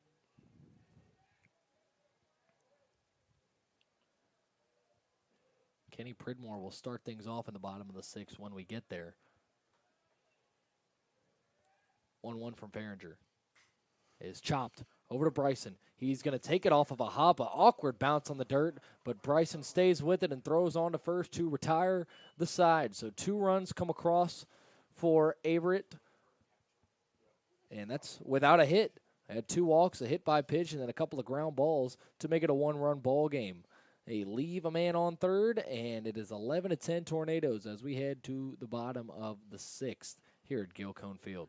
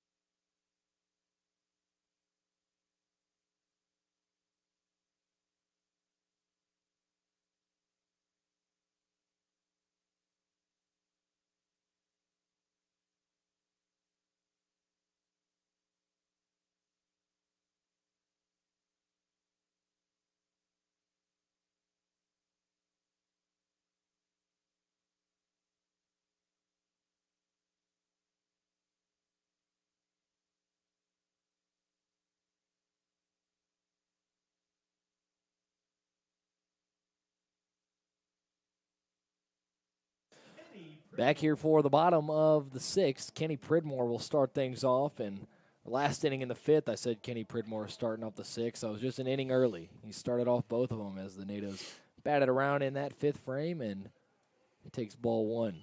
You're just silly goofing around, Brady. New boot It's goofing. okay, absolutely. Got to get you a pair of boots before you can say that, Bob. I'm wearing some boots right now, actually. No, those are dress boots. shoes. Those are dress shoes. They're actually dress boots, Nope. if you could believe that. Negative. 2 balls, no strikes, and, I mean, it's all right if you don't know ball. It's cool. Oh. But, anyways, 2 balls, no strikes here to Pridmore. No love lost between me and Eli Carr as that one misses for ball 3. Let's run this guy through the rule book one more time. Oh, here he goes. 3-0 here to Pridmore, trying to get something going, and he'll take ball 4. 4-pitch walk there for Eric Hansen. And second time aboard in this game for Kenny Pridmore, 4th overall in this doubleheader. And CP Pyle will come up. He's reached all 3 times in this one, 2 singles and a hit by pitch. And just want to give a quick shout-out, former assistant coach Rob Julian of the Brevard College Tornadoes is moved back up to PA and is watching live on the stream and has commented on the enjoyment he's had of the stream. So shout out to Robbie J as CP Pyle takes strike 1. Hope you're doing well, Coach. Just keep being a dude, Coach. Keep being a dude. 11-10, Nato's looking for some insurance here as Pyle takes high and outside.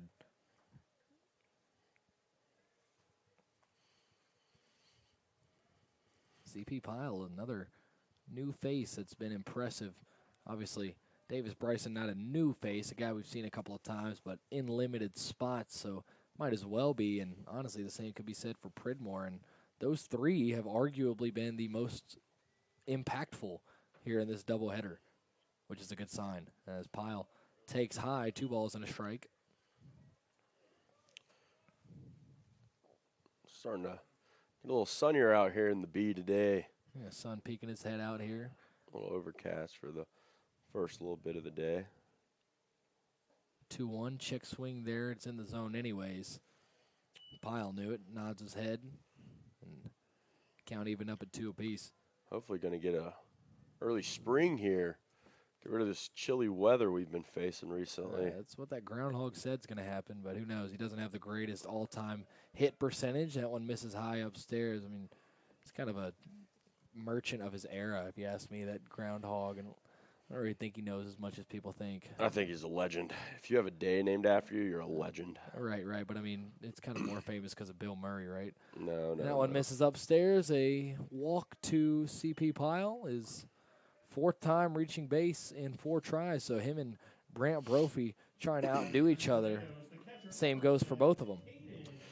So, Brady, what do you think Hayden's approach is going to be here? Do you think you're going to try and get him to bunt again, or after seeing the results from last time, let the guy swing away? Well, I mean, Hayden, like we said, he almost laid down a perfect bunt and then kind of botched his second attempt. But if I'm him here, I'm being patient after back-to-back walks to Pridmore and Pyle.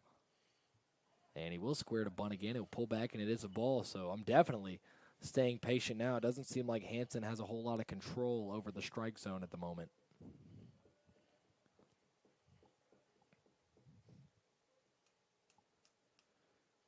Ball and no strikes here to Jennings, the Tornado catcher for this game.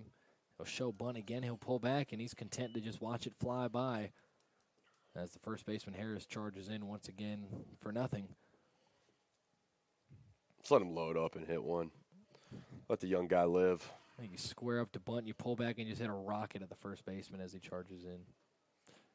Showing bunt Or you do and that, laying be it down great. this time. Good bunt there from Jennings. The throw on to first is not in time. Jennings, not the fastest on the team, but he's able to beat that one out.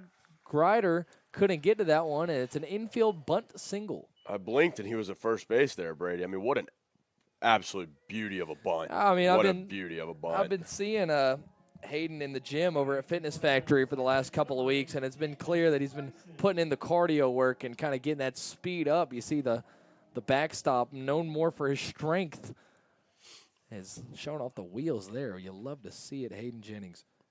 5'7", 180 out of Beaufort, South Carolina. Big Gamecocks guy. Might be a little bit over 180. I think they're underselling Hayden's straight up just beef and muscle. You know what I mean? beef. We've got a beef references. Davis Bryson takes strike 2. We got the beef. We've got the Arby's. We have the meats. We're connoisseurs of meats over here on the Brevard College live stream. Get a pause in there. No balls, 2 strikes as Bryson pokes one foul over to the right side. Oh, man, I just do not think this is what Averett wants to see at the plate right now. Is this guy? I mean, he has been red hot today and hoping to continue that streak here for the NATOs. Bryson, another guy that's reached base each of his trips here in this one. In danger, though, in an 0-2 hole, but he has walked, singled twice, and one of them was an RBI single. Bryson takes outside, ball and 2 strikes.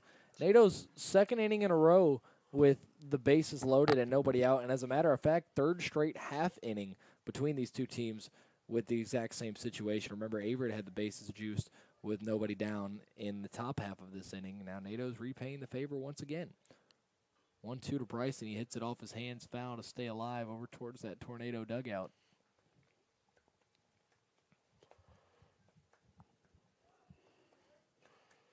Important to stay away from a double play here.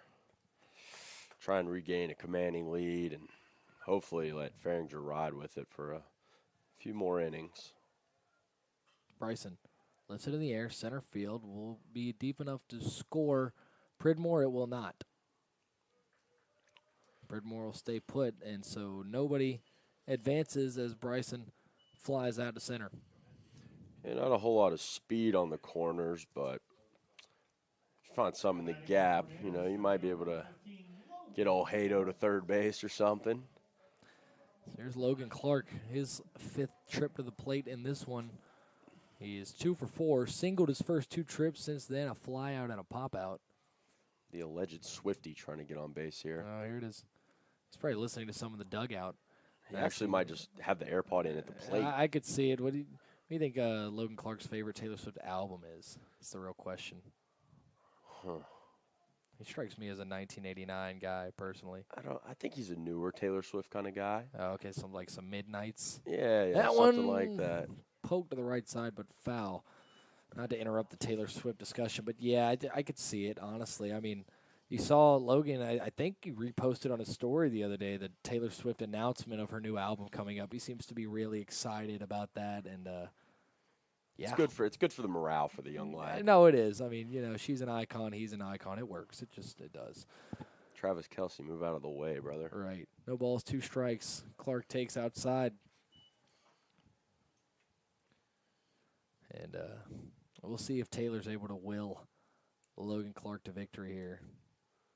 What's your prediction for the Super Bowl, Brady? Oh, man, I'm torn. It's hard to pick against Patrick Mahomes and Andy Reid, but the Niners are a pretty great team.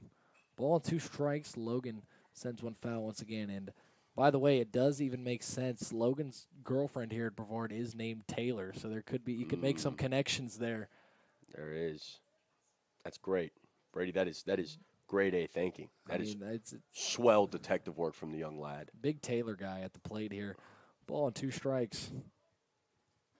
Hoping this big Taylor guy puts one in play for the boys. He takes outside 2-2. You think he's part of Taylor gang? I don't know. Has potential. That does. 2 balls, 2 strikes, and 1 away here in the bottom of the 6th for Logan Clark with the bases full.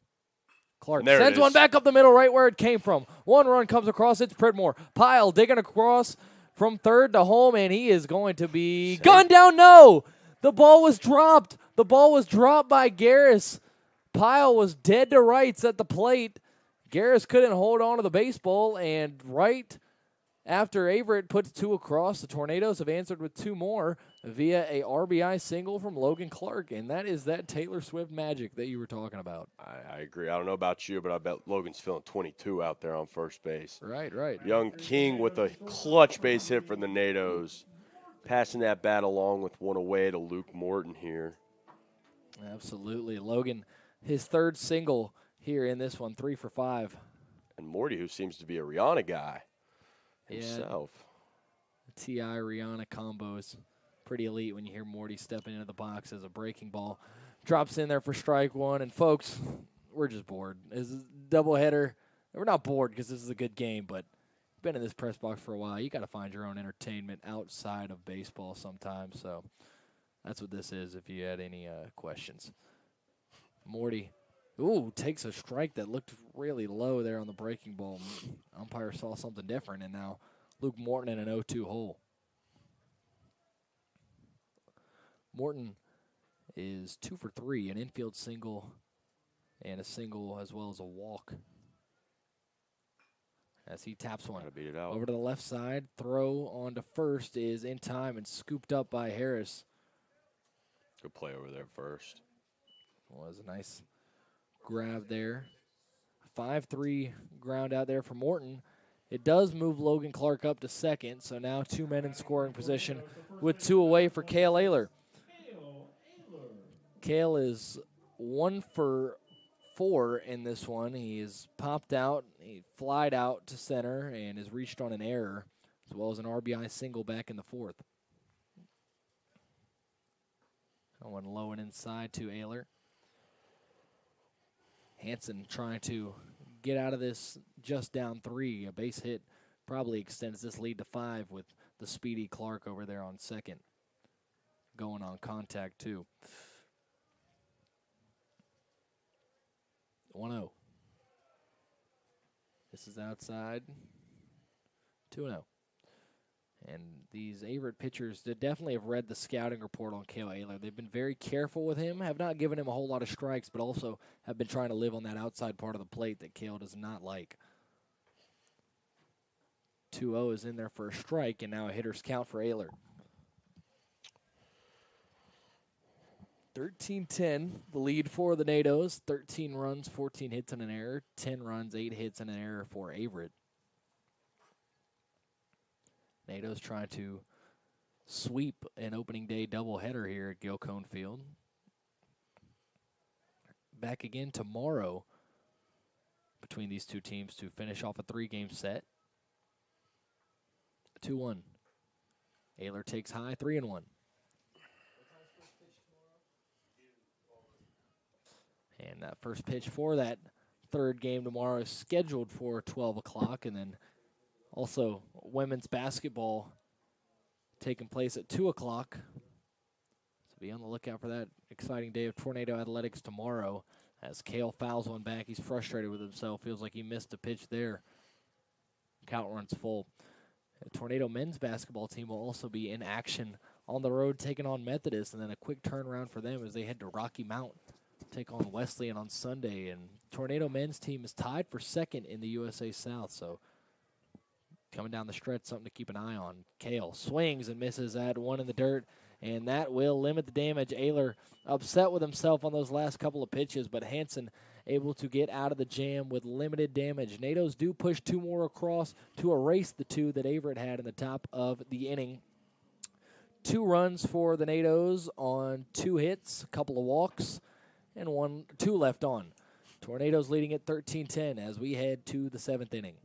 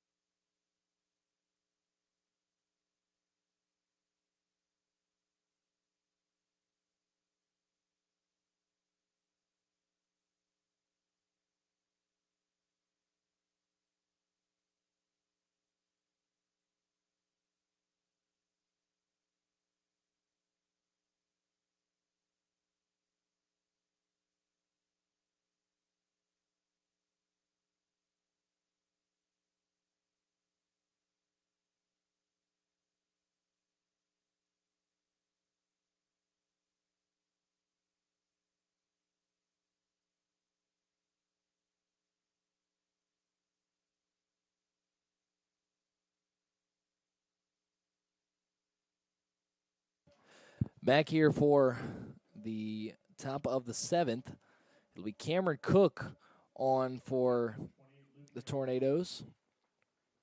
Cook, a guy in his 4th year, a senior for the Tornadoes, had a really good year back in 2021-22 season. He gets a check swing there, and the umpires deemed that he did not go around. This is Luke Harris.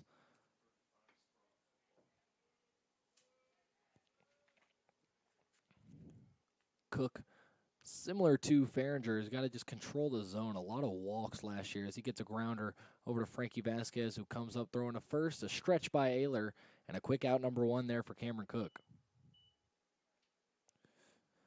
We'll bring up Caden Grider. Grider 1 for 2. He's singled and popped out with a walk between those two as he comes up here in the 7th. Bottom 3 in the order here in the 7th for Averett. Due up. Harris already retired. Now it's Grider and then Williams on deck.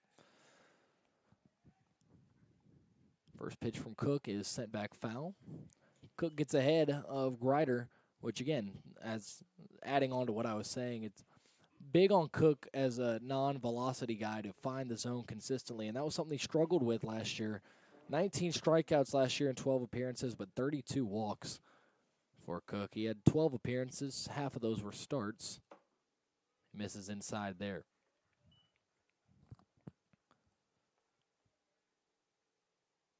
Ball and a strike with 1 away here in the top of the 7th. 13-10 Tornado lead at Gil Cone Field as we get closer and closer to the evening.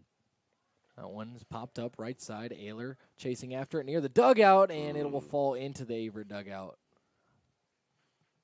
Yeah, if he'd ran full speed into that, it would have been like getting hit by Ray Lewis. So, got to applaud the young man's effort, but also got to be smart. It's a long season.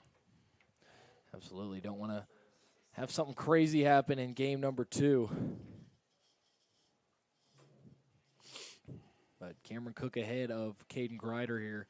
Ball on 2 strikes. And really, what we saw last year from Cameron Cook compared to the year before, where he had a pretty solid sophomore campaign, was the fastball just seemed a little bit more flat than the year before. So hopefully something he's worked on, as that one's going to find a hole between Morton and Vasquez for a 1-out knock. Grider with his second single of this one, and it'll bring up Mason Williams in the 9 spot before the lineup flips back over. And another thing for Cook last year, at least in the handful of games that we got to see him here at home, it seemed like the long ball kind of plagued him, especially against some of the non-conference opponents. I mean, Cook, I will say towards the back end of the season, started to string together some better performances, but that February and March run for Cook was not kind to him in terms of the deep ball. As another one finds the gap on the left side of the infield, back-to-back singles from the bottom 2 in the order for Averett as they're trying to get a rally going with 1 away here in the 7th.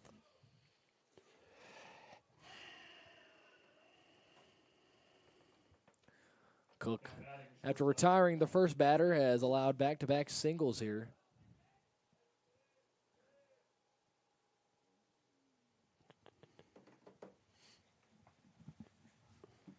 And it'll be Brant Brophy, who is yet to be retired.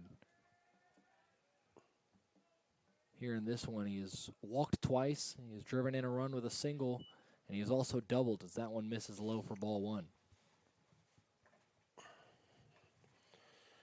Yeah, it's important to get out of this one for Mr. Cook on the mound down there. 1-0. Misses low once again, 2-0. And that, my friend, is not the way to do it. Cook got ahead of the first couple of batters that he saw, and now falling behind here to Brophy, the leadoff man.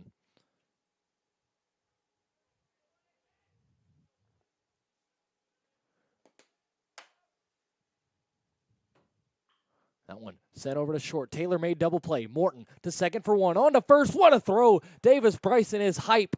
And the Tornadoes get out of the inning. Back-to-back singles for Averett are tarnished by a double play. The first time all ball game that Brant Brophy has been retired, and it is a pretty crucial one. Tornadoes leading it 13-10 as we head to the bottom of the 7th. Stretch time here at Gil Cone Field. 13-10 Nados when we return.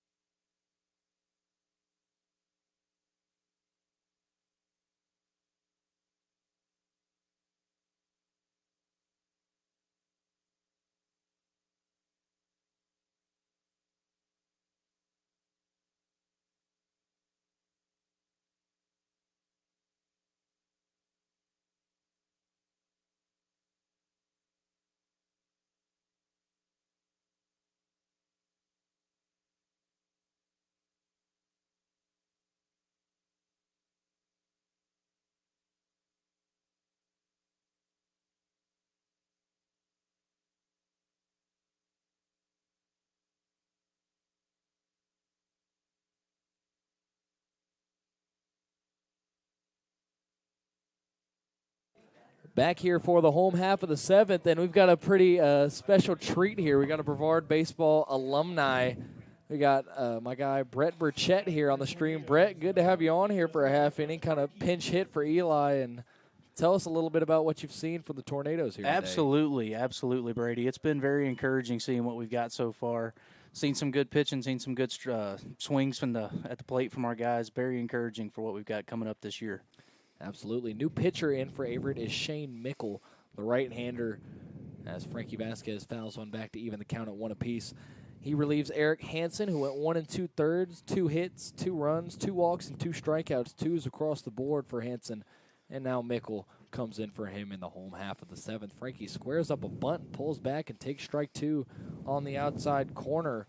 And, Brett, I know you've seen it a million times with this team, but the resiliency of the offense, sort of their ability to not blink when they get put in the big holes. I mean, they went from being up, 4-2 to being down 8-4 in the blink of an eye with that grand slam, and then they answer back with 7 straight runs. Yeah, absolutely, Brady. That's one of the things we always tried to focus on. Coach Huckey implemented what we know as our base 2 board, and the A in that base there actually stands for answer back, and that's one of the things we try to do every time we give up anything. Is come back into the dugout, get the momentum going back in our favor, coming back off of giving up a run on defense. 100%. And, Brett, I know you were a long-time catcher here for the Tornadoes. Talk about what you've seen from Kenny Pridmore and Hayden Jennings both. Obviously, Kenny has played in both games, DHing in this one, but him and Hayden have both have some pretty solid contributions throughout this doubleheader. Absolutely. Saw Kenny make a real good throw there in the first game, throw a guy out trying to take second on him.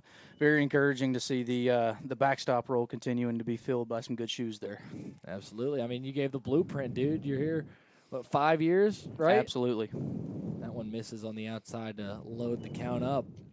And obviously the Tornadoes have a few new arms that they're going to try and navigate this year. A lot of unfamiliar faces outside of Thompson and Crosby as Frankie taps one foul. And as a catcher, how do you navigate a kind of a fresh new staff of guys that may be unproven or just got here to Brevard or any of those sort of things? Well, that's where it all falls back to the time you spent there in the fall or the time that you spent there in the inner squads there in the spring, or everything else that's involved, getting comfortable with your guys, getting comfortable with their pitches, what to throw in what situations, what's going to work well against certain guys.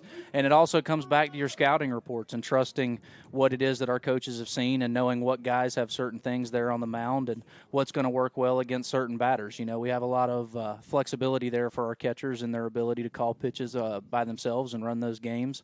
And seeing how that implements those scouting reports and calling the right pitches in the right situations always seems to be something that we've had success with there in the past, and hope to see that continue this year. Right on, Brett. You see Lucas Granada there just missing an opposite field extra base hit, so I'm jumping up and down the baseline, kind of frustrated that he pulled the reverse Carlton Fisk there and couldn't pull it fair. But you talked about scouting reports, Brett, and at the beginning of the year, obviously facing a non-conference opponent, an opponent with plenty of new faces in the first series of the season. Kind of what's the difference here when you're taking on a team opening day as opposed to mid-season? Absolutely. So coming into the first weekend of a year, the opening weekend, obviously you're going off of a lot of previous records. So if you've got some folks that have some good freshmen or some good new folks that are transfers in, some good talent there, it's something that you're not necessarily 100% prepared for in terms of your scouting report. But those guys that you've seen year after year, I forget some of the names, but our shortstop here for Averett is a guy we've seen for the last couple of years that's had some success against us, and using some of those things that haven't worked that well in the past and seeing what we can do to make them work well in the future is something that we try to do very well. But going back on some of that previous year film and looking at some of the things that have been trends over the previous years, obviously guys make adjustments, so year to year everything's not always the same, but some of those same trends we see year to year, and that's a great shot right there of a hit and run backside by number 6, Kenny Pridmore. Absolutely. Kenny, we talked about him. He's been doing it all day long. That's another single for him. That's his 4th hit of the doubleheader and the 5th time that he's reached base in 8 tries. So he's obviously contributing a lot behind the plate and at the plate. Absolutely. It's great to see the catchers getting the comfortability of being there in the lineup in that DH role. I think that's one of the things that helps those catchers a lot. We're not a position that necessarily gets to play on defense every single game. Catching's very rough on the body, and getting those extra reps as a DH is something that can be very beneficial as you get going through the stretch, and those extra at-bats give you that confidence once you get there into conference play. 100%. And how about this guy, Brett? CP Pyle, I know obviously coming here after your time as a Tornado, but he's been a spark plug out of that bottom half of the lineup, and there he shoots right the there, gap right opposite there. field. RBI to right center field, up into the right fielder there. That's exactly what you want to see. Not doing anything too complicated, coming up, doing exactly what you need to do, drive the ball to the backside and drive that run in. And for Pyle, in game number 1, he went 0 for 2, only got 2 trips to the plate in a 7-inning, low-scoring game. But here in the second game of the doubleheader, he's been to the plate 5 times, and he's reached base all 5 times. A single, hit by pitch, a single, a walk, and then the RBI single right there the other way. So an on-base machine has been CP Pyle. Absolutely. Getting the nod on opening day as a new guy, definitely some respect there. Took a lot of ground to earn that, but then coming out and having a performance like that, showing that you deserved that spot, that you earned that spot, and that you're going to stay there is a great thing to show as a new guy coming into the program. Of course, and obviously out in right field, filling some pretty big shoes for the Tornadoes. Zach Allison, a guy that, like you, had been out there for years for the Tornadoes, a mainstay, and to come in and kind of seamlessly fill that position is pretty remarkable, especially if he continues at this pace through the season. Absolutely. Zally out there always filled a big role for us. Never did it in the most conventional way, but always got the job done for us. Always was a productive guy at the plate. Always got done what he needed to do there in the outfield. And absolutely, those are definitely some big shoes to fill there for old CP. But glad to see him doing a good job of that here on opening day. It's funny you say that with Allison, the non-conventional. I'm pretty sure last year that guy got hit by like 16 pitches. It was something crazy. Absolutely. You could never count on him to do it the way you thought he was going to do it, but it always seemed that he was going to get the job done for you. Of course. So, Brett, a little bit away from baseball here. Can you fill in the Tornado faithful on what you're up to nowadays with your playing days behind you? Yeah, absolutely. Trying to stay around the game as much as I can, staying up here and being involved with the program as much as I can, contributing whenever I can to help these guys out. But I've entered the world of sales individually now, so I'm working in a insurance role, so making my rounds across the state, traveling every week, getting my miles in, but doing very well in that. Well, there you go. We're all happy for you. With a big hack there from Hayden. My right. goodness, would have liked to seen that one get out there on top of the batting cage. Daddy hack there from Hayden Jennings, who, like Kenny Pridmore, has had a nice game. Obviously didn't play in that first game, but he's reached base 3 times, one of them on an infield bunt single. Did you know that Hayden had those kind of wheels? Something I never seen before, absolutely. But, it was nice there in the latter half of last year to see Hayden grow into the role of being, as you say, Jacob Thompson's personal catcher. Those two work very well together, came into the same class together there. Looking forward to seeing what they can do not only the remainder of this year, but next year as well. That's a great pairing that works well together. I'm going to have a lot of success as Hayden drives the ball backside there, maybe looking for, Kenny's going to hold up at third. Probably the right decision with those wheels there not being the greatest, as we might say, with Hayden, who had that bunt single earlier. But got the bases loaded here for Logan, or is it Logan Clark coming up? No, Davis Bryson, who's had a great day. A guy who, again, never tries to do too much, right? Comes up and knows exactly what he's supposed to do in that role that he's given, puts the ball where it needs to go, and gets the job done when the time's called. Excited to see what he does here for us. Yeah, Bryson, a guy that we saw in limited spots last year. If there was an injury or an ejection or anything of the sort, we saw him kind of get some spot play, but a soft-spoken guy that has proven his worth over there at second so far today in this opening day doubleheader. As he absolutely, takes strike 1. Absolutely. Guy that truly bid his time. Never liked to use the phrase, but knew his role. Knew there were some guys in front of him who had earned that spot and took advantage of every opportunity he was given. And it's a great thing to see him taking advantage of that here on opening day as he grounds to third, 3-5 to 2-1. It looked like he was off the bag from here. We got a double play called on the field. We'll see if there's any conversations happening here in front of us. You see Coach Victory coming out to talk with the umpires, and if anything changes, we will let you know. But we head to the 8th. Brett, great to have you on. Great to hear from a Tornado legend there for a couple of minutes, and we'll hope the Tornadoes can pull this one out here, leading by 4 as we head to the 8th. Absolutely, Brady. I appreciate you having me. Looking forward to doing it maybe again sometime. Absolutely, and hold on, we might be looking could get a couple more minutes of you here. We'll absolutely. See what Not the sure call what is, and they're oh, going to rule he Bryson is safe at first. Absolutely. So that's another run there for the Tornadoes. So that's going to go down as a fielder's choice, 5-2. Yeah, I could see it pretty good from the angle I've got here, Brady. It looked like that throw just drew him a little bit off the bag. As a catcher, I can speak to it from experience. That's a very tough throw to make. You've got your momentum coming from third base on that throw from the third baseman charging in there. And it's either you've got two options. You've got to clear very heavy into the baseline there, or you've got to try to spin and throw across the baseline, which is a very tough play for not only the catcher but the first baseman as well on that throw.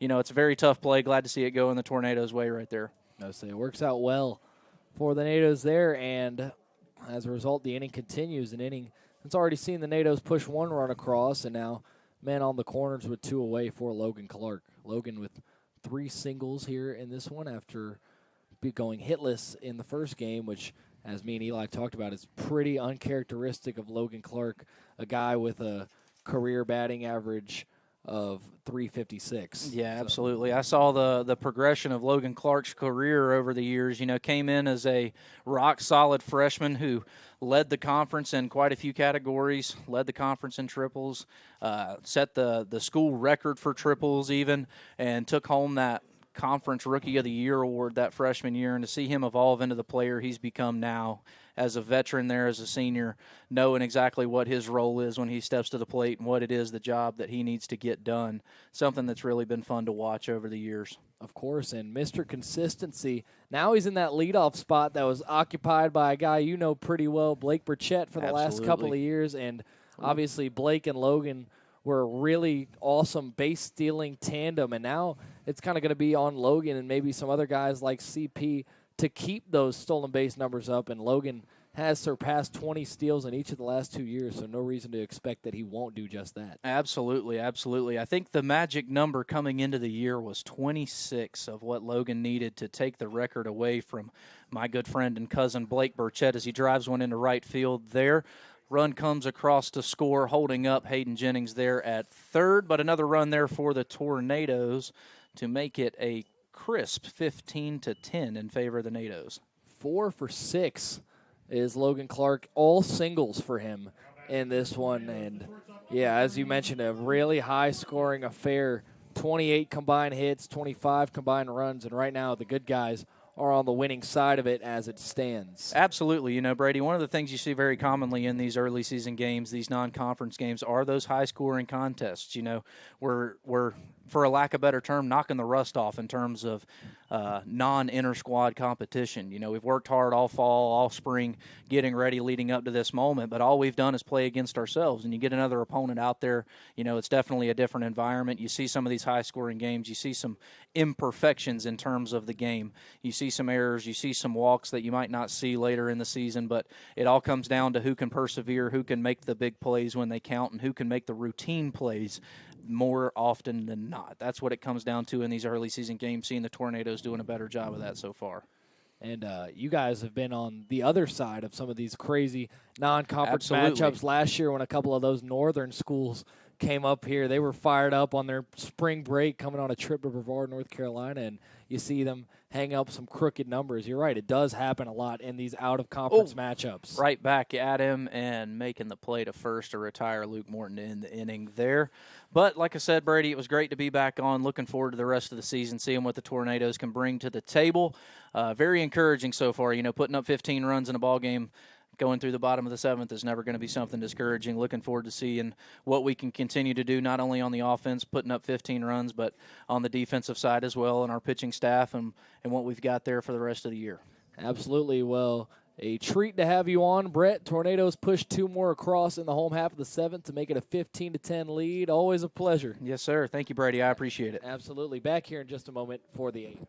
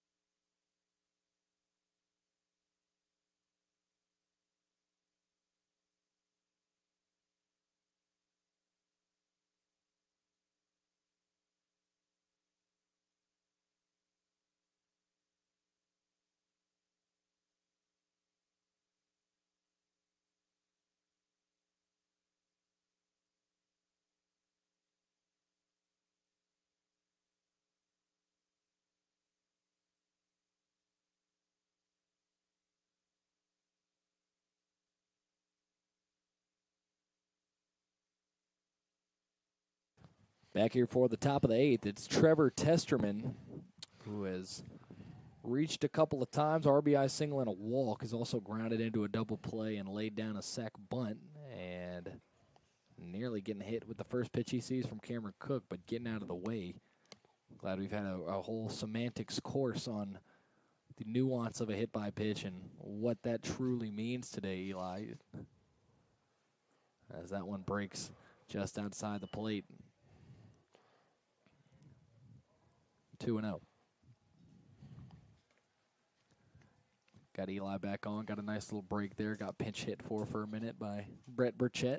Tough act to follow up. I might be in the market for a new work study job if he decides to come back to college. You guys want to switch it up. You want to go take over the insurance world and we let Brett come be my counterpart. I'm cool with it. I mean, he's probably not going to get on me about the rules of baseball.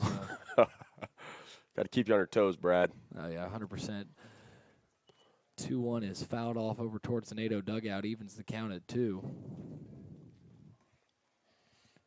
And for Averett, for a team that went 5-32-1 last year, a pretty scrappy group. The pitching obviously has not fully been there, having allowed 15 runs just in this second game, but they've got some good ball players. Absolutely. That one's fouled off over towards the right side. See some explosiveness from this offense in the second game. And yeah, a couple of home runs. For the head coach for Averett, that's always a reassuring sign. Yeah, definitely love to see the ball go over the fence. You don't love to see giving up 15 runs, but when you hit a grand slam and multiple home runs, that's something to build on. As Cameron Cook misses downstairs, and that'll load the count up here to the leadoff man, Testerman. Slowly but surely closing in on the final stages of this one. Tornadoes leading at 15-10. A game that started around 2:05. It's now 5:02. As that one lifted in the air, left center field, going back on it is Clark, still going back, and he will not make the grab. It is out of here.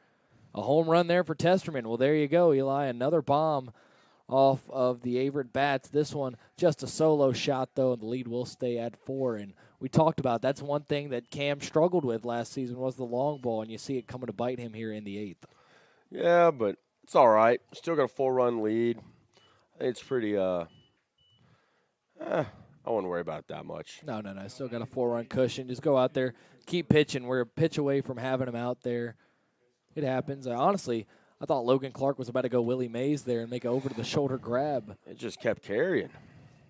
That wind that was impeding the home runs possibly earlier for Cale Ayler and company, it possibly is shifted now and died down. Could even be helping the ball fly out of here. Well, I'm no meteorologist, Brad, but that flag out there does look like it has died down. Pretty standstill at the moment. That one missing for a ball. 1-1 here to Bird.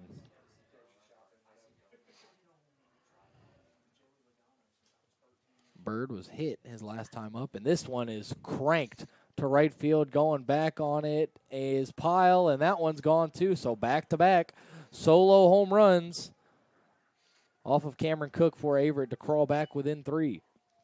And the Tornadoes put up that 2 spot in the bottom of the 7th, and it has immediately been taken back by Averett. A real back-and-forth contest. And how about 4 home runs for the Averett Cougars in this one, and 2 of them coming in these past 2 batters. Yeah. Here comes Coach Vic. Victory's going to come out. We'll see if he's making a change or just conversing here with a 3-run lead. 30 combined hits and 27 combined runs.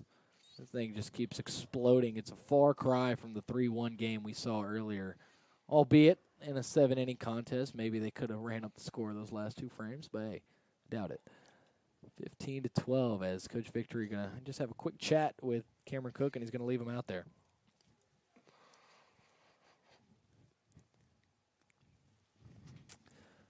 (15-12) here as Hayden Jennings heads back to his spot behind the dish. It'll be Gavin Colwell.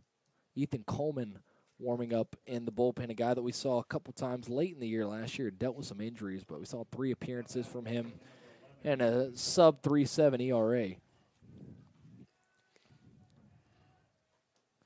So now here's Colwell. Cook trying to bounce back after the back-to-back home runs from the 2 and 3 hitters. Cook's first pitch, aggressive swing there from Colwell. He gets out in front of it and misses. Yeah, Brady, the pitching in this game has not been as dominating for either side as it was in the first one. You know, we had a low-scoring affair, and now it seems like everyone's bat just decided to activate in this second game. Yeah, you know, that first game was kind of maybe a fielding workout, a pitching workout for the 2 teams, and this is just straight batting practice here in the latter game of the doubleheader. It's fun to watch, though.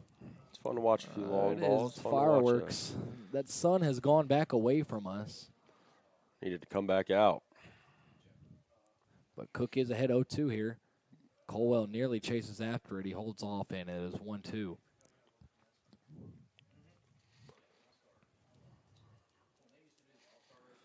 Colwell is 1 for 4. here in this second ball game of the doubleheader, and nearly gets hit again.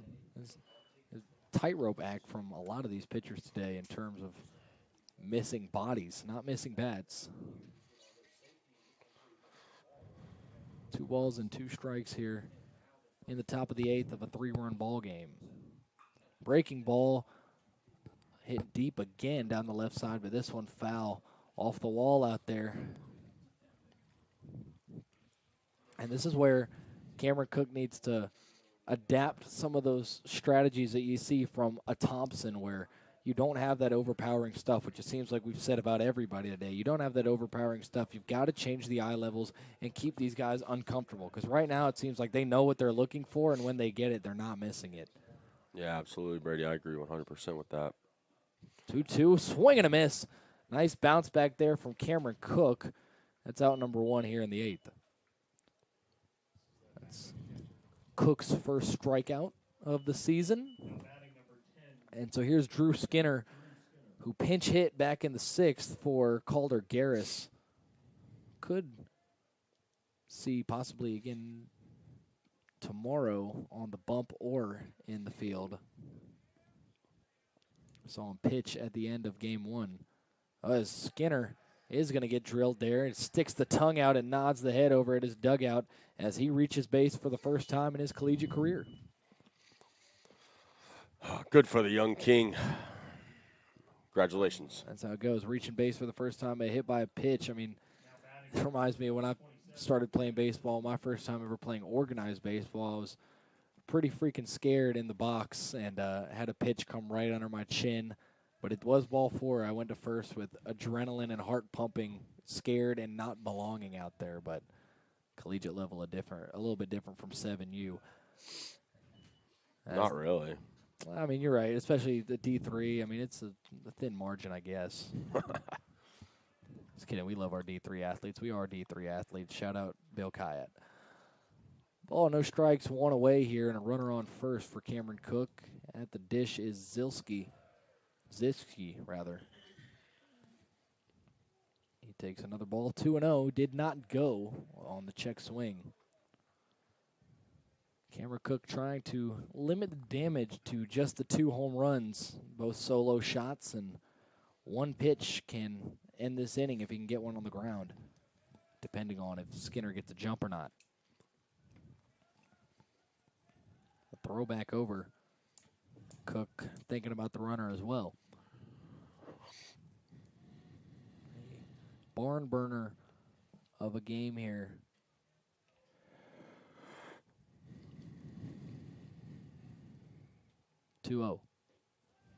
Misses low and outside, 3-0. Only 4 scoreless half innings in this one out of 15. Tornadoes have only been scoreless once. 3-0. Low and inside, ball 4, and now 2 are on for Averett, and the tying run is coming to the plate. It'll be Luke Harris. After a hit by pitch and a walk, there are 2 aboard for the Cougars as Cook gets to the bottom 3 of the order. This is who Cameron Cook started his afternoon with: Harris, Grider, and Williams. First pitch is a breaking ball that misses low. Yeah, and you're looking for another ground ball double play here if you're Cook. Absolutely, it's still in play here with men on first and second. Wherever the ball is hit, there's a chance at a double play here. That one misses inside, 2-0.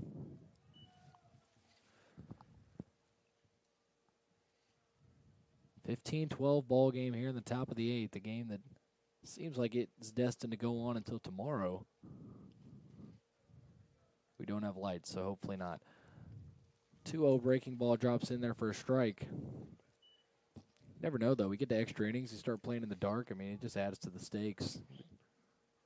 You're not just playing for a win. You're playing for your life. The line drive gets at you. It's wraps. Interesting take. Interesting take there, Bradley.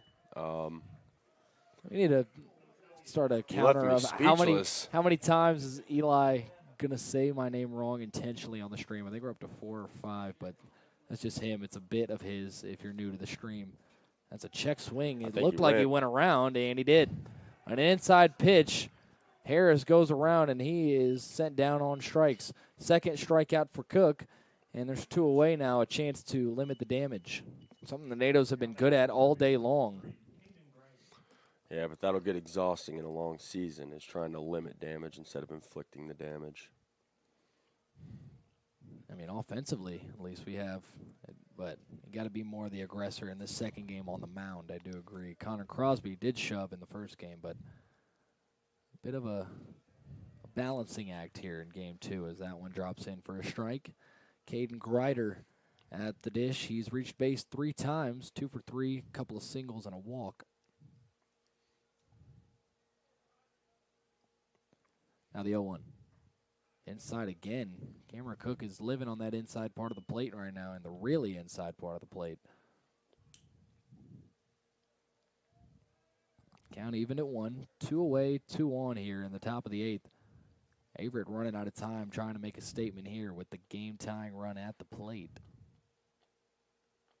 Cook's 1-1 offering. There's a breaking ball set in the air. Center field, Clark retreats a couple of steps, gets underneath it, and squeezes it for out number 3. Back-to-back home runs and a couple of base runners for Averett, but they still trail it by 3 as we head to the home half of the 8th. Possibly the last time that we see the Tornado bats today, and it'll be Clark, or rather no, Ayler, Vasquez, and Granada coming up here in the home half of the 8th. NATO's leading at 15-12. Back in a moment.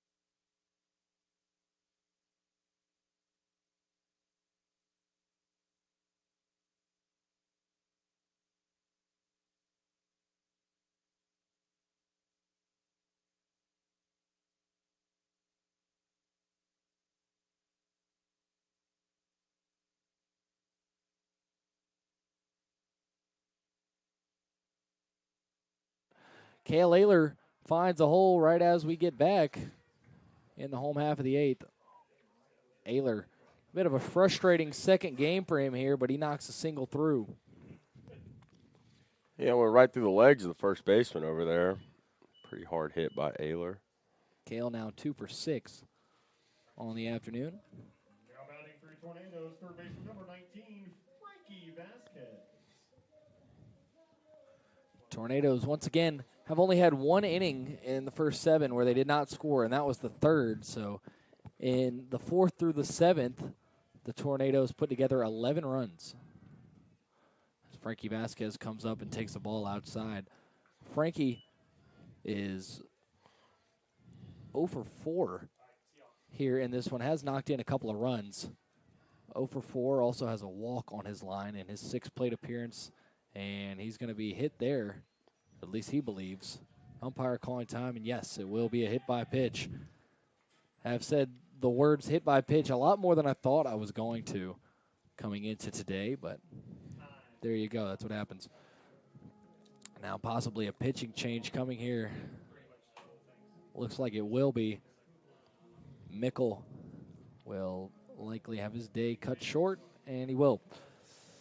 Mickle comes out after putting his first 2 men aboard via a single and a hit by pitch. We'll be back here in just a moment with the name of the new pitcher for Averett as we close down the stretch here at Gilcone Field. NATO's eyeing a doubleheader sweep here on opening day.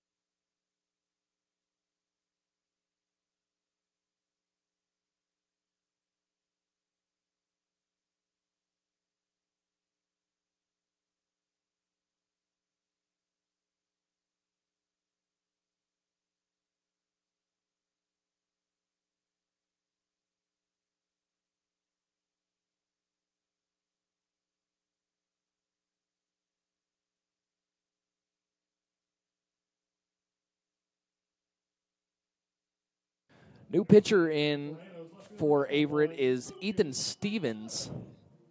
Stevens, the 5th pitcher used here in game number 2, and he comes in with nobody down and 2 on. And apologies to Cale Ayler's batting average, but it was ruled an error on that single. E3 Bill Buckner style error over there by the first baseman. And now getting picked off at second was the new pinch runner, Logan Sawyer, and that is not going to buy him any favor with head coach Mike Victory. Ayler taken out for the pinch runner, Sawyer, who immediately gets picked off at second, and a gift given to Averett there, trailing by 3 with 2 on and no out. Now 1 on and 1 out after Sawyer gets picked off. It's Granada at the plate, and he takes high for ball 1. So, yeah, Cale Ayler, his day will finish at a 1-for-5 clip. Did have an RBI single back in the 4th. Cale, I tried to give you a single here in the 8th, but our official scorer overruled me and said you reached on an error for the second time today as Vasquez doesn't dive back.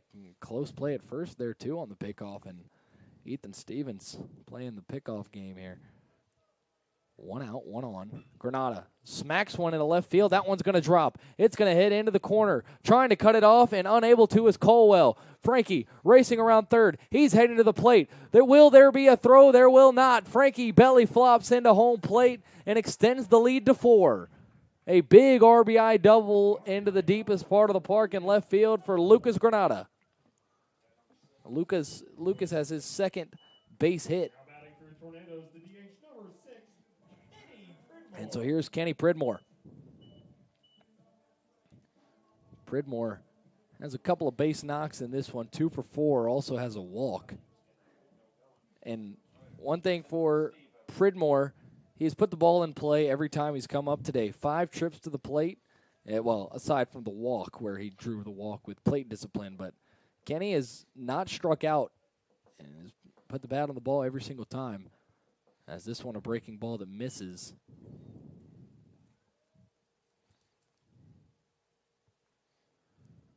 Ball and no strikes here to Pridmore. Likely his last at-bat of the day.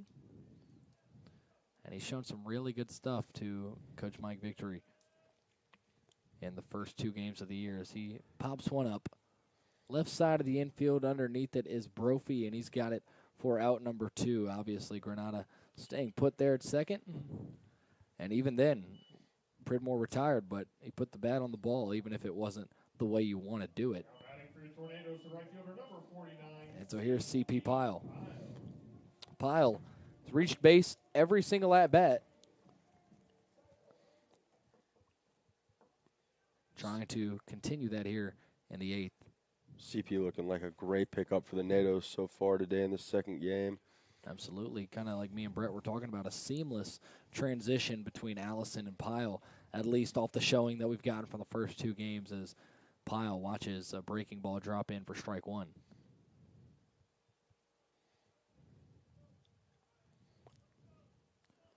No balls and a strike. Stevens looks in, now fires. Another breaking ball.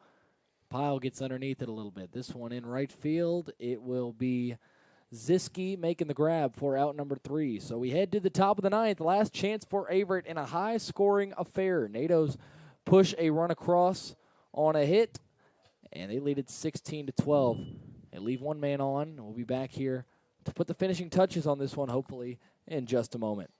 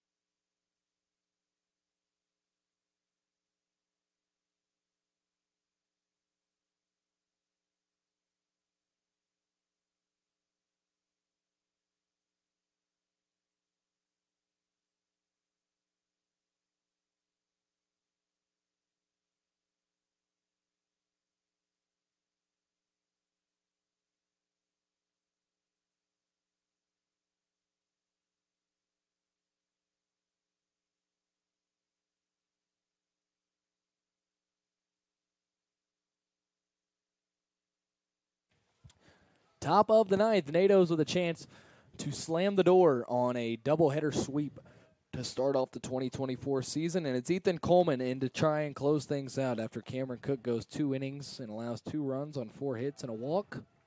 And Coleman's first pitch finds the strike zone. 9 1-2 hitters, Williams, Brophy, and Testerman.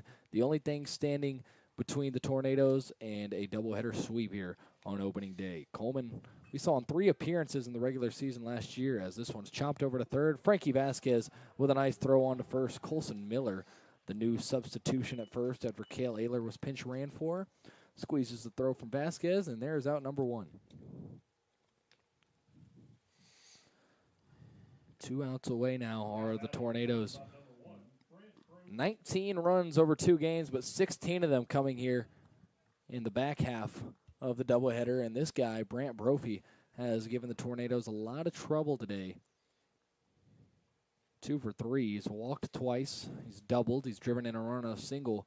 But his last at-bat was his most crucial. The one time he didn't reach base, a double play to end the 7th. Cameron Cook's first inning of work as Ethan Coleman just misses the corner there.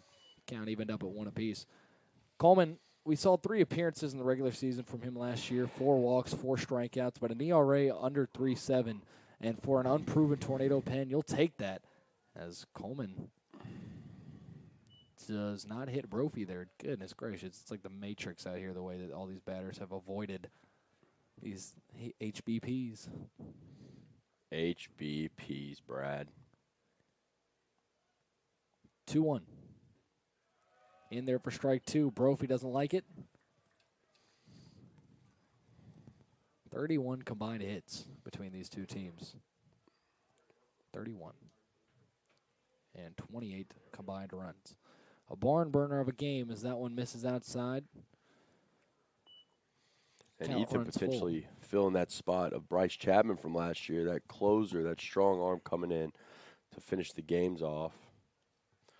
I think that role might go to Caesar this year, although I don't know if you mess with Caesar in that setup role. It's a good dilemma to have for Coach Mike Victory with probably his two most trusted relievers at the moment. But you look at what Caesar did last year, I was a little bit surprised to not see him in right now. 12 appearances for him, 15 strikeouts to 5 walks and a 3.77 ERA with a whip of .59, so doesn't put a lot of guys on. The payoff pitch from Coleman. Got him looking, strike three. NATOs are 1 out away from a doubleheader sweep. That's a great location there by Coleman. He's came in and throw consistent strikes and looks very comfortable on the mound for the NATOs right now.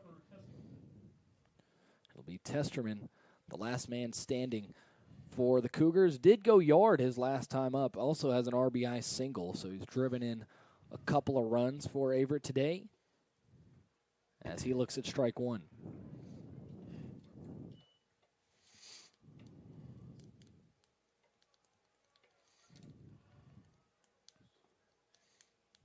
No balls and a strike.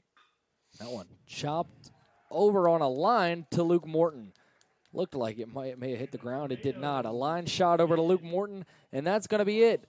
A 16-12 victory for the Tornadoes here in this one. NATOs 16 runs on 19 hits, 1 error. Averett 12 runs on 12 hits and 2 errors. We'll be back here in just a moment for final stats, thoughts, and recaps for a day that saw the NATOs sweep the first 2 games, a doubleheader here against Averett on opening day. As good of a start as you could ask for.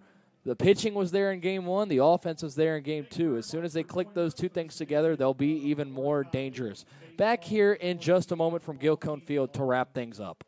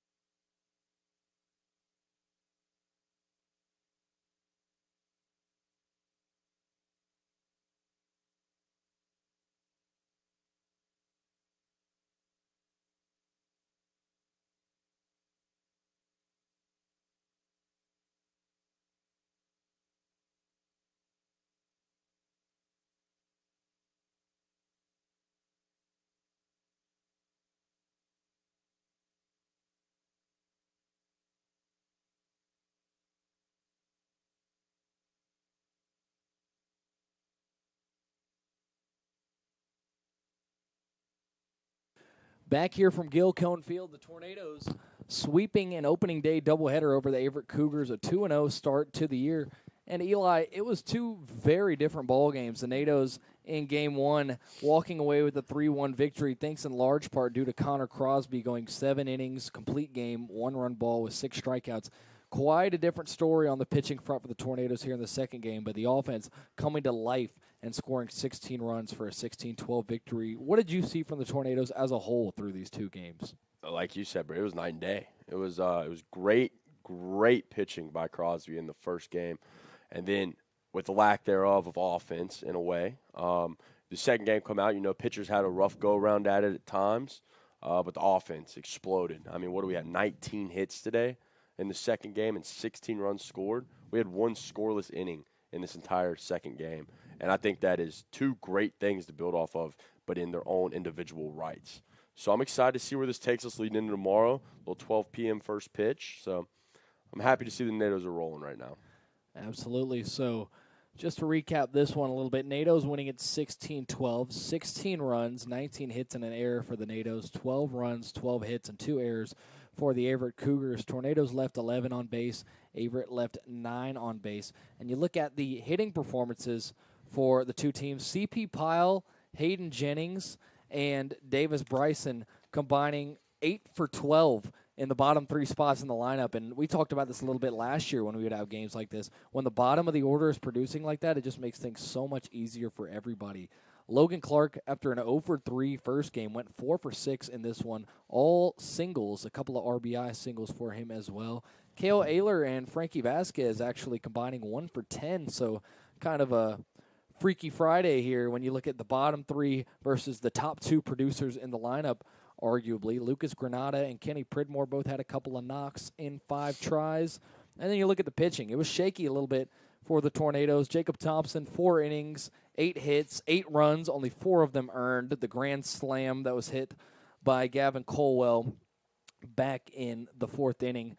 All of those were unearned due to a Frankie Vasquez error just prior. But Thompson walking 3, striking out 4. Didn't have his sharpest stuff, but did show us some good stuff, Eli, early on. And then Andy Farringer came in, 2 innings of relief for him.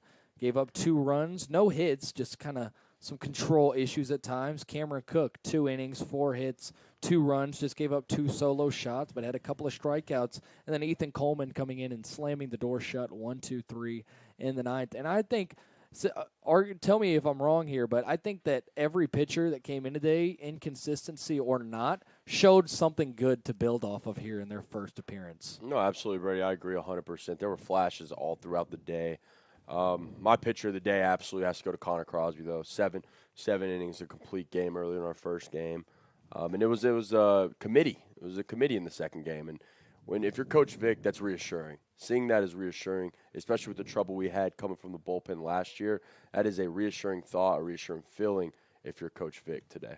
100%. Well, the Nados, 19 combined runs over 2 games, and they sweep the doubleheader. They're back at it here again tomorrow, 12 o'clock first pitch against the Averett Cougars, trying to sweep the opening series of the year. And then across the board, Tornado Athletics, we've got Tornado Women's Basketball tomorrow afternoon at home, 2 o'clock tip there. And then we've got Tornado Men with back-to-back road contests this weekend. Tomorrow in Fayetteville, taking on the Methodist Monarchs, who they already took down once here at home. And then on Sunday, a pretty pivotal game against North Carolina Wesleyan in Rocky Mount before they head back home next weekend for Senior Day. The Tornado Men currently sitting 2nd in the USA South Conference. The Tornado Women sitting 4th in the USA South. So both of them sitting on track for home playoff games in the USA South Tournament, and that's all you can ask for. But in terms of baseball, things off to a great start. 2-0 for the Nados, looking to make it 3-0 tomorrow. It's been a pleasure